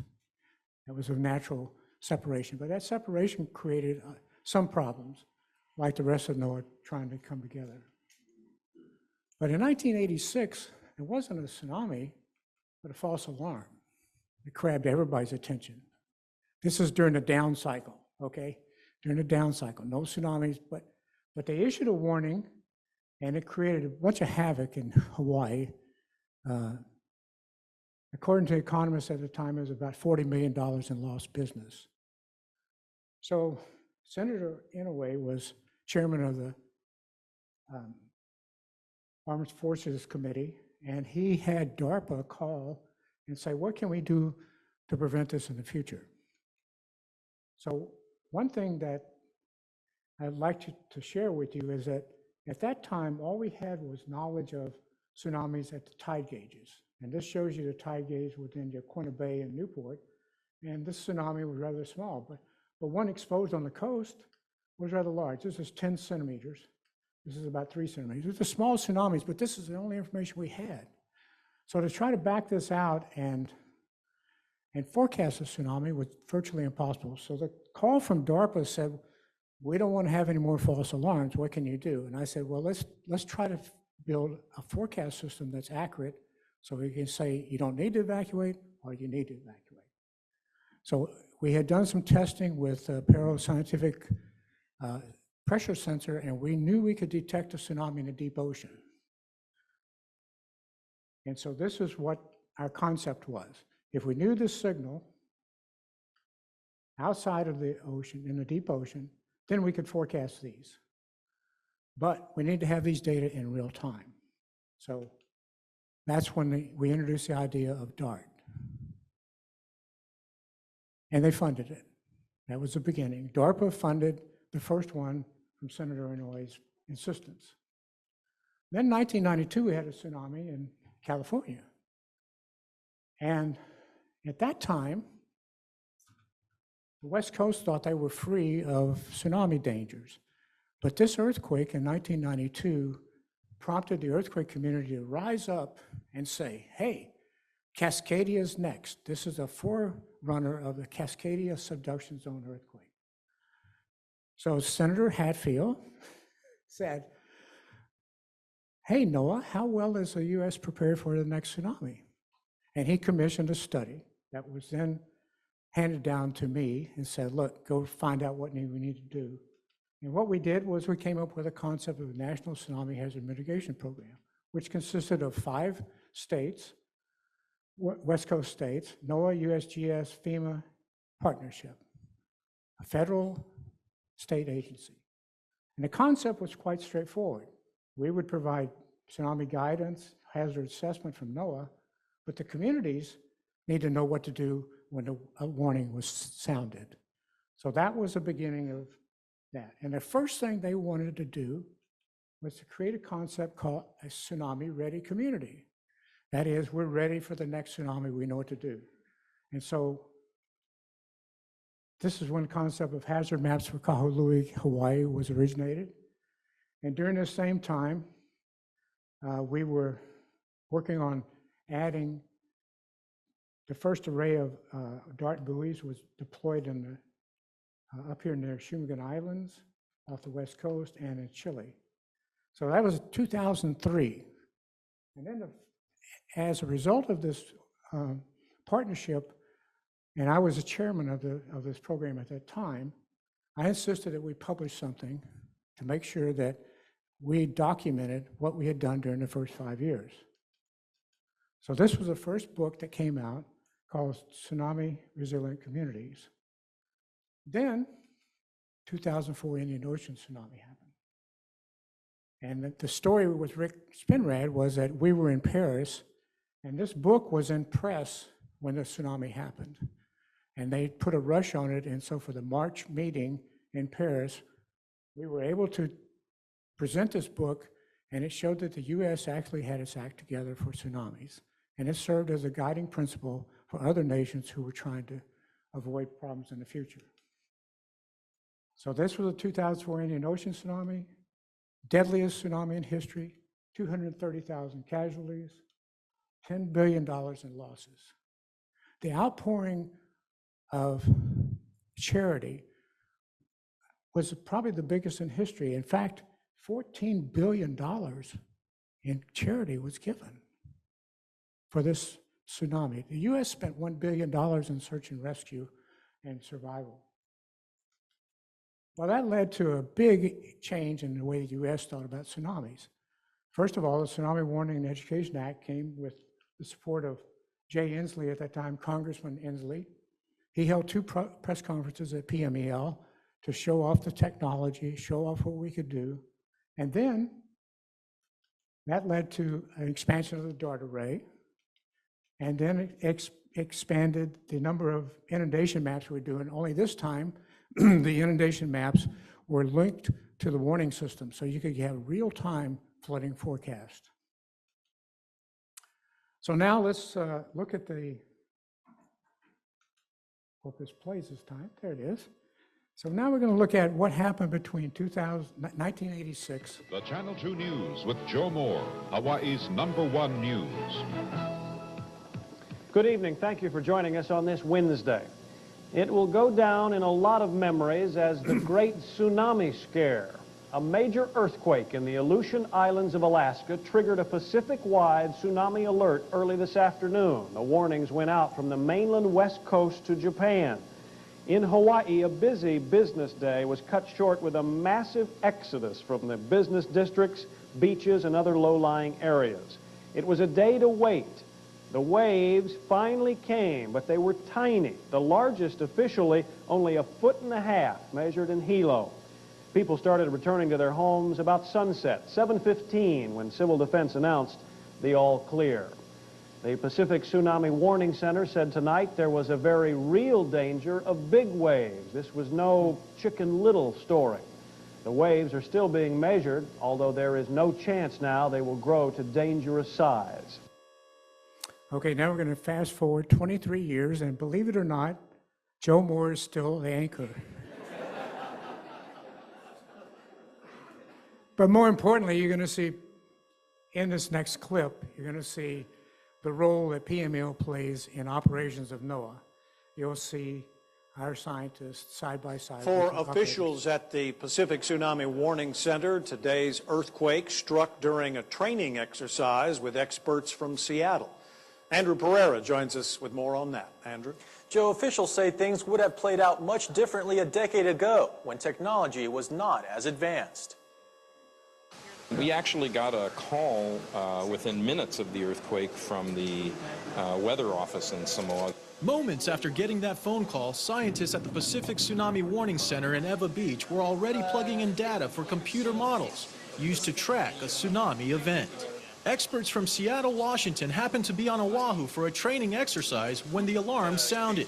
The three-member team was in the process of updating modeling codes for computers used to track tsunamis. That event gave us a chance to test these tools with, in real time, with real data and in real action. It's absolutely amazing. Such advances in technology prevented a full-scale evacuation of coastal areas in Hawaii during today's event.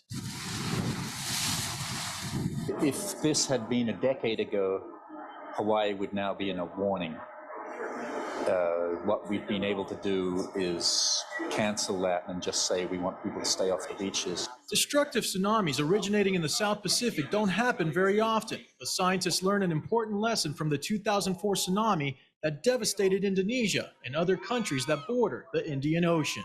The big lesson from the 2004 earthquake was that these places that don't have many earthquakes, every once in a while they can generate a really big one. The last destructive tsunami to... Okay, I think the main takeaway from this video or this news broadcast is that what a coincidence that our tsunami scientists from PMEL were at the warning center when this happened. And I think that illustrates one of the other characteristics of this laboratory is that working closely with other parts of NOAA to make sure that NOAA products are continually improved. 2011 Japanese tsunami was incredible. I mean, all this area you see is covered with debris and mud. And this mud came from the harbor, and it's full of toxins. And in fact, they had coined a new disease called tsunami lung because of the dust from this deposition. People breathed, and then they had respiratory issues. And so the tsunami not only killed, this was the costliest tsunami in history, 20,000 people died for the best tsunami prepared country in the world. But $220 billion in losses, which was 1/4 of their gross national product. And interestingly enough, the amount of debris that was produced in this 4-hour tsunami was equivalent of all the waste for 1 year for Japan. 1 year. Well, based on all the previous work we had done and had now implemented the big array, this tsunami was captured right off the coast of Japan. And instead of being 1 centimeter, like I showed you before, 175 centimeters, 1.75 meters, was captured in a deep ocean. Well, that immediately was ingested into the numerical models, which showed there was going to be a big tsunami throughout the Pacific, including one on our west coast, but Hawaii. So this was the forecast for Hawaii. And here is the forecast of the flooding is in red. This was the inundation map from past. And then you can see that if I fly over the next morning, the tsunami arrived at 2 o'clock in the morning, so nobody could see it. But you can see that the flooding was accurate. So actually, in 2009, the forecast system avoided a false alarm. In 2011, gave an accurate forecast with a successful evacuation and 0 casualties. So I'll go to this last slide and just say the investments in research at PMEL have led to tech transfer, societal impact, and new industries. So you might say a simple explanation of this slide is $1 invested here results in more than $1 over here in economic growth. So that's what a small laboratory focused for 50 years can do for our safety of our nation and economic growth. So there's the present array. It's over 70. We had envisioned 50 to begin with. 4th generation sensor can be placed closer to earthquake sources. And these forecast models are being used globally. And another feature is that for every tsunami, and those are represented by stars in this map, the models are tested. And it's the only organization in the world that's doing this today. And with that, I'll turn it over to Yong to talk about the future.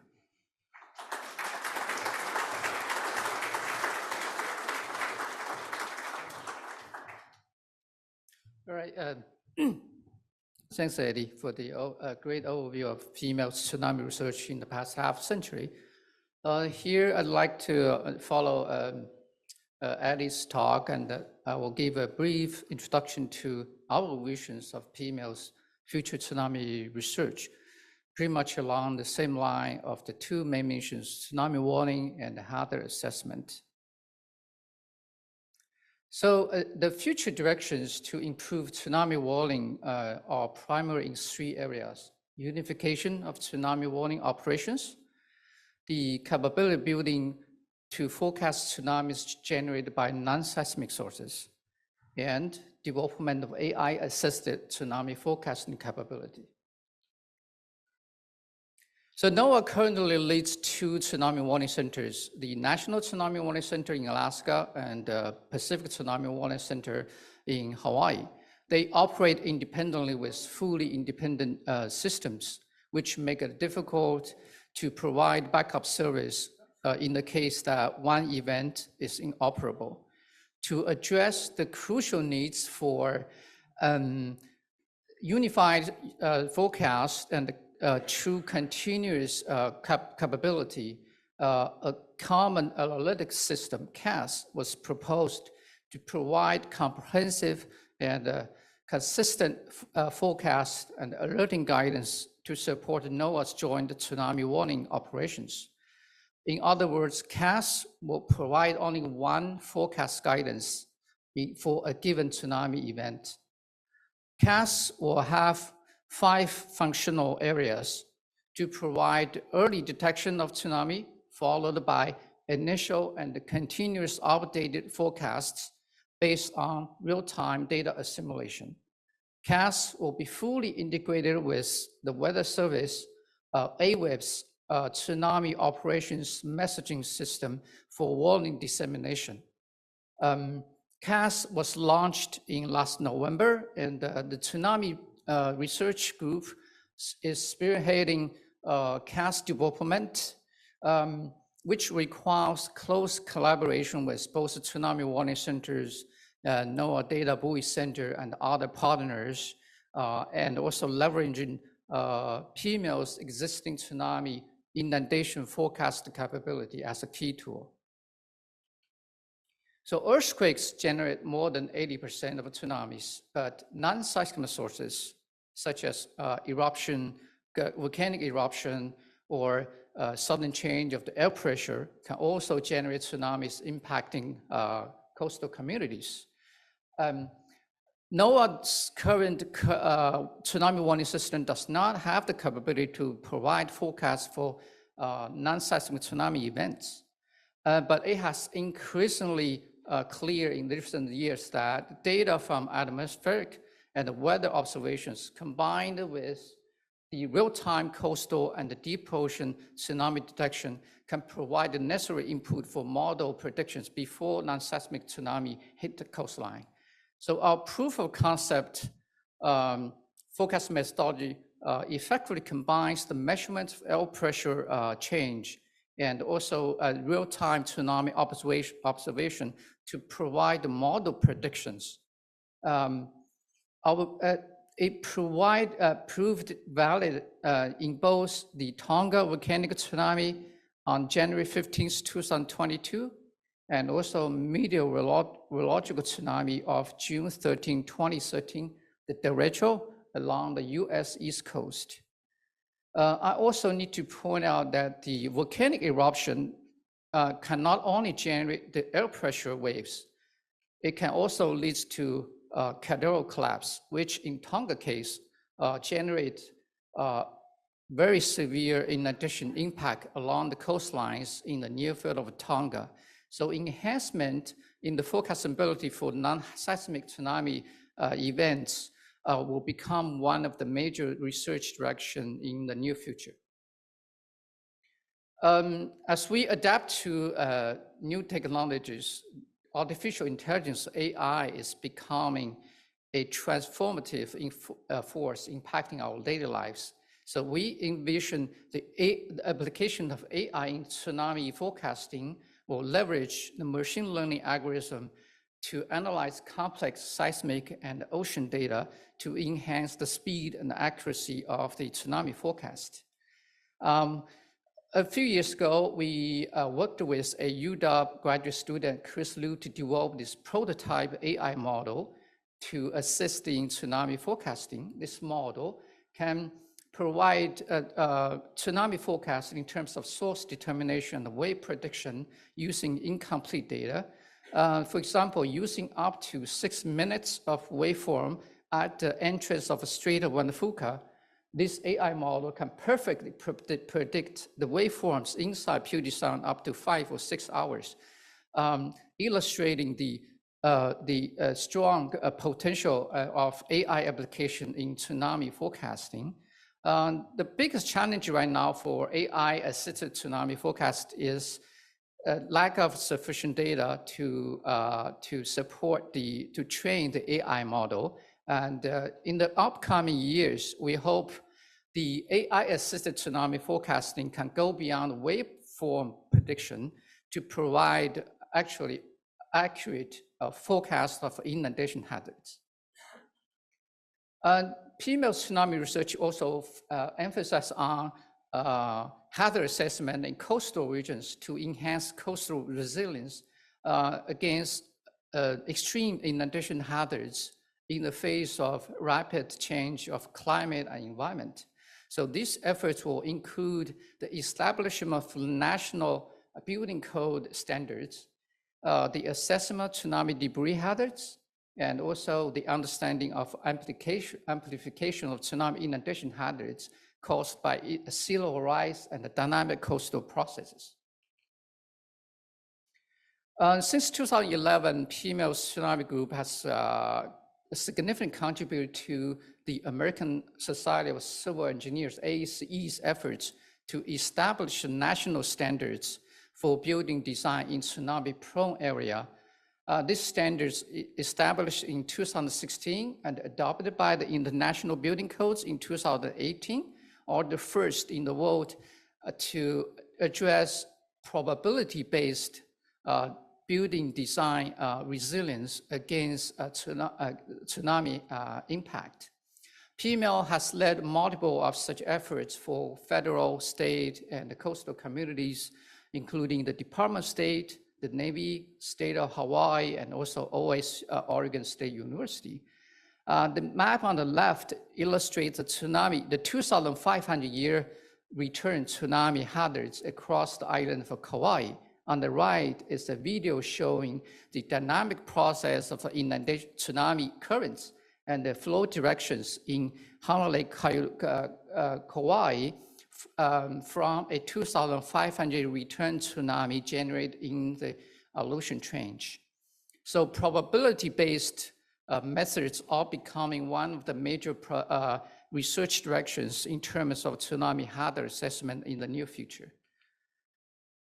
Tsunami-induced debris is a critical but often overlooked aspect of coastal vulnerability. This video footage of 2011 Japan tsunami just shows once it reaches the coastal region, tsunami basically futures with flow of debris that can cause human losses, severe impact on coastal infrastructures, disruption of crucial lifeline, and also environmental consequences. So our pilot study of tsunami inundation and the debris study informed the award-winning design of the OSU Hatfield Marine Science Center in Newport, Oregon, which also serves as a vertical evacuation center for the local communities. From this image, you can see this 47-foot high building finished with a ramp leading to the rooftop. On the right is a video showing the model predict movement of the debris inside the bay from a tsunami generated by magnitude 9.1 cascade subduction earthquake.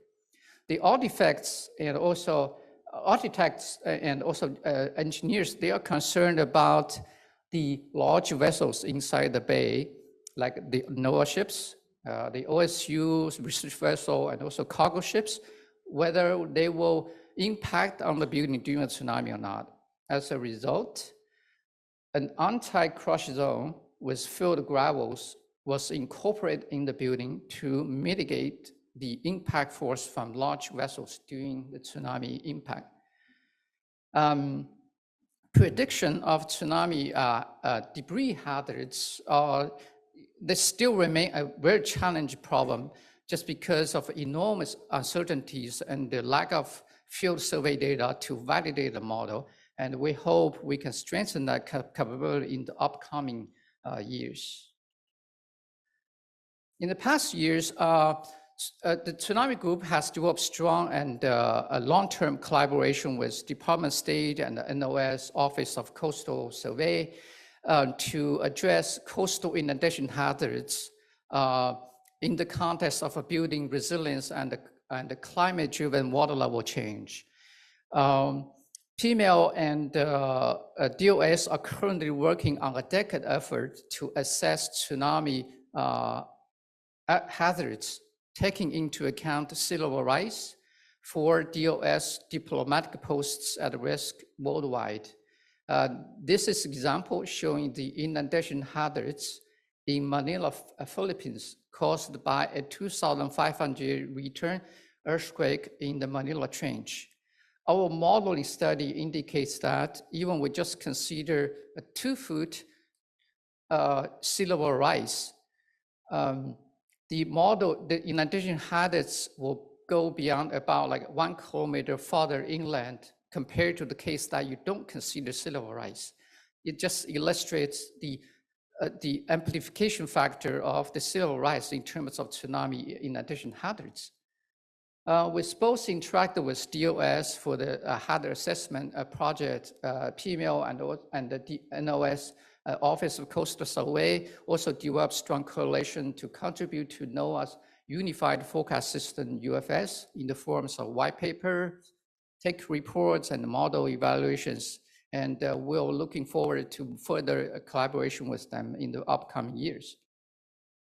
And also, besides sea level rise, the dynamic coastal process can also amplify tsunami inundation hazards in a way that is not so obvious to everyone.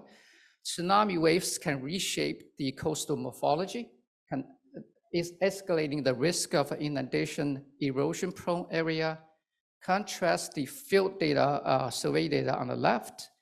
Right-hand side is a video showing that model predict dynamic process of sediment transport in the harbor of Crescent City, driven by the 2011 Japan tsunami. So it just shows the strong effect of the tsunami impact changing the coastal morphology. This is also one of the good future direction for us to pursue on.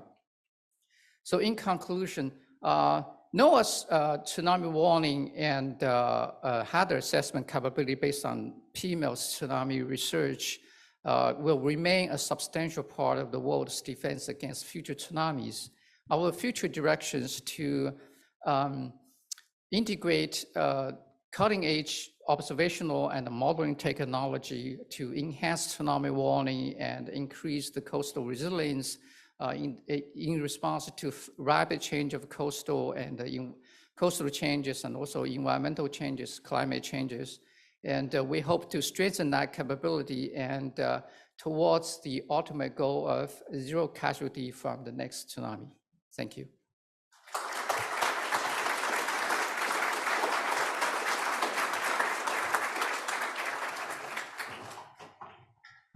Thanks so much, Yang and Eddie.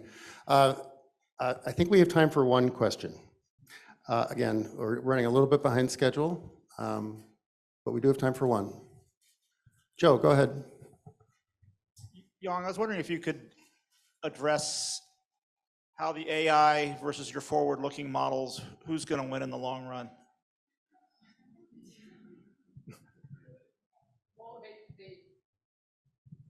Hold up, yeah. I think the purpose of AI just assist tsunami. I said AI assisted tsunami forecast. It's not the main force to provide forecast. I mean, you still have to combine all the available technologies, observational and modeling technology, and apply AI. AI, some places, AI is good to predict what will happen, but it's not the entire force to control everything. Great. Thanks, Jan. And Eugene, do we need to move on? Are we? Okay. Well, thanks again. Let's have another round for Eddie and Young. And I'll pass it to Diane for. Thank you, Jamie, and to all of our speakers in these past two sessions. For our final theme session on innovation and exploration, I would like to introduce Dr. Samuel Laney.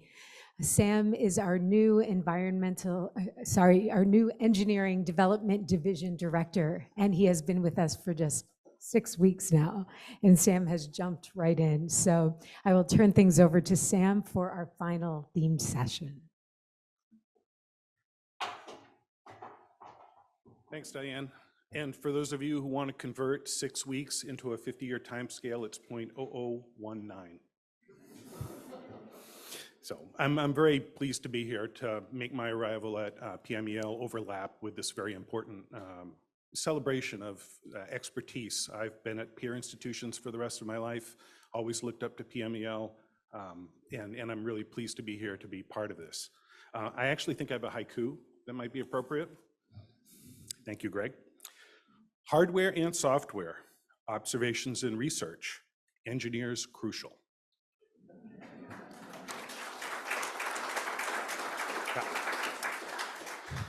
So many of you will be forgiven to, if you were thinking right now, why are we having this separate theme at the very end on innovation and exploration? Hasn't then been driven home in all the previous talks? The answer is yes, you've seen a lot of the outcomes. But what might not be quite clear to you is how those arise. Many people today have mentioned how we're very fortunate at PMEL to have engineers and scientists working together.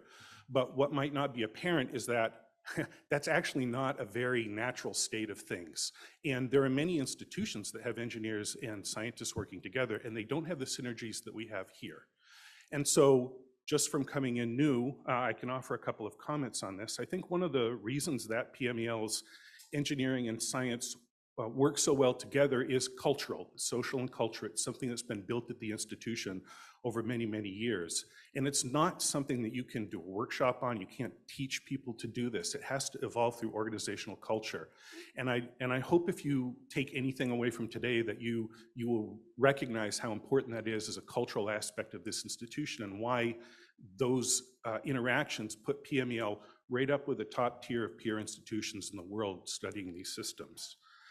But we could talk about this at length, but to narrow it down, we have two talks today that I think will really underscore that flavor of innovation and exploration that we have here at PML. And to keep things narrow, we're focusing on a certain subset of science, seafloor science, and marine geophysics. Our first speaker will be Dr. Stephen Hammond, who's retired from PMEL, but who's known very, very well to many of you as the director of the VENT program. Our second speaker today is Dr. Jeffrey Beeson, who's a current PMEL investigator working at our OSU CMARS program with Oregon State University. And I will hand it off to Stephen with one last haiku. Thank you, Greg. Volcanoes, vents, seeps promote Earth-ocean exchange, unique habitats. Thank you. Please hold your questions for after.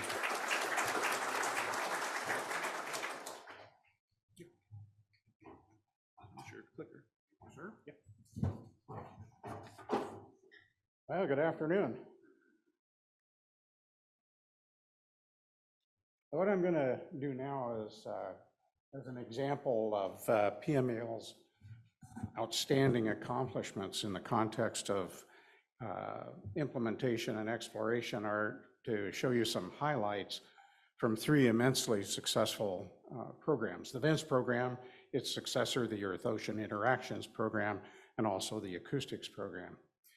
And over the course of more than 3 decades now, and continuing to the present, these programs have accomplished game-changing scientific and technological advances that have pioneered the field of international or interdisciplinary ocean exploration. And in the course of doing so, these teams, together with their many long-term collaborators, have published well over 1,000 journal articles. And I've sprinkled in this presentation a few references to notable papers on topics that you'll see. So what was the foundational motivation for embarking on a major commitment to ocean exploration? It's high risk, but it's potentially a very high rewarding endeavor. Exploration results in discoveries, and what you're going to see here in the rest of my talk and the next talk, that these discoveries have revealed new ocean environments and habitats, processes that may impact climate change, marine organisms with economic potential, processes that create critical minerals, and methane hydrates with the potential implications for, pardon me, large-scale continental slope stability. Going back to the beginning, well, it's not quite the beginning, but almost the beginning, 1980, 1981, several PMEL scientists were given access to the very first US civilian multi-beam sonar. The very first one. It was put on the NOAA ship Surveyor. The team decided to take it out into the Northeast Pacific and map the seafloor spreading centers and fracture zones out there. And you can see in this slide the difference of the before and after, if you will. On the right is the CMAP data that existed before we got a hold of the multi-beam sonar. And I point out in particular a feature called the axial volcano. You're going to hear more about that in this talk and in the subsequent talk. And you can see the dramatic difference in the resolution between these two things. This multi-beam sonar instantly changed the paradigm for bathymetric mapping. You didn't do single beam mapping anymore. Interestingly enough, at about this time, a little bit before, hydrothermal vents and the famous chemosynthetic animal communities were discovered on the Galapagos Ridge. So the team decided to go out into the Northeast Pacific and see if we could find hydrothermal vents and communities like that out in this region too, and find them. The team did. Lots and lots of them. And taking that result plus thinking about the global seafloor spreading center system and the likelihood that these kinds of systems and processes were going to be going on along there, Eddie Bernard realized that he expressed it as solid Earth impacts the ocean. And that gave rise to the impetus for a 30-year program called the VENCE program. How does the Earth's largest and most active volcanic system impact the ocean? After about 20 years of working in the Northeast Pacific documenting these processes and impacts, the team turned its attention to the Western Pacific. That's a map of the Mariana Arc. You can tell by the map that there are lots and lots of submarine volcanoes there. The team used the same techniques that they used in the Northeast Pacific to go out into the Mariana Arc to look for hydrothermal vents. They first did bathymetric mapping, and the mapping that they did provided the boundary for the volcanic unit of the new National Marine Trench, the Marianas Trench Marine National Monument. And find vents they did. In fact, some of the most spectacular venting that's ever been seen.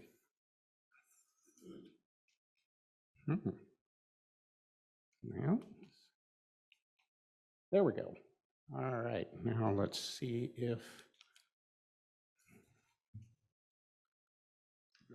videos will work. Nope, they won't. Okay, all right, they found venting out. Oh, there it goes. All right, and maybe this one will work too. I'm going to go ahead. The venting that you see there on the left-hand side looks like white smoke. It's not white smoke. It's gaseous phase of carbon dioxide. The bubbles that go across the field of view are not bubbles. They're blobs of liquid carbon dioxide. What we found was that volcano, that one single volcano is producing an amount of carbon dioxide that is significant in terms of the total oceanic budget of carbon dioxide produced by the global seafloor spreading center. Another major discovery that they made was the very first observation of the most common, arguably the most common kind of volcanic eruption on the planet. Another major discovery was concerned iron. Iron is a critical nutrient, and hydrothermal fluids contain a lot of iron. It was previously thought until this discovery that that iron was utilized totally by animals near the hydrothermal vents. But what this discovery, the discovery was made that in fact that hydrothermal iron, in the case of the Southern Ocean, is being transported, advected away from the hydrothermal vents for thousands of kilometers. And the significance of this is that hydrothermal iron, a critical ocean nutrient that coming from hydrothermal vents may be a significant portion of the budget of that element in the ocean. The team then returned back to the Cascadia margin. You've heard a little bit about that. Before they did so, there were a few methane vents known along the Cascadia margin. When the team went out in 2016, they discovered literally thousands. There are about over 3,500 active methane vents, and the methane vents are underlain by massive deposits of solid methane, methane hydrate. You're going to hear more about that in the next talk. But the methane venting is affecting the water column. Some of it's going across the air-sea boundary, and the methane hydrates may have implications for slope stability. Most recently, the team went out on the Schmidt Ocean Institute vessel, the Falkor 2, their brand new ship. This was their very first cruise. It was a 40-day cruise. They went out to the Mid-Atlantic Ridge near an intersection with a major fracture zone. The reason they went there was to look at a unique tectonically driven process where upper mantle rocks are exposed near or at the ocean's surface. They found wonderful new hydrothermal vents. One of the most significant potential implications of this discovery is that these upper mantle rocks may in fact be able to be utilized to sequester atmospheric CO2. I want to talk a few minutes about innovations, technological innovations. Upper left, that's the NOAA ship Discoverer with the very first version of the Canadian remotely operated platform for ocean science, an ROV. The significance of this was 1992. This was the very first time an ROV was used on a dedicated deep scientific cruise. This marked the start of the trend away from human-occupied vehicles to remotely operated vehicles. The upper left is what the Ropos looks like today. The team is now moved, of course, they're expanding into autonomous vehicles on the Atlantic fracture zone cruise. Those are two of the MBARI deep autonomous vehicles. Upper left, those are profiles in the water column taken by tow-yoing, an instrument that can measure, in this case, temperature, dissolved iron, and dissolved manganese by taking this system and tow-yoing it at slow speeds up and down through the water column, basically detecting and mapping plumes coming from an active hydrothermal vent. And by arranging one's track lines, one can home in on the source of the hydrothermal venting, making it possible to go down and investigate it with an ROV. The instrument on the wire in the upper right, this was a device that was engineered by the PMEL engineering division. It's called a mapper, miniature autonomous plume recorder. This is an instrument easy to deploy, and it's been used by hundreds of different organizations and individuals throughout this country and other countries. It basically generates those profiles that you can see in the upper left. On the bottom, that's a map of the global distribution a year or so ago of the known hydrothermal vents, and as was stated earlier, about half of them were discovered by the Vents EOI team, and about a quarter of those found using a mapper. Another major innovation up in the summit crater or caldera of Axial Volcano, that volcano I mentioned in the beginning, the program put a buoy and moored instruments on the floor of the caldera, called it NEMONET for the New Millennium Observatory. This was done in the year 2000. This was the very first deep seafloor observatory. By observatory, we mean that the instruments you could communicate via satellite to the lab, back and forth to the instruments and get data back. One of the instruments was a video camera pointed at a tube worm column colony near an active vent. There were other instruments on the seafloor as well, ones that augmented the tsunami effort, and also inspired the National Science Foundation to locate other instruments up there to the tune of several $100 million. So that Ocean Observatories initiative is still going today. Another major thing that was discovered and deployed, not discovered, but deployed in the caldera was a bottom pressure recorder that measures the inflation and deflation of this active axial volcano. As magma is pumped into the volcano, the floor of the caldera rises, an eruption happens, it subsides. So you can see the cyclical nature of the inflation and deflation events coming out to the present. Looks like it may be getting ready to erupt again. But this is the only time, this is the only place this has ever been done on a deep seafloor volcano. There's a picture of the instrument in the upper right. The two instruments on the lower right are hydrophones that were also deployed in the caldera. The one in the bottom was actually partially covered by an active lava flow in the crater itself. Call your attention to that upper figure there. That's one of those plume profiles. You can see the two yellow blobs up there. They were not the normal plume that we would see. They were episodic plumes. They were termed megaplumes. What the team realized was these are the results of underwater eruptions. If we're going to understand what these things are doing to the ocean, clearly we've got to understand the episodic component of the signal as well. That led PMEL to ask the Navy, and the Navy gave permission for us to have the signals from the SOSUS array, the Pacific Anti-Submarine Warfare SOSUS arrays, hydrophones, all came in live to Newport. And so for over 2 decades, we monitored the seismic and volcanic activity in the Northeast Pacific. The slide on the left there shows approximately 50,000 events that were detected. Those were earthquakes and some volcanic eruptions, but those events are too small. They delineate the features out there, but they're too small to be detected on land. Unique capability. No one else has ever had that. The acoustic program was much more than that too. I put a figure here in the lower right. This is a recovery of a Challenger Deep hydrophone that the engineering division, the acoustics program put together, that lived at the deepest part of the Challenger Deep for over 2 weeks, 3 weeks, 21 days, 22 days.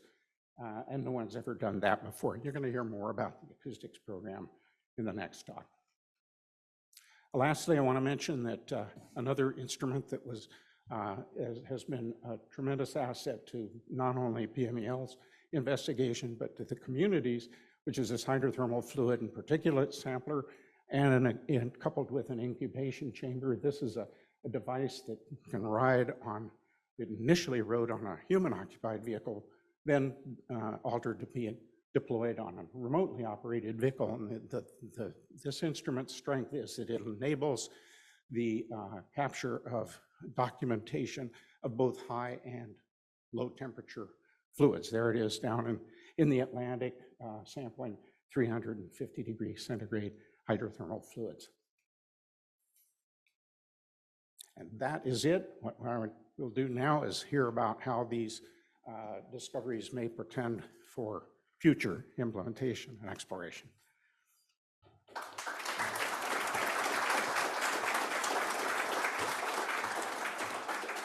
Thank you very much. I do want to say that although the next talk you will hear was prepared by Dr. Jeff Beeson, he's actually ill, so he won't be able to present to you today.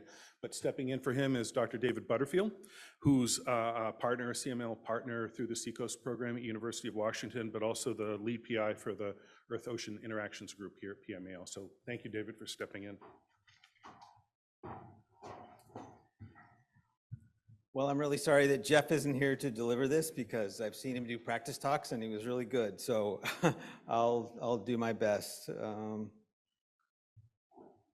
Let's see, are we on this now?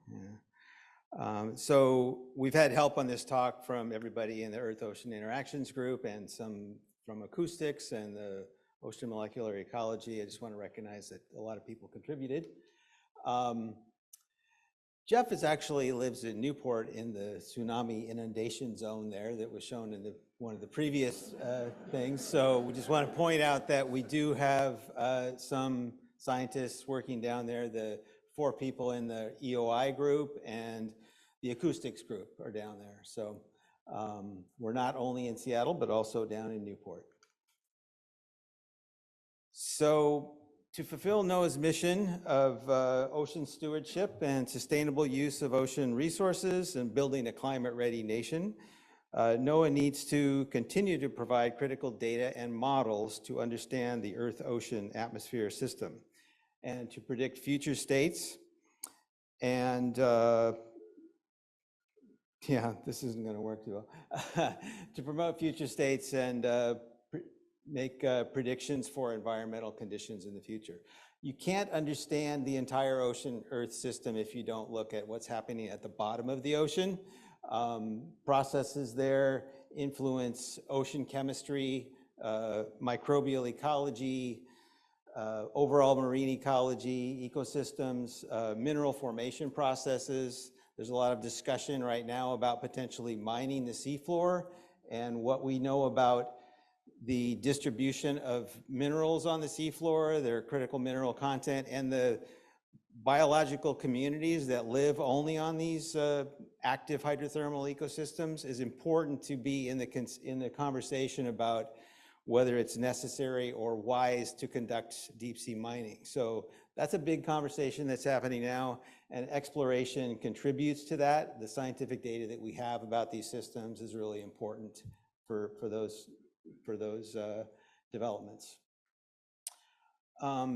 Exploration also, it's a method to study Earth-Ocean, the atmosphere system. So it's not simply going out and seeing what's there. It's a systematic process of understanding how different geological and tectonic environments affect the chemical mass transfer from the solid Earth into the oceans and how that gets distributed through the oceans and affects ecosystems. So given that PMEL has a very strong influence on climate, going forward, we're trying to make strong connections between these Earth-ocean interaction processes and how that affects climate. So for example, methane coming from methane seeps getting into the atmosphere,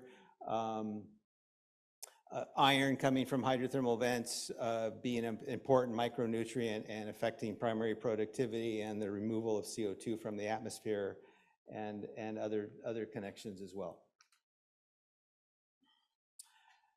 So advanced technology in ocean sciences such as autonomous vehicles, satellite remote sensing, and other developments have revolutionized data collection, allowing for more precise and comprehensive mapping of the ocean floor, as well as real-time monitoring of oceanographic parameters like temperature, salinity, and currents over vast areas. We don't have sensors for everything. For example, it would be great to have an iron sensor that you could put on something like BGC Argo so that you could add that. But currently, when we're talking about iron in the ocean, it's one measurement at a time. Joe Reesing has been going out all parts of the ocean, making trace level iron measurements to understand how that affects primary productivity. But technology evolves, and we evolve with it in terms of what we can do, what questions we can answer. Just a bunch of examples up here of technology that's been used in the exploration process and sort of evolving, and we use different mechanisms of funding for these developments. We need to continue to develop innovative sensors for ocean biogeochemistry. Shown here are just a few examples of a BGC Argo float being deployed on the West Coast Ocean Acidification Cruise in 2021. The Oculus coastal glider that was entirely developed at PMEL. Sail drone to which PMEL contributed in terms of installing the sensors and testing out the data collection methods and using the data and running missions. And on the bottom right here, there's this is a methane spectrometer attached to the remotely operated vehicle Jason out at Axial Seamount in 2022. Just as an example of some of the technology that's been developed at PMEL, and who knows what's going to be next, but there's obviously a critical need to develop better sensors and continue in the sort of data revolution of increasing our understanding of ocean biogeochemical processes. Acoustics has been an important part of exploration as well. Steve just showed some of the SOSIS data that was used to map out small earthquakes that were not detectable by any other means. The SOSIS system is now completely decommissioned, but the acoustics group, Bob Ziak is the leader of that group, is applying acoustic technology to all kinds of questions, detecting submarine earthquakes and volcanic activity, tracking whales, looking at noise produced by potential offshore wind development projects, or as a practical blue economy application, and all kinds of other things. So it's really amazing how many processes you can look at with acoustics, breaking up of sea ice and icebergs. If you look at this plot carefully along the bottom, this is a plot of methane in the atmosphere over time. We've got an 800,000 year record here along the bottom of ice core data that shows how much methane was in the atmosphere. And you can see it sort of varies between 350 and 750 parts per billion over that entire 800,000 year period. When you get up to the modern era, it's gone up, up, up, and it's still going up. It's currently at least 3 times what the average of this 800,000 year period was, and still increasing. And as we've heard, methane is a powerful greenhouse gas. It accounts for about 1/3 of the overall greenhouse gas forcing for warming the climate. But it has some properties that make it attractive for, important to understand what's going on here, what the sources are. And if we can actually reduce the major sources of methane, because it has a short lifetime in the atmosphere, the concentration of methane in the atmosphere will go down, and it's potentially a very effective climate mitigation target. So, we've been doing a little bit of work on the marine methane cycle, starting by looking at hydrothermal vents, then moving into the methane seeps along the coastal margins. As Steve showed, there are thousands of methane seeps along Cascadia margin, and this is not just restricted to Cascadia margin, it's a global phenomenon. So along any continental margin, you're likely to find thousands of methane seeps. And that's where the action is in terms of air-sea exchange. On the left here, this is just one example of data that we got during the West Coast OA cruise in 2021. I went on a ship with a student, and we measured every Niskin bottle that was collected for methane concentration, and this shows a vertical profile. You can see there's clearly enriched methane in the water above the shelf and going down to about 250 meters here. And some of that is reaching the atmosphere. These isopycnals here show some upwelling, seasonal upwelling right near the coastline, and high levels of methane at the surface, which is getting into the atmosphere. So that's one vertical slice. This is all of the data contoured, interpolated. The data is very patchy. We see some major hotspots, Santa Barbara Basin, Cape Mendocino, where there's really strong upwelling, off southern Washington, mouth of the Columbia River. So the point here is that just from one cruise, we can see this picture of what's happening along the coast, but overall, the flux of methane from coastal margins is really poorly known. And this is just one snapshot. We need better sensors, more dense data, and time series to understand really what's going on and to track changes over time. So we would like to expand the program of methane at PMEL to sort of continue to strengthen the ties between Earth-ocean interactions and climate. Currently, we're using gas chromatography to make methane measurements like the one I was just talking about from the West Coast OA trip. We could do some upgrades in technology to make faster measurements and add isotope measurements to the data that we produce, since those can help to distinguish between different types of sources and help balance atmospheric models. So with this sort of upgrade in technology, we could install systems similar to the underway CO2 systems that operate on ships and increase the data coverage for places like this where, you know, with big gaps in between these patchy sources, it's hard to get an accurate flux measurement. And work towards installing systems on drones or airplanes to get measurements in air and look at fluxes from land-based targets, which the major sources of methane to the atmosphere are terrestrial, not from the ocean. The ocean is sort of a minor source of overall for methane to the atmosphere, but it's changing rapidly in places like the Arctic. We recently got samples from an eco-foci cruise, which are sitting in my lab waiting to be analyzed, but we're hoping to track changes up there where it's rapidly warming and may affect the flux of methane coming out of the shallow seas. So we can partner with other parts of NOAA. There's a global monitoring lab that runs the carbon tracker methane model, which is a great model that shows what's happening with methane in the atmosphere. They could benefit from having better regional coverage for methane fluxes from the Pacific Northwest into Alaska area. So in addition to methane, iron also has a major effect on overall marine ecology and climate, since it's an essential micronutrient. Joe Riesing's lab has been working on this issue for a long time. And effectively what we've been doing with our discovery of hydrothermal systems is mapping the global input function for iron into the oceans by systematically going along the mid-ocean ridges and characterizing what the iron sources are.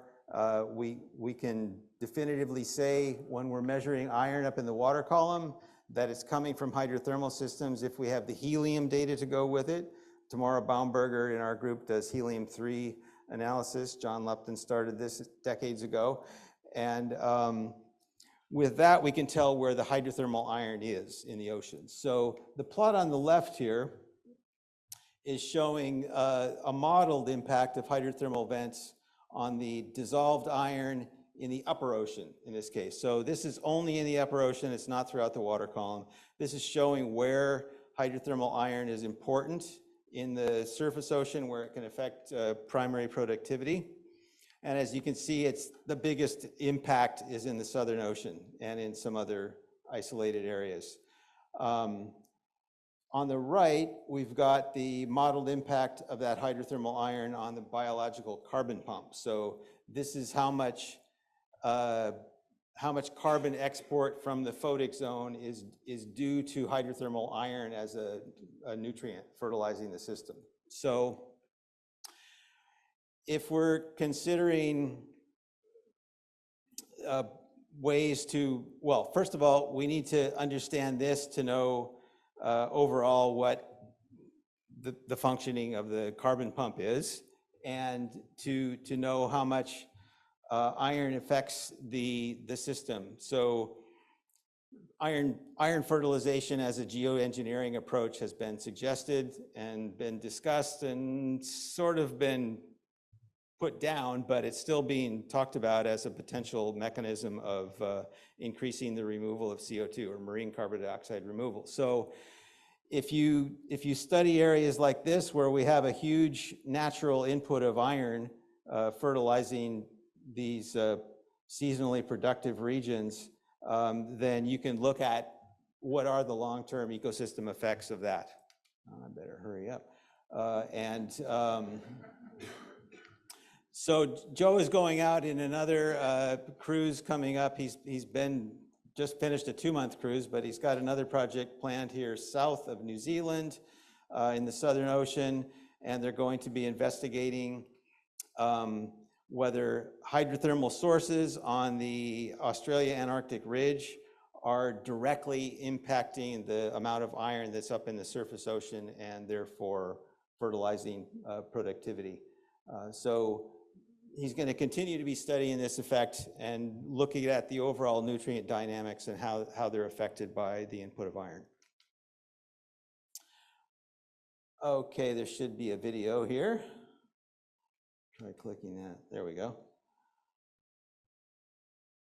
One more time.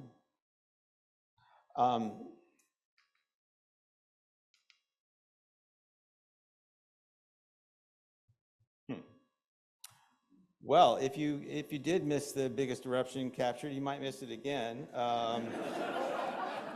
unless somebody can make this video start for me. No, okay. Okay, well, there was a huge eruption, which you saw in the previous tsunami slides. I don't know why this isn't playing, but, the point is that volcanic eruptions in the ocean can be dangerous. They can generate tsunamis, they have explosions, they can generate rafts of pumice floating on the surface that affect navigation. So recently, Congress passed something called the Fumes Act of 2022, which is designed to modernize the volcano early warning system. A lot of that is related to volcanic ash in the atmosphere affecting aviation, but they also are including submarine volcanoes for the first time. And the goal is to be able to monitor and predict volcanic eruptions in the ocean. And EOI and PMEL researchers are very involved in submarine volcanoes. We know how they work. We know where they are. We can use geochemistry to evaluate whether they're magmatically active or not. So we see this as a really good opportunity to help implement that Fumes Act. This shows where some of the active eruption sites are that we've actually studied around the Ring of Fire. Deep ocean eruptions are very common, but they're usually not noticed because they don't have any effects at the sea surface. But shallow eruptions can be have a large impact on people living nearby, like in the Mariana Arc or American Samoa.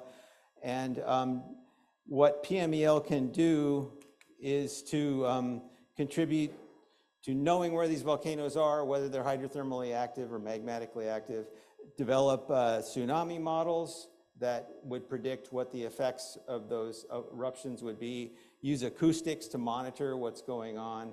Since there is no SOSIS system anymore, we need to install hydrophones to track these things. So Jeff generated this slide using AI, saying, what's the future of oceanography look like? Obviously, AI and machine learning are important for lots of processes. This is sort of in the early stages that there is a Center for Artificial Intelligence. There are people at PMEL who are actively working on this, Paige Levin and Eugene and others.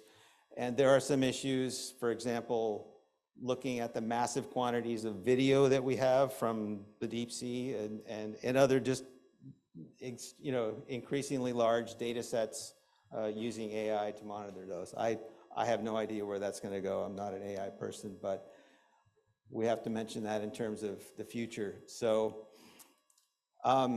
these are some of our partners. We've had to innovate in terms of how we get resources to do exploration. We've used, for example, the Schmidt Ocean Institute to get ship time and ROVs and bring lots of scientists out to study these processes. And I think in the future, we're going to have to continue to be creative. We can't just rely on having NOAA ship time to do everything that we need to do. So we'll be working with private foundations, some commercial organizations, and hopefully increase collaboration within PMEL and with other parts of NOAA. So the future is uncertain.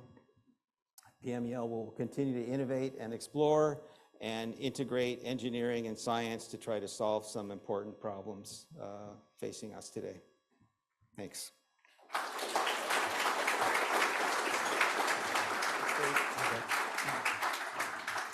Thanks, Dave. Anybody who's had to step in for a colleague at the last moment knows this isn't easy, but thank you very much.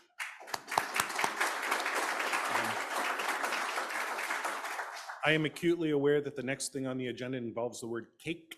So maybe if there's one question for either Dr. Hammond or Dr. Butterfield, we can field that and then enjoy our break. So does anybody have a question they'd like to ask? Don't feel guilty. You know, Eugene is responsible for this one question, not you. Take up our cake time. I have a question about seabed mining, and actually in the tropical Pacific, in the ITCZ region where the convection in the atmosphere, the rising branch of the Hadley-Cell is, there's actually the Clipperton fracture zone, and many countries have laid claims to hold big regions for seabed mining. And I'm wondering, the US is not part of the Law of the Sea, and so it's not part of that. But is there a role for NOAA there? Yeah, I think there's a role for NOAA in pointing out what biological communities are dependent on the ecosystems, the mineral deposit ecosystems that are there. You mentioned the Clarion-Clipperton zone, which is one of the primary areas for manganese nodules, which are the easiest target for mining, and they're the ones that mining companies are extremely interested in pursuing. We have not studied those at PMEL, although in the very early days they did look at manganese nodules, and I have a box of them in my lab. But I would say that the ecosystem services provided by that, we're talking about a huge area. Like, that area of manganese nodules is the size of North America. So if you start mining something on that scale, you're likely to have some major impacts. So I think what NOAA can do in general is to help understand what the ecosystem services provided by those habitats are, and what would happen if they're mined. I mean, we know if you pick up manganese nodules, you only get to do it once because they take millions of years to form. So you're not replacing those.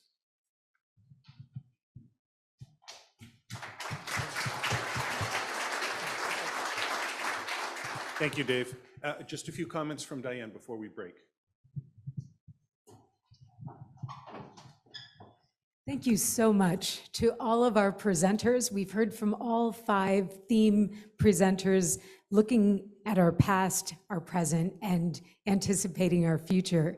So first of all, big round of applause for all of our presenters today.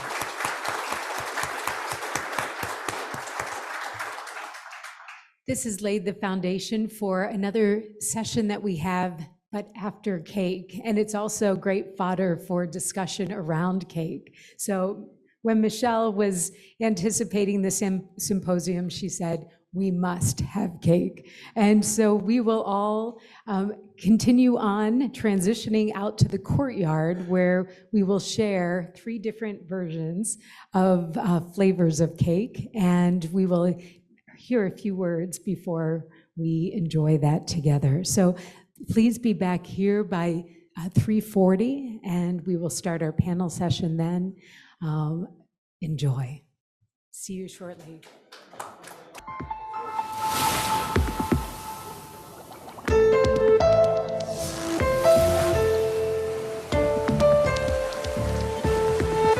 Blue whales are an amazing species.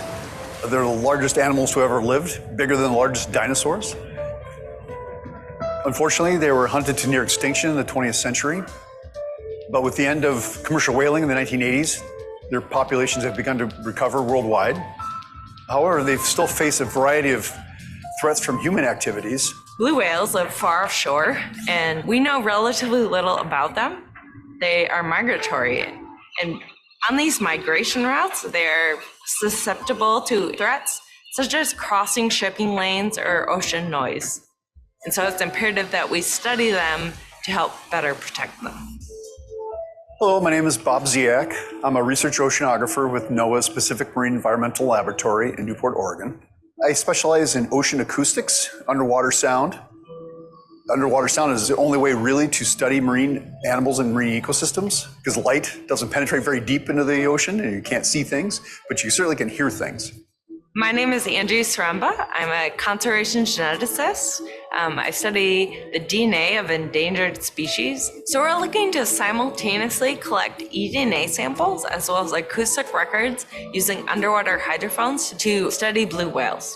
Blue whales use sound to navigate, communicate, explore their environment. So sound is a really critical component of their lives, and we use that to understand them and understand their role in the marine ecosystems. They can produce a really loud underwater sound. It's also very low frequency. So if you and I were underwater and listening to it, we wouldn't necessarily hear the calls of blue whales because they're so low, but you might be able to feel it.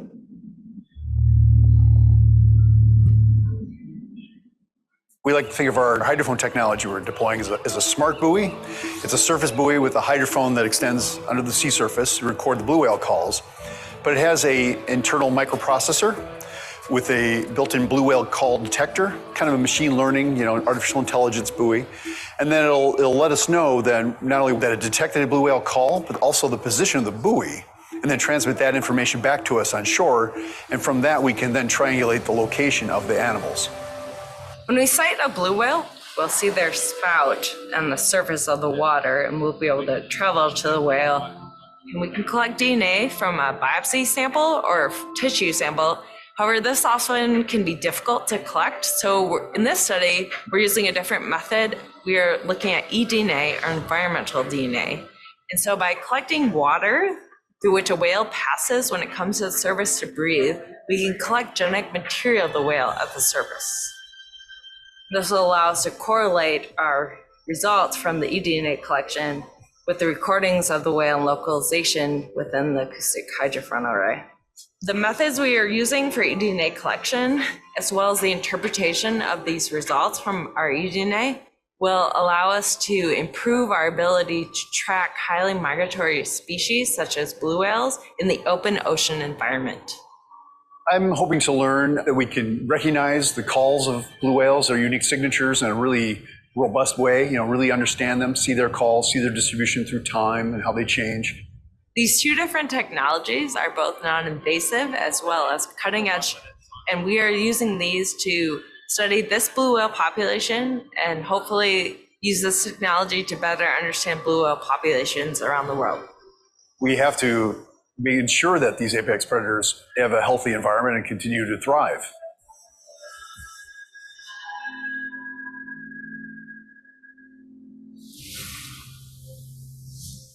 Welcome back, everyone. We are going to start again with our afternoon roundtable forum, PMEL, the next 50 years. I'd like to introduce Heather Tabasola. Heather is a research coordinator. She supports both research efforts in the Arctic and innovation technologies at the lab. Heather's an outstanding moderator, and she's going to introduce our 5 panelists today. We have a great deal to learn from them as partners over many years of time. So Heather, I will turn this over to you. All right, everybody, welcome to the afternoon session. Do you guys need to shake anything out, get started? This is what I would ask my kids after having ice cream and cake. And okay, if at any time you need a calisthenic stretch, let me know, okay? All right, we're gonna get started. Today we have with us Bob Farthing. He is the director of Tsunami Buoy Program at SAIC. Bob, say hi, just wave, there we go. Hello. I'm going to do quick introductions, and then maybe as we have a discussion, we'll learn more about each panelist here. We have Dr. David Legler here on the screen. He is the director of the Global Ocean Monitoring and Observing Program here at NOAA. Say hi, David. Hi, everyone. Nice to be here. Okay, we also have Dr. Jan Newton. She's the director of the Northwest Association of Networked Ocean Observing Systems. Locally, we call that NANUS. It's part of the IUS family. She's also at UW. Jan, say hi. Hi, everybody. Good to see you all, or sort of good to see you all. Sorry, I'm not there. All right, we also have Dr. Verena Tunnicliffe from the University of Victoria, Canada, and you are now retired, I believe, right? Okay, say hello. It's great to be here, everybody. All right, and last but not least, Dr. Gabriel, or Gabe Becky, who's professor at Princeton University and a lot of other titles in here as well. So welcome, Gabe. Hi. Okay, don't mind me, I'm on my phone because I didn't print anything out today, so I'm going with notes on here. So, all right, so we're gonna do a first question, and we're gonna kind of go across each panelist. And then we'll move into some different questions, and then we'll do audience participation. So if you have burning questions, today will be the time. All right, first question is, reflecting on your experience interacting with PMEL, what have been some of the most significant impacts that have benefited you or the program you work with professionally? And Bob, we're going to start with you. Hello, I work for SAC, and I'm the director, as mentioned, the Tsunami Buoy program there. We've been working with PMEL for many, many years. In fact, in 2007, we were licensed to build and sell the Tsunami Buoy primarily to the international community and for that demand, and so which we've been doing, and it's been a very successful adventure for us. And also what makes it probably the most successful thing for us is it's a relatively small program within SAIC, but it's probably one of the more programs that we're very, very proud of, that we're part of the worldwide tsunami community, and we're there trying to help and protect lives and save property and everything else. So the company itself and myself, we're very, very proud of that more than anything else we've done. Some of the things, a little bit about with working with PMEL. Originally, when I first started this program, I was not the original person at SAC doing this. And then when I took over, I thought, you know, we're selling to the different countries. And I had this marketing program or marketing slides. And it was all about how good SAC was, how we manufactured everything. We had good quality control, all this. And nobody ever paid attention. I was wondering what, and it was all about, all we want to know is it the dart buoy designed by PMEL? I said, yes, done. That was it. So I want to thank everyone at PMEL, and it is so easy to, it really does make my job a lot easier when we just say it's a dart buoy. And so I thank you guys, and the technology and working together with everybody has been also another great relationship we have to be able to work back and forth. And I think it's also been a great relationship from a public and private relationship as far as the royalties. I think PMEL has done very well. We've enjoyed the you know, the whole environment and working more of the science of it. So thank you. Bob, did you change your marketing material just to say PMEL dart buoy? Yeah. Yeah. Okay. It's down to one slide. Let's see. Verena, why don't you go ahead next? I first got involved with NOAA through Steve Hammond, who I connected with in 1983, when Steve enabled a cruise that I was taking out from Canada with information that allowed us to locate the first hydrothermal vents on axial seamount. And then subsequently, we had a two-ship operation, 1986, where I met a whole bunch of other people, Bob Embley, and Hugh Milburn and Gary.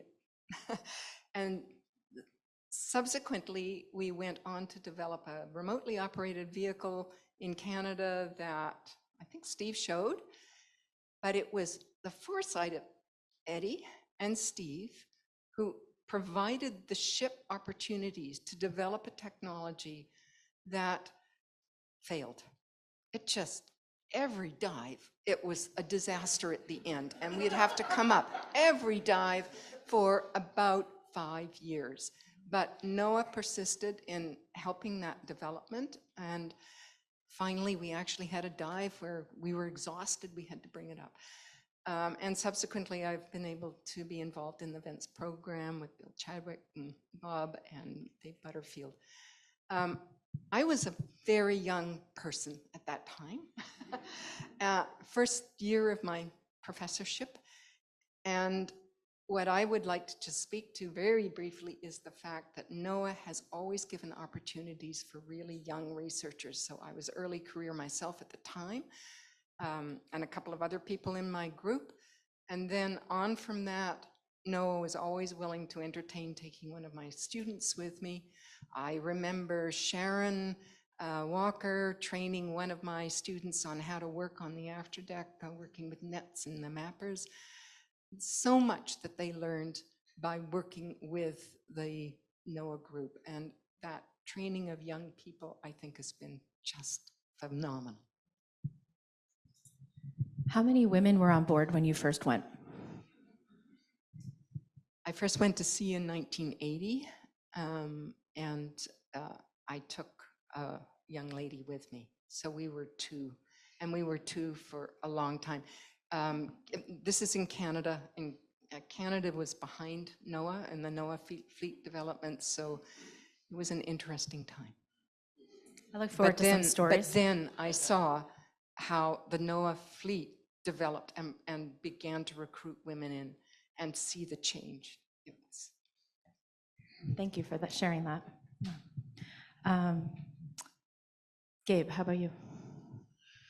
So I first started interacting with PMEL in 30 years ago when I started my PhD at the University of Washington, and I had the fortune to meet Ed Harrison, who was a PMEL employee, but was also an associated faculty at the University of Washington, and he sort of found a way to turn me into something useful.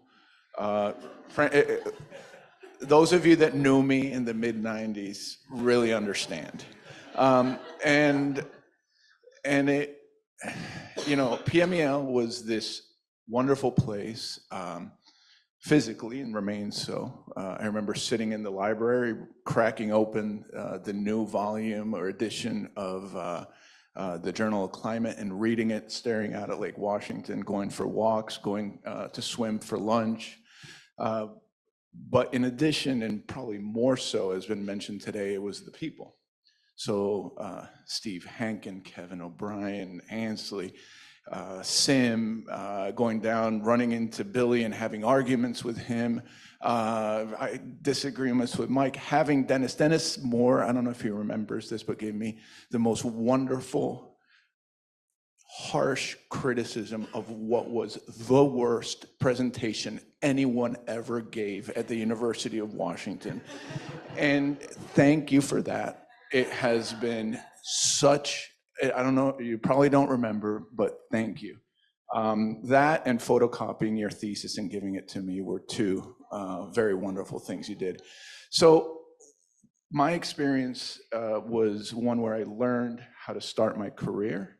PMEL taught me the value of integrating observations with hypotheses and models. And when I ended up going to GFDL, having observations front and center, hypotheses, and a phenomenon that was societally impactful front of mind allowed me to, within GFDL in Princeton, to do well, and gave me a unique flavor there.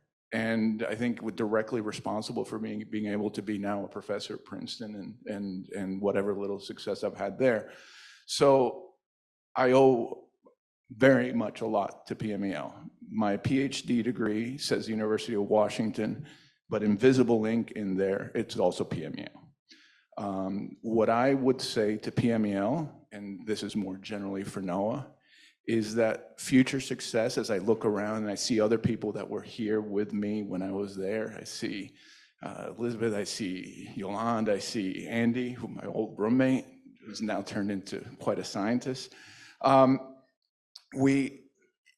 You need to continue valuing the cooperative institutes, your relationships to these universities, because that allows for this failure that turns into the wonderful success. So thinking forward, PMEL needs to maintain this strong relationship with its CIs and its universities. Gabe, what's one piece of advice you give your students that you think came from your time at PMEL? So it's a paired piece.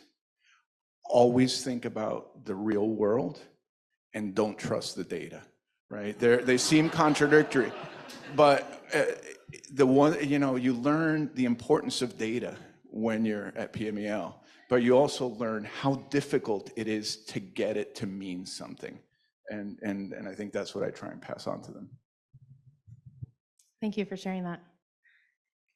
David, you were next. Thank you, Heather, and thanks again for the invitation, and congratulations to PML for the 50th anniversary. I wish I could be there, but I appreciate the opportunity to share a few thoughts. My first interactions with PML were, I'm going to date myself, were back in the early 80s as a young undergraduate student and moving into a graduate student. And I had the opportunity to work with the folks who were studying this thing called El Nino. And somebody had this crazy concept that we could put a bunch of buoys out in the tropical Pacific and maybe predict this thing. And being at the early part of my career, I got involved in it. And I got to meet some of the folks who do that, like Stan and Mike and Ed. And wow, what a great experience that was for me. And so I really appreciate that perspective of having folks with grand ideas. And what really struck me and stuck me throughout my career and my professional career was some of the early concepts and new ways of thinking that PML brought to the table and continue to this day. The concept of having an array of buoys that where data could be openly shared. I mean, these might seem like standard operating procedure now, but in those days, this was like, no, you can't do that. How do we do that? And so sharing of data, international partnerships where responsibilities are shared and credits are shared, and organizing with agencies in the US and Japan and other places, I think was also a novel concept at the time. And so again, PMEL brought to that table these kind of concepts that still carry on today. And so I credit a lot to PMEL and the scientists at PMEL in those early days with sort of setting a paradigm of how we go about and approaching how we observe our global oceans. And some of those paradigms, or many of those paradigms, are still with us today. And one of the things that those paradigms and the people at PMEL have allowed us to do and have allowed NOAA to do is establish NOAA in the US as the world's leader in global ocean observing. It's that intellectual engagement with some really new thoughts, new thinking about how to develop in a system like that, where the benefits could be shared by all and responsibilities can be contributed by those willing to learn and gain knowledge through research and the scientific endeavor.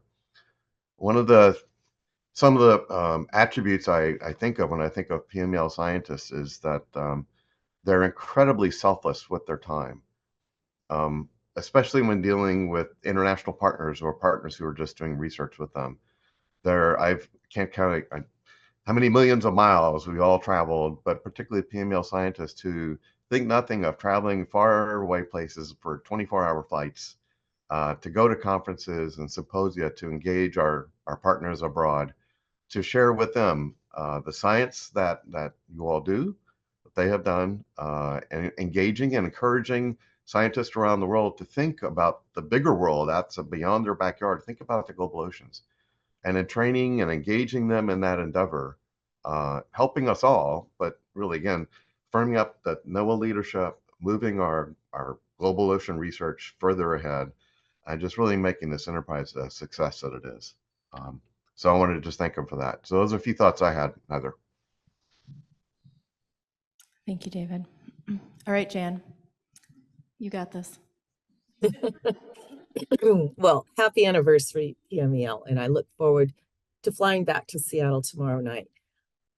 So I did my PhD at the University of Washington, and as a student of Carl Lorenzen, and one of the things that Carl really did is he worked on both scales, local scales, like he worked in Puget Sound to understand processes, and he also worked in the open ocean, Gulf of Alaska, Central Gyre.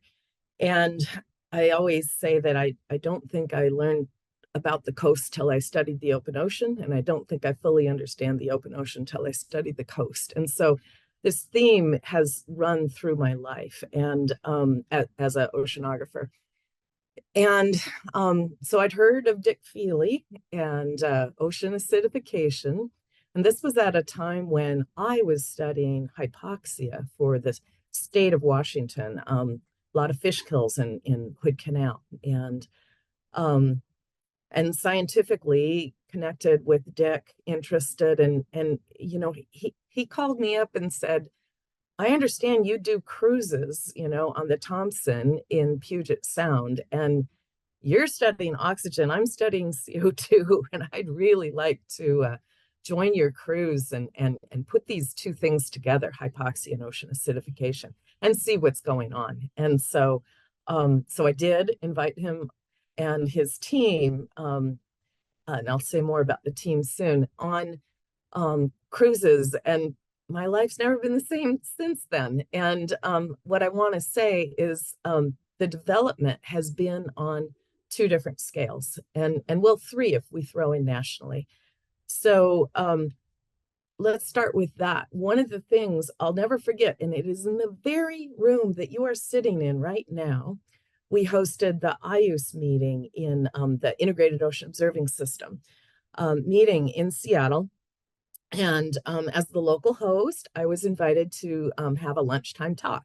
And I invited Dick Feely and Chris Sabine to talk about their work and studying ocean acidification. And Zdenka Willis was the IUCE director at the time. And one of the things that I had already been doing was talking with Dick and Chris about a buoy that we had gotten funds from Murdoch Charitable Trust to site off of the coast of Washington. This turned into the Cheba buoy.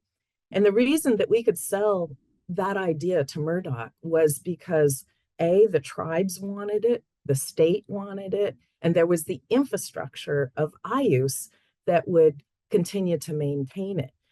But what happened is when Dick and Chris saw this wonderful buoy, it's like, well, let's put the PMEL OA sensors on this. And then we talked about it during that lunch, and Zdenka and Dick and Chris were just, and you know what turned out? That NOAA's ocean acidification program has leveraged the fleet of buoys that IUCE regional associations have, be they academic buoys or what have you, to site sensors on that. And then also to work with IUCE on, you know, data being shared and served collectively. And so, so that has just been a real ticket to success for everyone. And it's gone in several ways. That's the national picture, what we were able to build together. But it didn't stop at the nation, as we called for in OceanObs 09 for a global OA observing network. We had another meeting in Seattle. You know, there's something good in our water, I think. And this one was at the University of Washington with 62 people from 23 nations. Long story short, that's what turned into the seed that begat the global OA observing network. And now we have 1,000 members from over 100 countries and 9 regional hubs. And so building capacity, and I said, you know, when I see what Adrienne Sutton does with the OA buoys and how she works on building capacity. And then on the other end of the scale, the local scale, when I see what Simone Allen has done working with our coastal treaty tribes on the outer coast, the Makah, Ho, Quinault, and Quileute, to, really work collectively together in partnership with myself and others, the tribes, the state, to make sure that they're getting information in a co-produced way, in the sense that we're learning what the data are telling us together. So I could go on, and I'm sure I will in a bit, but I just want to say kudos for that ability to like blast through, like, oh, NOS and OAR, who cares? It makes sense to blast through federal versus local versus global. Who cares? It makes sense. And I just witnessed that most strongly in the OA example. So that's my story. Thank you. Thank you for sharing that, Jan. Okay, knowing where we are at time, and I want to make sure we have audience questions and participation.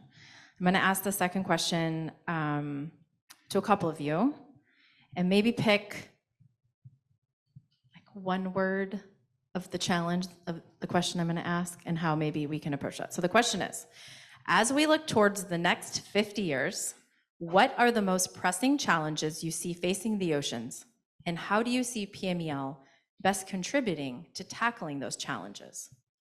So maybe pick one pressing thing and go from there. Bob, how about you?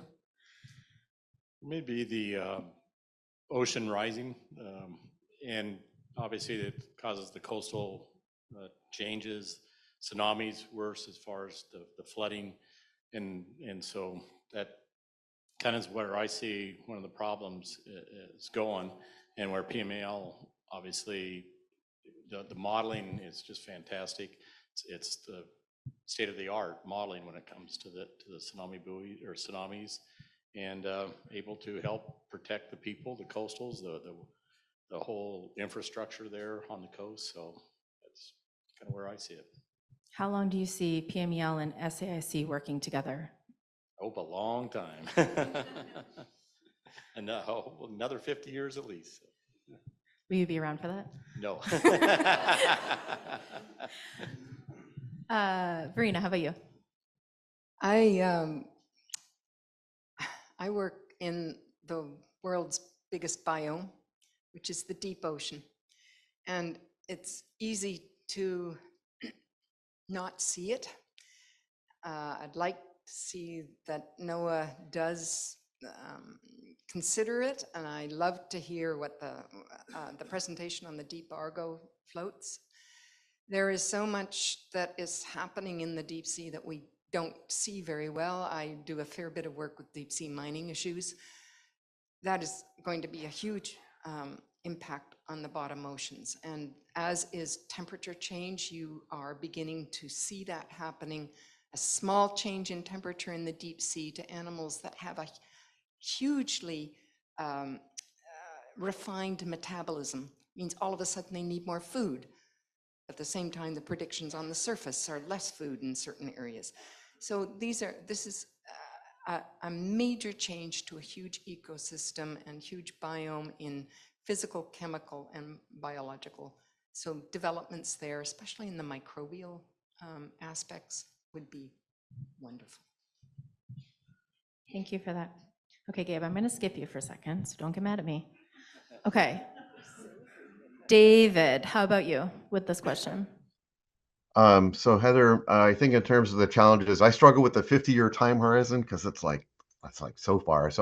But I think in the next 10 to 20 years, some of the previous panelists have talked about, and I agree with the need for better and more useful biochemistry, biological observing and knowledge, particularly in the remote regions of the world. We just heard about the importance of the deep. I would add to that the Arctic region, where incredible changes we're seeing underway. The communities there are not prepared. We need to be better, be better preparing to provide answers and knowledge. And to go to that, I'm going to go back to a word that Jan mentioned. How we do our science, we have to think more about the bigger challenges of science. How we do science is changing. Answers are being demanded more rapidly.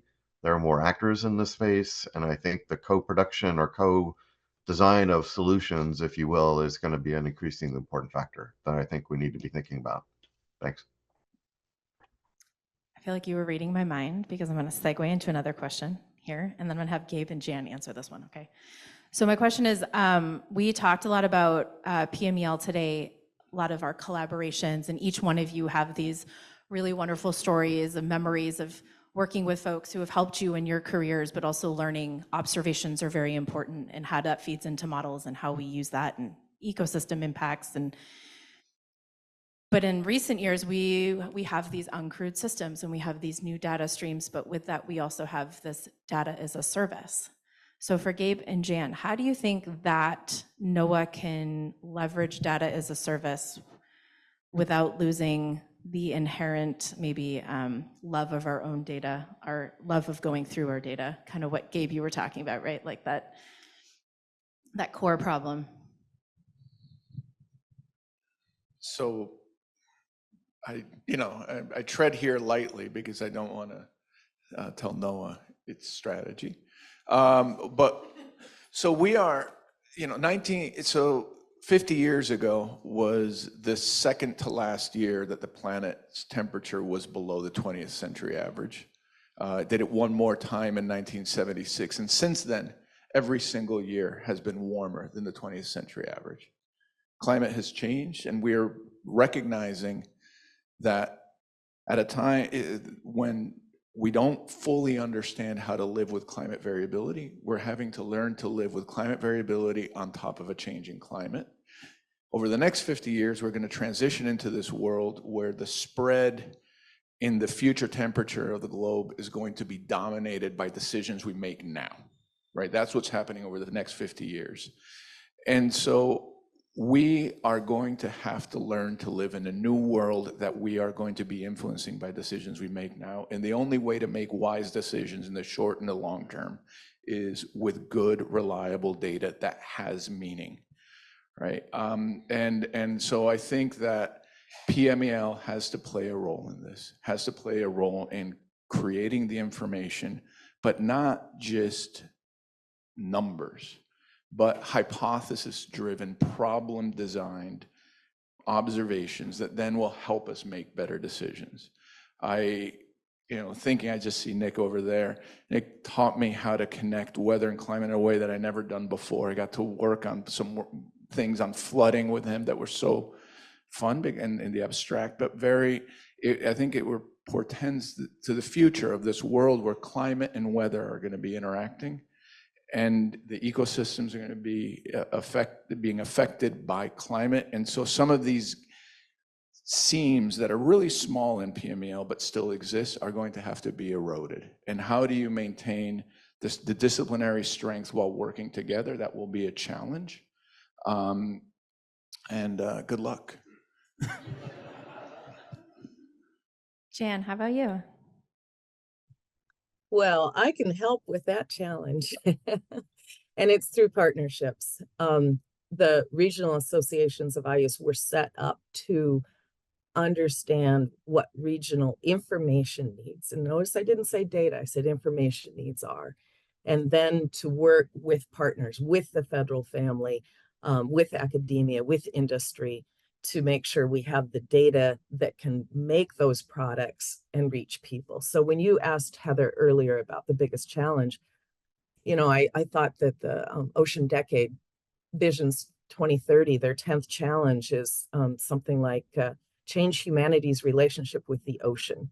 That's a big challenge, but if we are really going to make wise decisions for caretaking our life on this earth, I think that having a higher understanding of ocean processes and how that affects us is critical. So Gabe, 100% what you're saying, but it has to be done, I think, in the partnership. The good luck part is where, and I'm obviously biased for IUS, but I see it as a construct that is that boundary organization. So whether it's IUS or whatever, but it's a boundary organization between the science and between understanding and talking to people. We have outreach teams. We have the ability with software engineers to make really cool products that we can co-design with the diversity of stakeholders that we have. And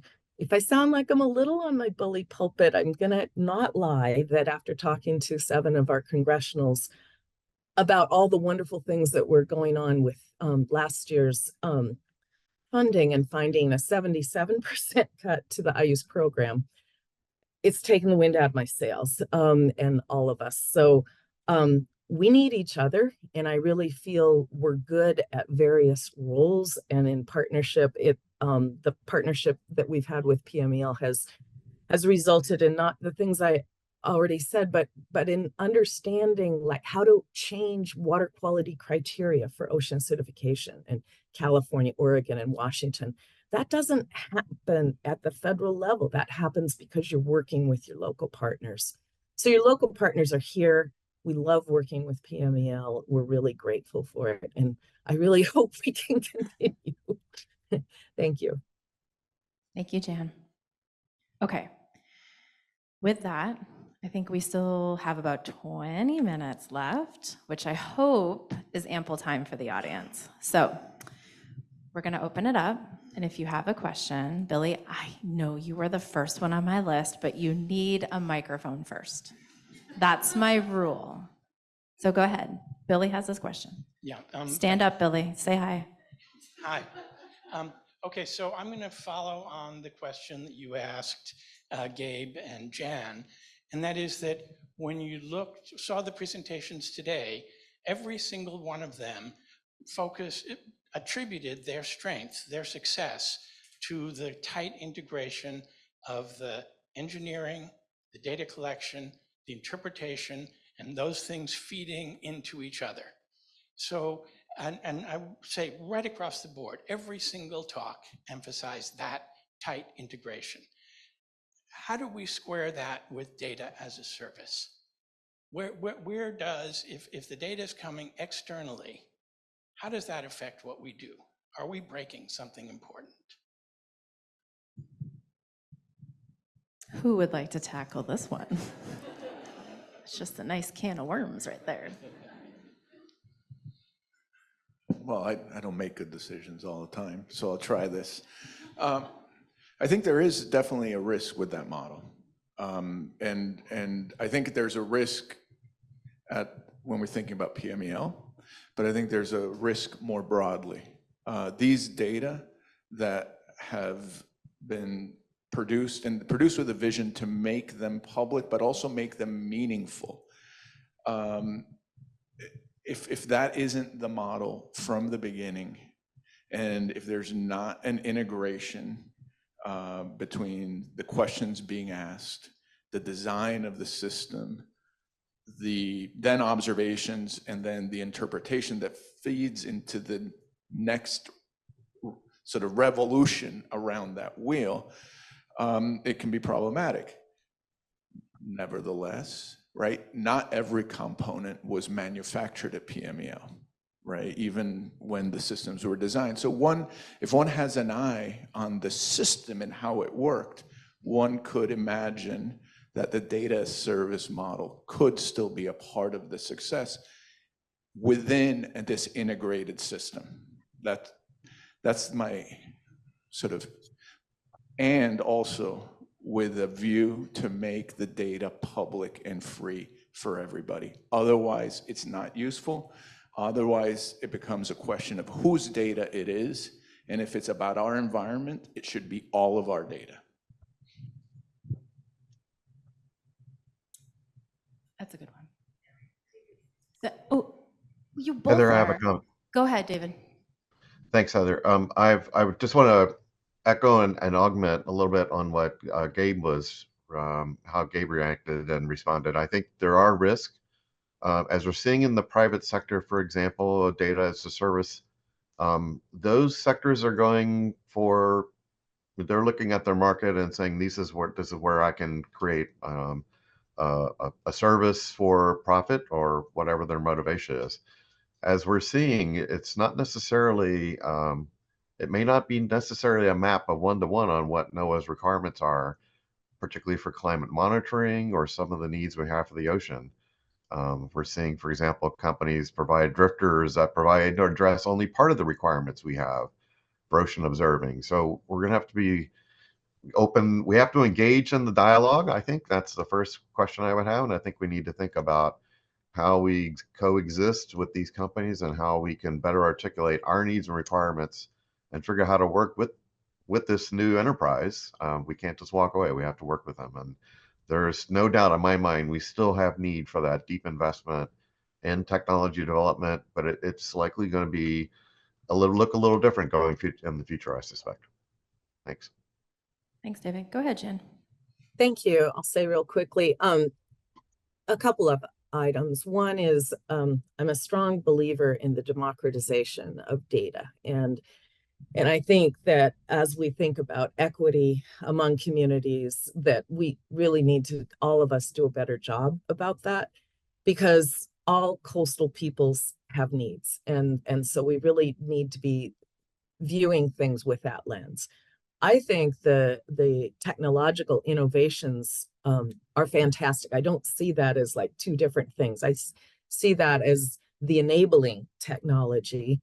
And then when we think about data, I think one thing we need to challenge ourselves is it really the data that, you know, the digits, the X's and O's and the, you know, 1, 2, 3, 4, 5, or is it information products and synergistic or summary type of information products? And so how can we take the information that's coming from these technological revelations and really harness that in ways that are meaningful? I think that's the challenge, and I think we have good abilities to do that together in partnership. And I was just telling Senator Cantwell's office today that I feel that I'm really excited that I'm involved in something where money is going to innovation for better technology to observe things, but then also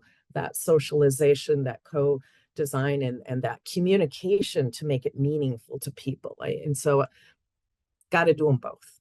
Thank you. Thank you, Jen.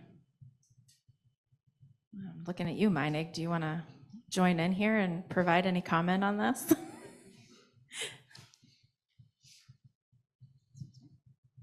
You guys have other questions, make sure I see your hands. Yeah, Billy, your question is spot on, right? But really, I think we 100% need to be playing the quality game, right? And there's a certain level of quality to the right accuracy that's going to be required for all kinds of problems, but getting that right is going to be super critical to making it cost effective. And if we don't have the ability to meet these data as a service vendors with value-added products and understand and maintain that edge, we won't be able to scale. So it's a critical balancing problem that we've seen, like US can't produce chips anymore, right? So there's a vulnerability in that. So if we don't have that capability to meet the observations at that high technical level, then we can pass it off to scale. But we need to maintain a critical capability, but by no means can we, nor do we want to do it all, because we won't get to the scale and we won't be able to provide you the observations you need in an ever hungrier, data thirsty world. So. Thank you, Chris. Oh. And 3 words: fit for purpose.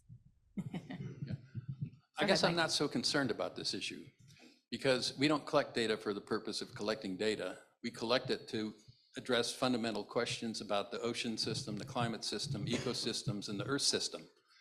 And we strive to produce the highest quality data possible to address these questions. And by definition, because we're a NOAA laboratory, it's public domain. So we're obligated to make it available to a large community of users. That is a service. It's a service to the global community, but it's also a service to us. By making those data available, people using them will help NOAA do its science better, because they will write papers, they will be creative with the application of those data, and it's actually helping us. So I think that's an important consideration, that we're not collecting data for the sake of collecting data. Thank you, Mike. Any other feedback from the the panel here? No? Gabe, go ahead. All right, I think Jan had her hand up ahead of me. Okay, go ahead, Jan. Sure. Verena, you hit it spot on. It is an honor for me, who a non-Fed, to be able to talk to the decision makers on the Hill, but that's not what's going to make all the difference. It's reaching the people who elect our decision makers, and doing that through, making sure that we're not publishing papers and just keeping them up there in the library for people to discover, but not connecting with the public. So I think engaging more with the public, using boundary organizations to get the message out, thinking more intentionally about how we do that, and then absolutely engaging the youth is really critical. I can tell you that when ocean acidification started affecting oyster settlement, it started affecting business people who came from both sides of the aisle. And those people went to business association meetings with people that largely were maybe from a more Republican bent. And that's what makes different, is people talking to each other in a non-confrontational way, where they're learning about the science and seeing the effects. Thank you. Thank you, Jan. Go ahead, Gabe. So my instinct is to ask, the question is, to what extent is that my role? I think I don't see my role in my science as particularly partisan. I don't see PMEL as particularly partisan. So to a certain extent, I'll challenge the premise, but I'm not going to do that. I'm going to try and answer a different question. And the question to me is how do we highlight most effectively here locally at PMEL, but everywhere else, how valuable what we do is, and also how do we open a conversation with people that may not see the value of what we do. And I think part of that is something that is lacking a lot in modern world in the US is actually having a conversation, understanding each other's perspective, listening to what people may be concerned about. Because I guarantee you, the things that happen in PMEL, what we saw today, that has happened over the last 50 years and is ongoing, that resonates with people, right? It is not, there is nothing political here. Now, in order to do what we need to do, we need money. We need the political system to push in the direction to make us be able to do the right things. But the way to get the politics done is really by finding the common ground. The work that PMEL does, it needs to be sustained. It needs to be sustained across administrations. And the way to do that is to have conversations that last multiple administrations, that open us up, and that recognize that what we are doing is not advocating for any particular course of action other than good science, good information, and improving the quality of the environmental products that are available to people of the United States. That's the way I see it. Thank you. Go ahead, Bob. It's slightly off or a little different, but it is political. And one thing I did not expect to happen when I took over this program was the politics internationally. Now, this is not the US, but the internet. We have 2 international customers that at times have had buoys go down for different, either it's just out of maintenance or they have failed. For fishermen have a tendency to tie up to them and they drag them. And so anyway, there's been a lot of pressure on us to get a replacement there because the opposition in a political election was saying, you're not keeping our country, the current government's not keeping our country safe because the buoys out there that are supposed to help protect us are down.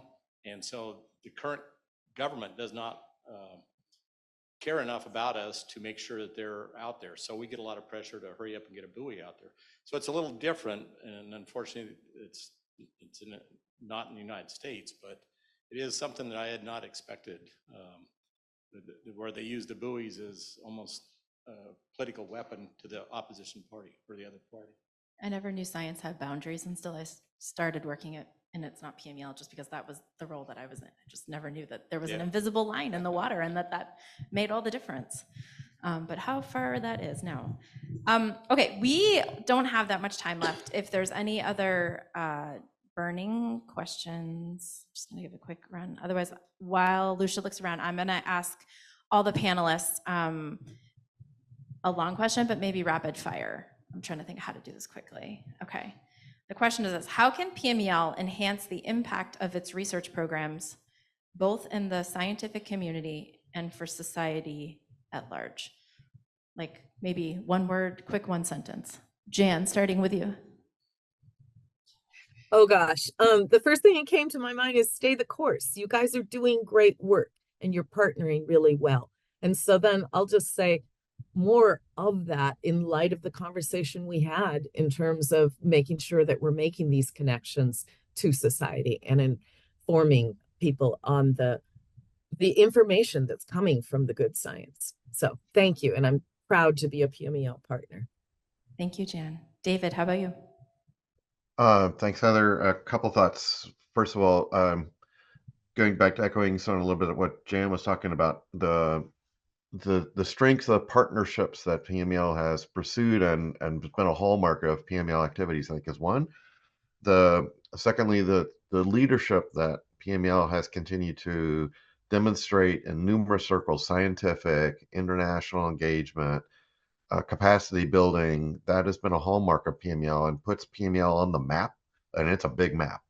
And so I would encourage that. And lastly, I want to emphasize again, where possible, co-production or engagement with downstream users, whether they be just the modelers or whatever I think that will be an avenue of great enhancement for PMEL. Thanks. Thank you, David. Gabe.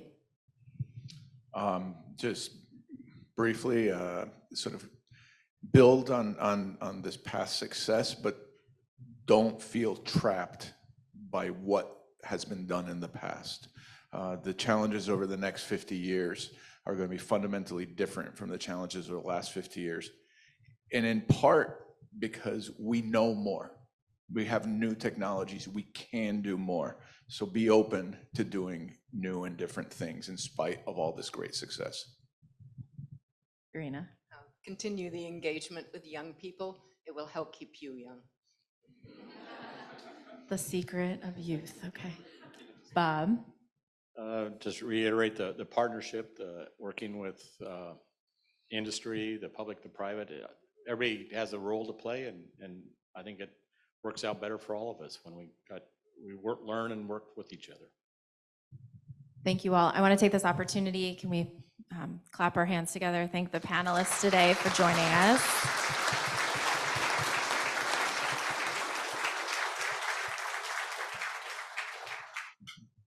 Wow, what a fantastic session. Thank you all so much. We really appreciate your thought-provoking remarks and everything that you shared to help us advance as we look forward. The one takeaway above all is there's nothing better than a good partner. And there's so much more embedded in that. But thank you very much, and Heather for moderating as well. Appreciate it.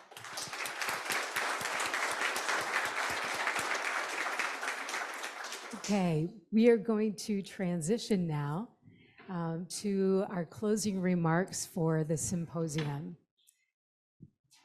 And as the panelists are sitting down, I would like to introduce Dr. Steve Thur. So as you all know, Dr. Stephen Thur is the OAR Assistant Administrator. He's been leading OAR for the past year and has already visited PMEL 3, maybe 4 times. It's been quite remarkable. Prior to being the OAR AA, Steve was the director of NCAS, the National Centers for Coastal Ocean Science. in the National Ocean Service. And his interest in and support of our science has been outstanding. We thank you for that, Steve. And I'd like to ask you to come up to hear your closing remarks after hearing all of the sessions and the interactions that you've encountered today.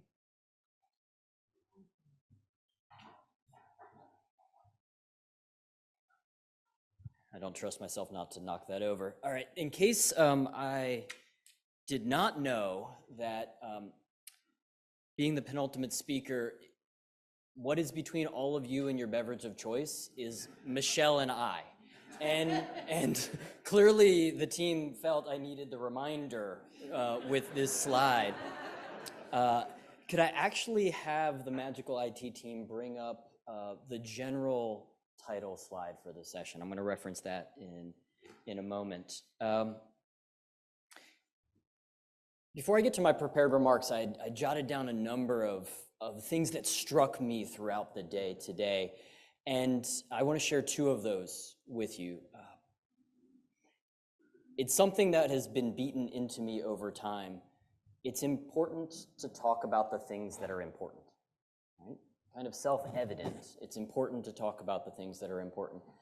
Because if we fail to talk about something that's important, it sends the signal that maybe it's not so important. And I want to call out two things before I get to my prepared remarks. So today is a celebration of 50 years of PMEL. And it was not marketed or billed as a celebration of 50 years of PMEL science. And there have been a lot of conversations today about the benefits, the magic that happens when scientists, engineers, and technicians come together. And I want to acknowledge that there's a piece of the laboratory we haven't talked about yet. And it's all of those that handle the business of government functions. So none of the awesome science that we saw today can happen without the folks that support our facilities, provide the IT backbone, get the people hired, move the money, spend it on purchase cards, and help with all the travel that led to those number of days at sea that you saw. And so I'd like to ask for a round of applause for all of the folks that have worked for the lab for 50 years in the business of government to enable this enterprise to occur.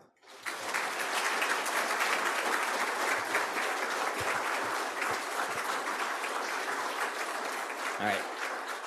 I want to thank you, the audience, for that applause. Thank all of those that, I thank all of those that work in those functions to make this a reality. The second thing I want to talk about, because it's important to talk about, is how the lab has changed. And Eddie had as the mantra of his presentation, it takes a village. And in the final slide, the one with all of the photos, I may have miscounted, roughly 24 individuals, 2 of which were female. And I want to acknowledge, I came to know over the break, by design, those that spoke in each of the 5 technical sessions about the future of the lab, most of those individuals will not look like me when they're in their late careers. So Andrea, Simone, Emily, Yong, Jeff, and Heather, our moderator in the last session, they represent the future of the lab. And that future of the lab looks more like our nation than the advent of the lab. And I think personally that's a good thing. And that's important to talk about. I want to acknowledge that and say thank you not only to those that had the gumption to serve in the capacity today, but also those that were involved in mentoring, training, hiring them, and setting up this session. So I wanted to talk a little bit about the diversification of the lab.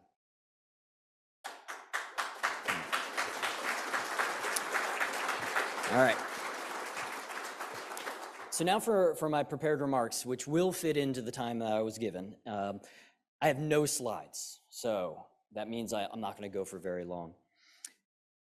I was asked to talk about what I saw as the future of the lab, and I'm going to give you 2 lines of discussion in answering that request. So the first is, what's the context of PMEL within the ecosystem that is NOAA Oceanic and Atmospheric Research? So I think to understand the future of PMEL, we have to understand the role that it plays within the agency. Now, I asked for this slide to be put up at the beginning of my remarks because I am here today, literally, because my passion is the use of science to make society better. And this title slide literally spoke to me as I walked in and found my seat this morning.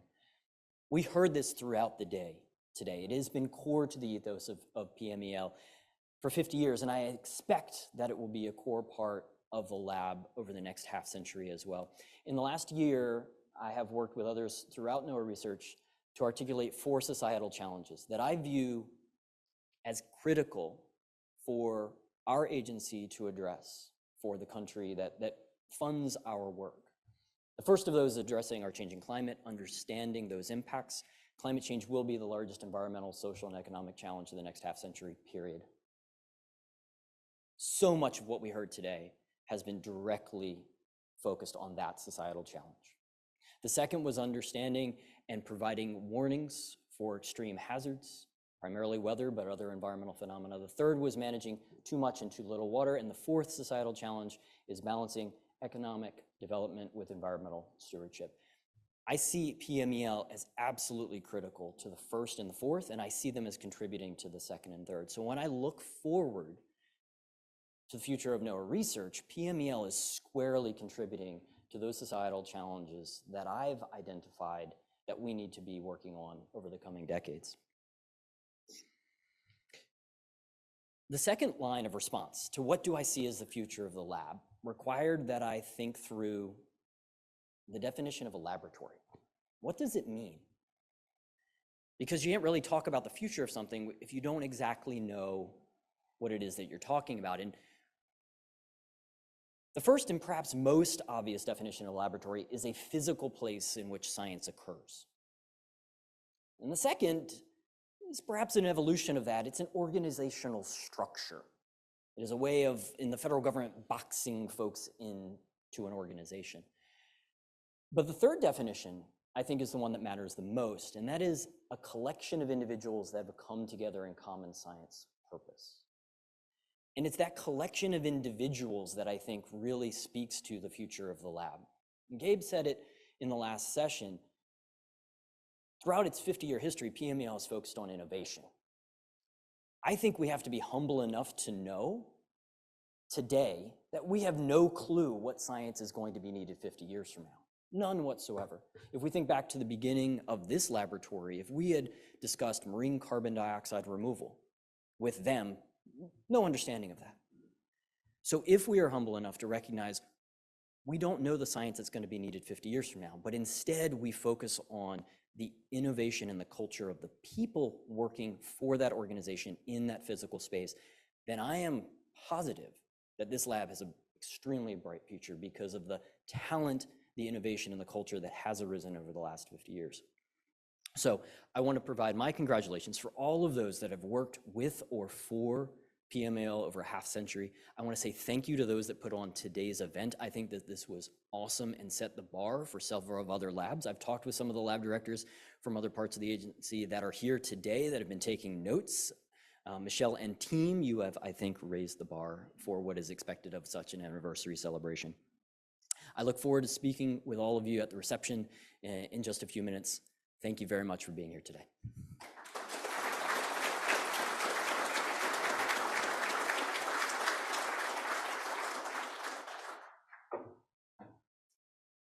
And now we will hear from Dr. Michelle McClure with her closing remarks before we close out for the evening reception. And this was actually my slide. I do I do recognize that we're pretty close there. I'm going to start. Steve hit on a couple of the themes that I was going to hit on. Greg's haiku talents extend not just to science, but also to those components of the lab that provide the foundation. And I think we heard a ton about engineering. We heard a ton about the science engineering synergy.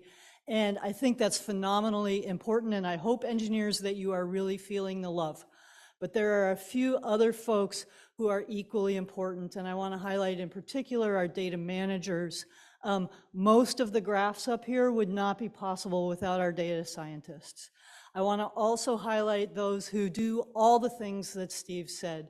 Help us move money, help us hire people, edit our papers, create the graphics for our work. And you've seen tremendous examples of all those things today. So thank you, Greg, for the haiku, and thank you for the reminder there.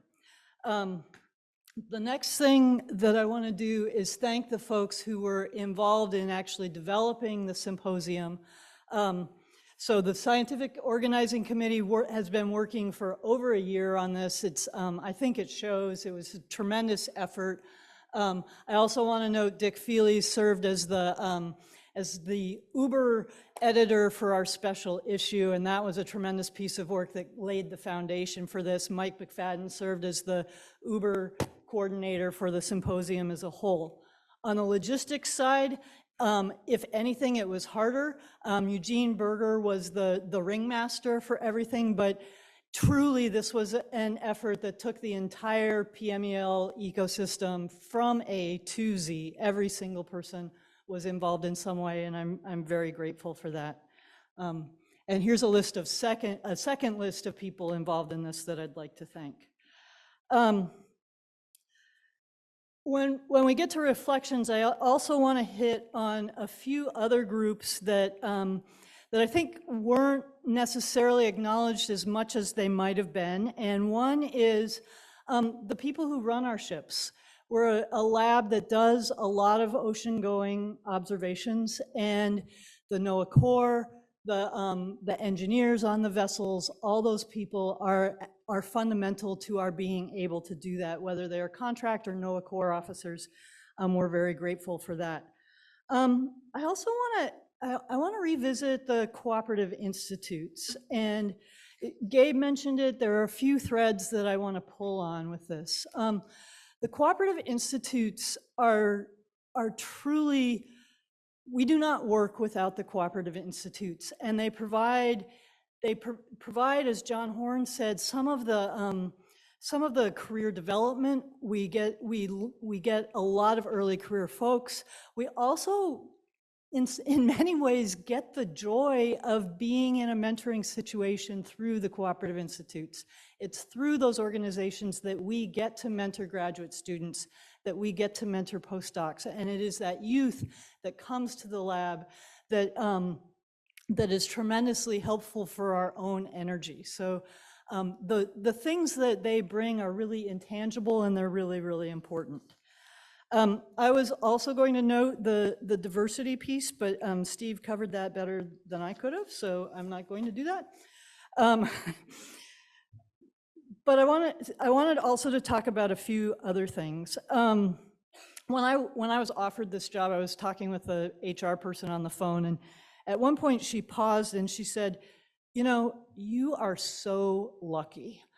And I really am. And one of the things that happens in this kind of position is that, sometimes you're accosted with the fact that the customs didn't work on a shipment of scientific equipment that you're trying to get on a vessel, or the Department of Commerce insists that you implement a financial system that doesn't work even halfway through the fiscal year, and you have no idea how much money you have. Not that I'm bitter or anything, but it is the preparations for this particular event have reminded me just how lucky I am to get to work with all these people. This has been it's just been so fun to see the talks, to see both what we've done in the past and the vision for the future, and I hope you saw that there also. What I saw coming through was observations with a purpose, sort of like what Mike was getting at. We often say we're an observations lab, but we do those observations for a reason. We have a passion for the science, and we have a passion for the public service. And I think that came through really strongly today, and I'm grateful for it. Public service is tremendously important. It's not particularly well paying, and I'm really grateful that as many of you chose it as you did. I also thought a bit about the role of government science, and I was thinking about something that Rick touched on in his presentation about the license to fail.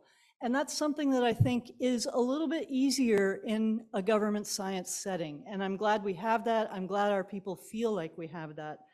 But I also think as a government lab, we can provide a few other things as well. One is those long-term time series that we touched on in a couple of the presentations. Having those long-term series are really what underlie our process understanding of the Earth system. Without those, we don't fully understand our system, and there really isn't anybody else that can provide those. And then one of the other things that struck me that I hadn't actually really put together previously was that a government role can actually play a coordination and a foundation for big international efforts, things like the Argo effort, things like the Gatimba effort. We leverage our contributions by hundreds of times by providing that foundation of science, and I think the world is better for that. So let's see. I also wanted to note that I was very struck by the generational technological sophistication. I obviously can't even run the clicker, and some of our more early career folks were a little bit better at that, and it makes me very hopeful for the future of oceanography. Okay, we're gonna end this with another audience participation. We already established today that everybody does something that is relevant for climate change and PMEL's work in general, right? So we're going to dive a little bit deeper into that. This is a graphic that I got from the Climate Program Office, and I added the graphs in there because we're all scientists and we all like the graphs. So please raise your hand if you work on anything related to sea level rise or coastal inundation of any kind, or if you did. Okay, great. How about humidity or exchange of water between oceans and atmosphere in general? Excellent. How about sea ice? Excellent. Ocean heat or sea surface temperature? Nice. Okay, not on this graph, and you can complain to the Climate Program Office about this, is how about changes in ocean chemistry or exchanges between the ocean and atmosphere or seafloor of compounds other than water? We do a lot of awesome work. What about sound, Bob? Thank you. So what about making sure that someone was able to travel or use government funds or have a computer or write a paper or ship something, manage their data, or hire someone? Nice. Okay, so everybody has stood up at least once. And so that means that together, over the last half century, everybody here has been playing a key role in improving our understanding of the Earth system and how it's changing. And while I do know, and I definitely acknowledge that the statistics are sometimes very grim, I have a lot of hope for our future because of the people that I get to work with, all of you past and present. And I hope that you'll continue to work with us as we move forward, building the scientific knowledge needed to produce safe and healthy oceans that are sustained for future generations. Thank you.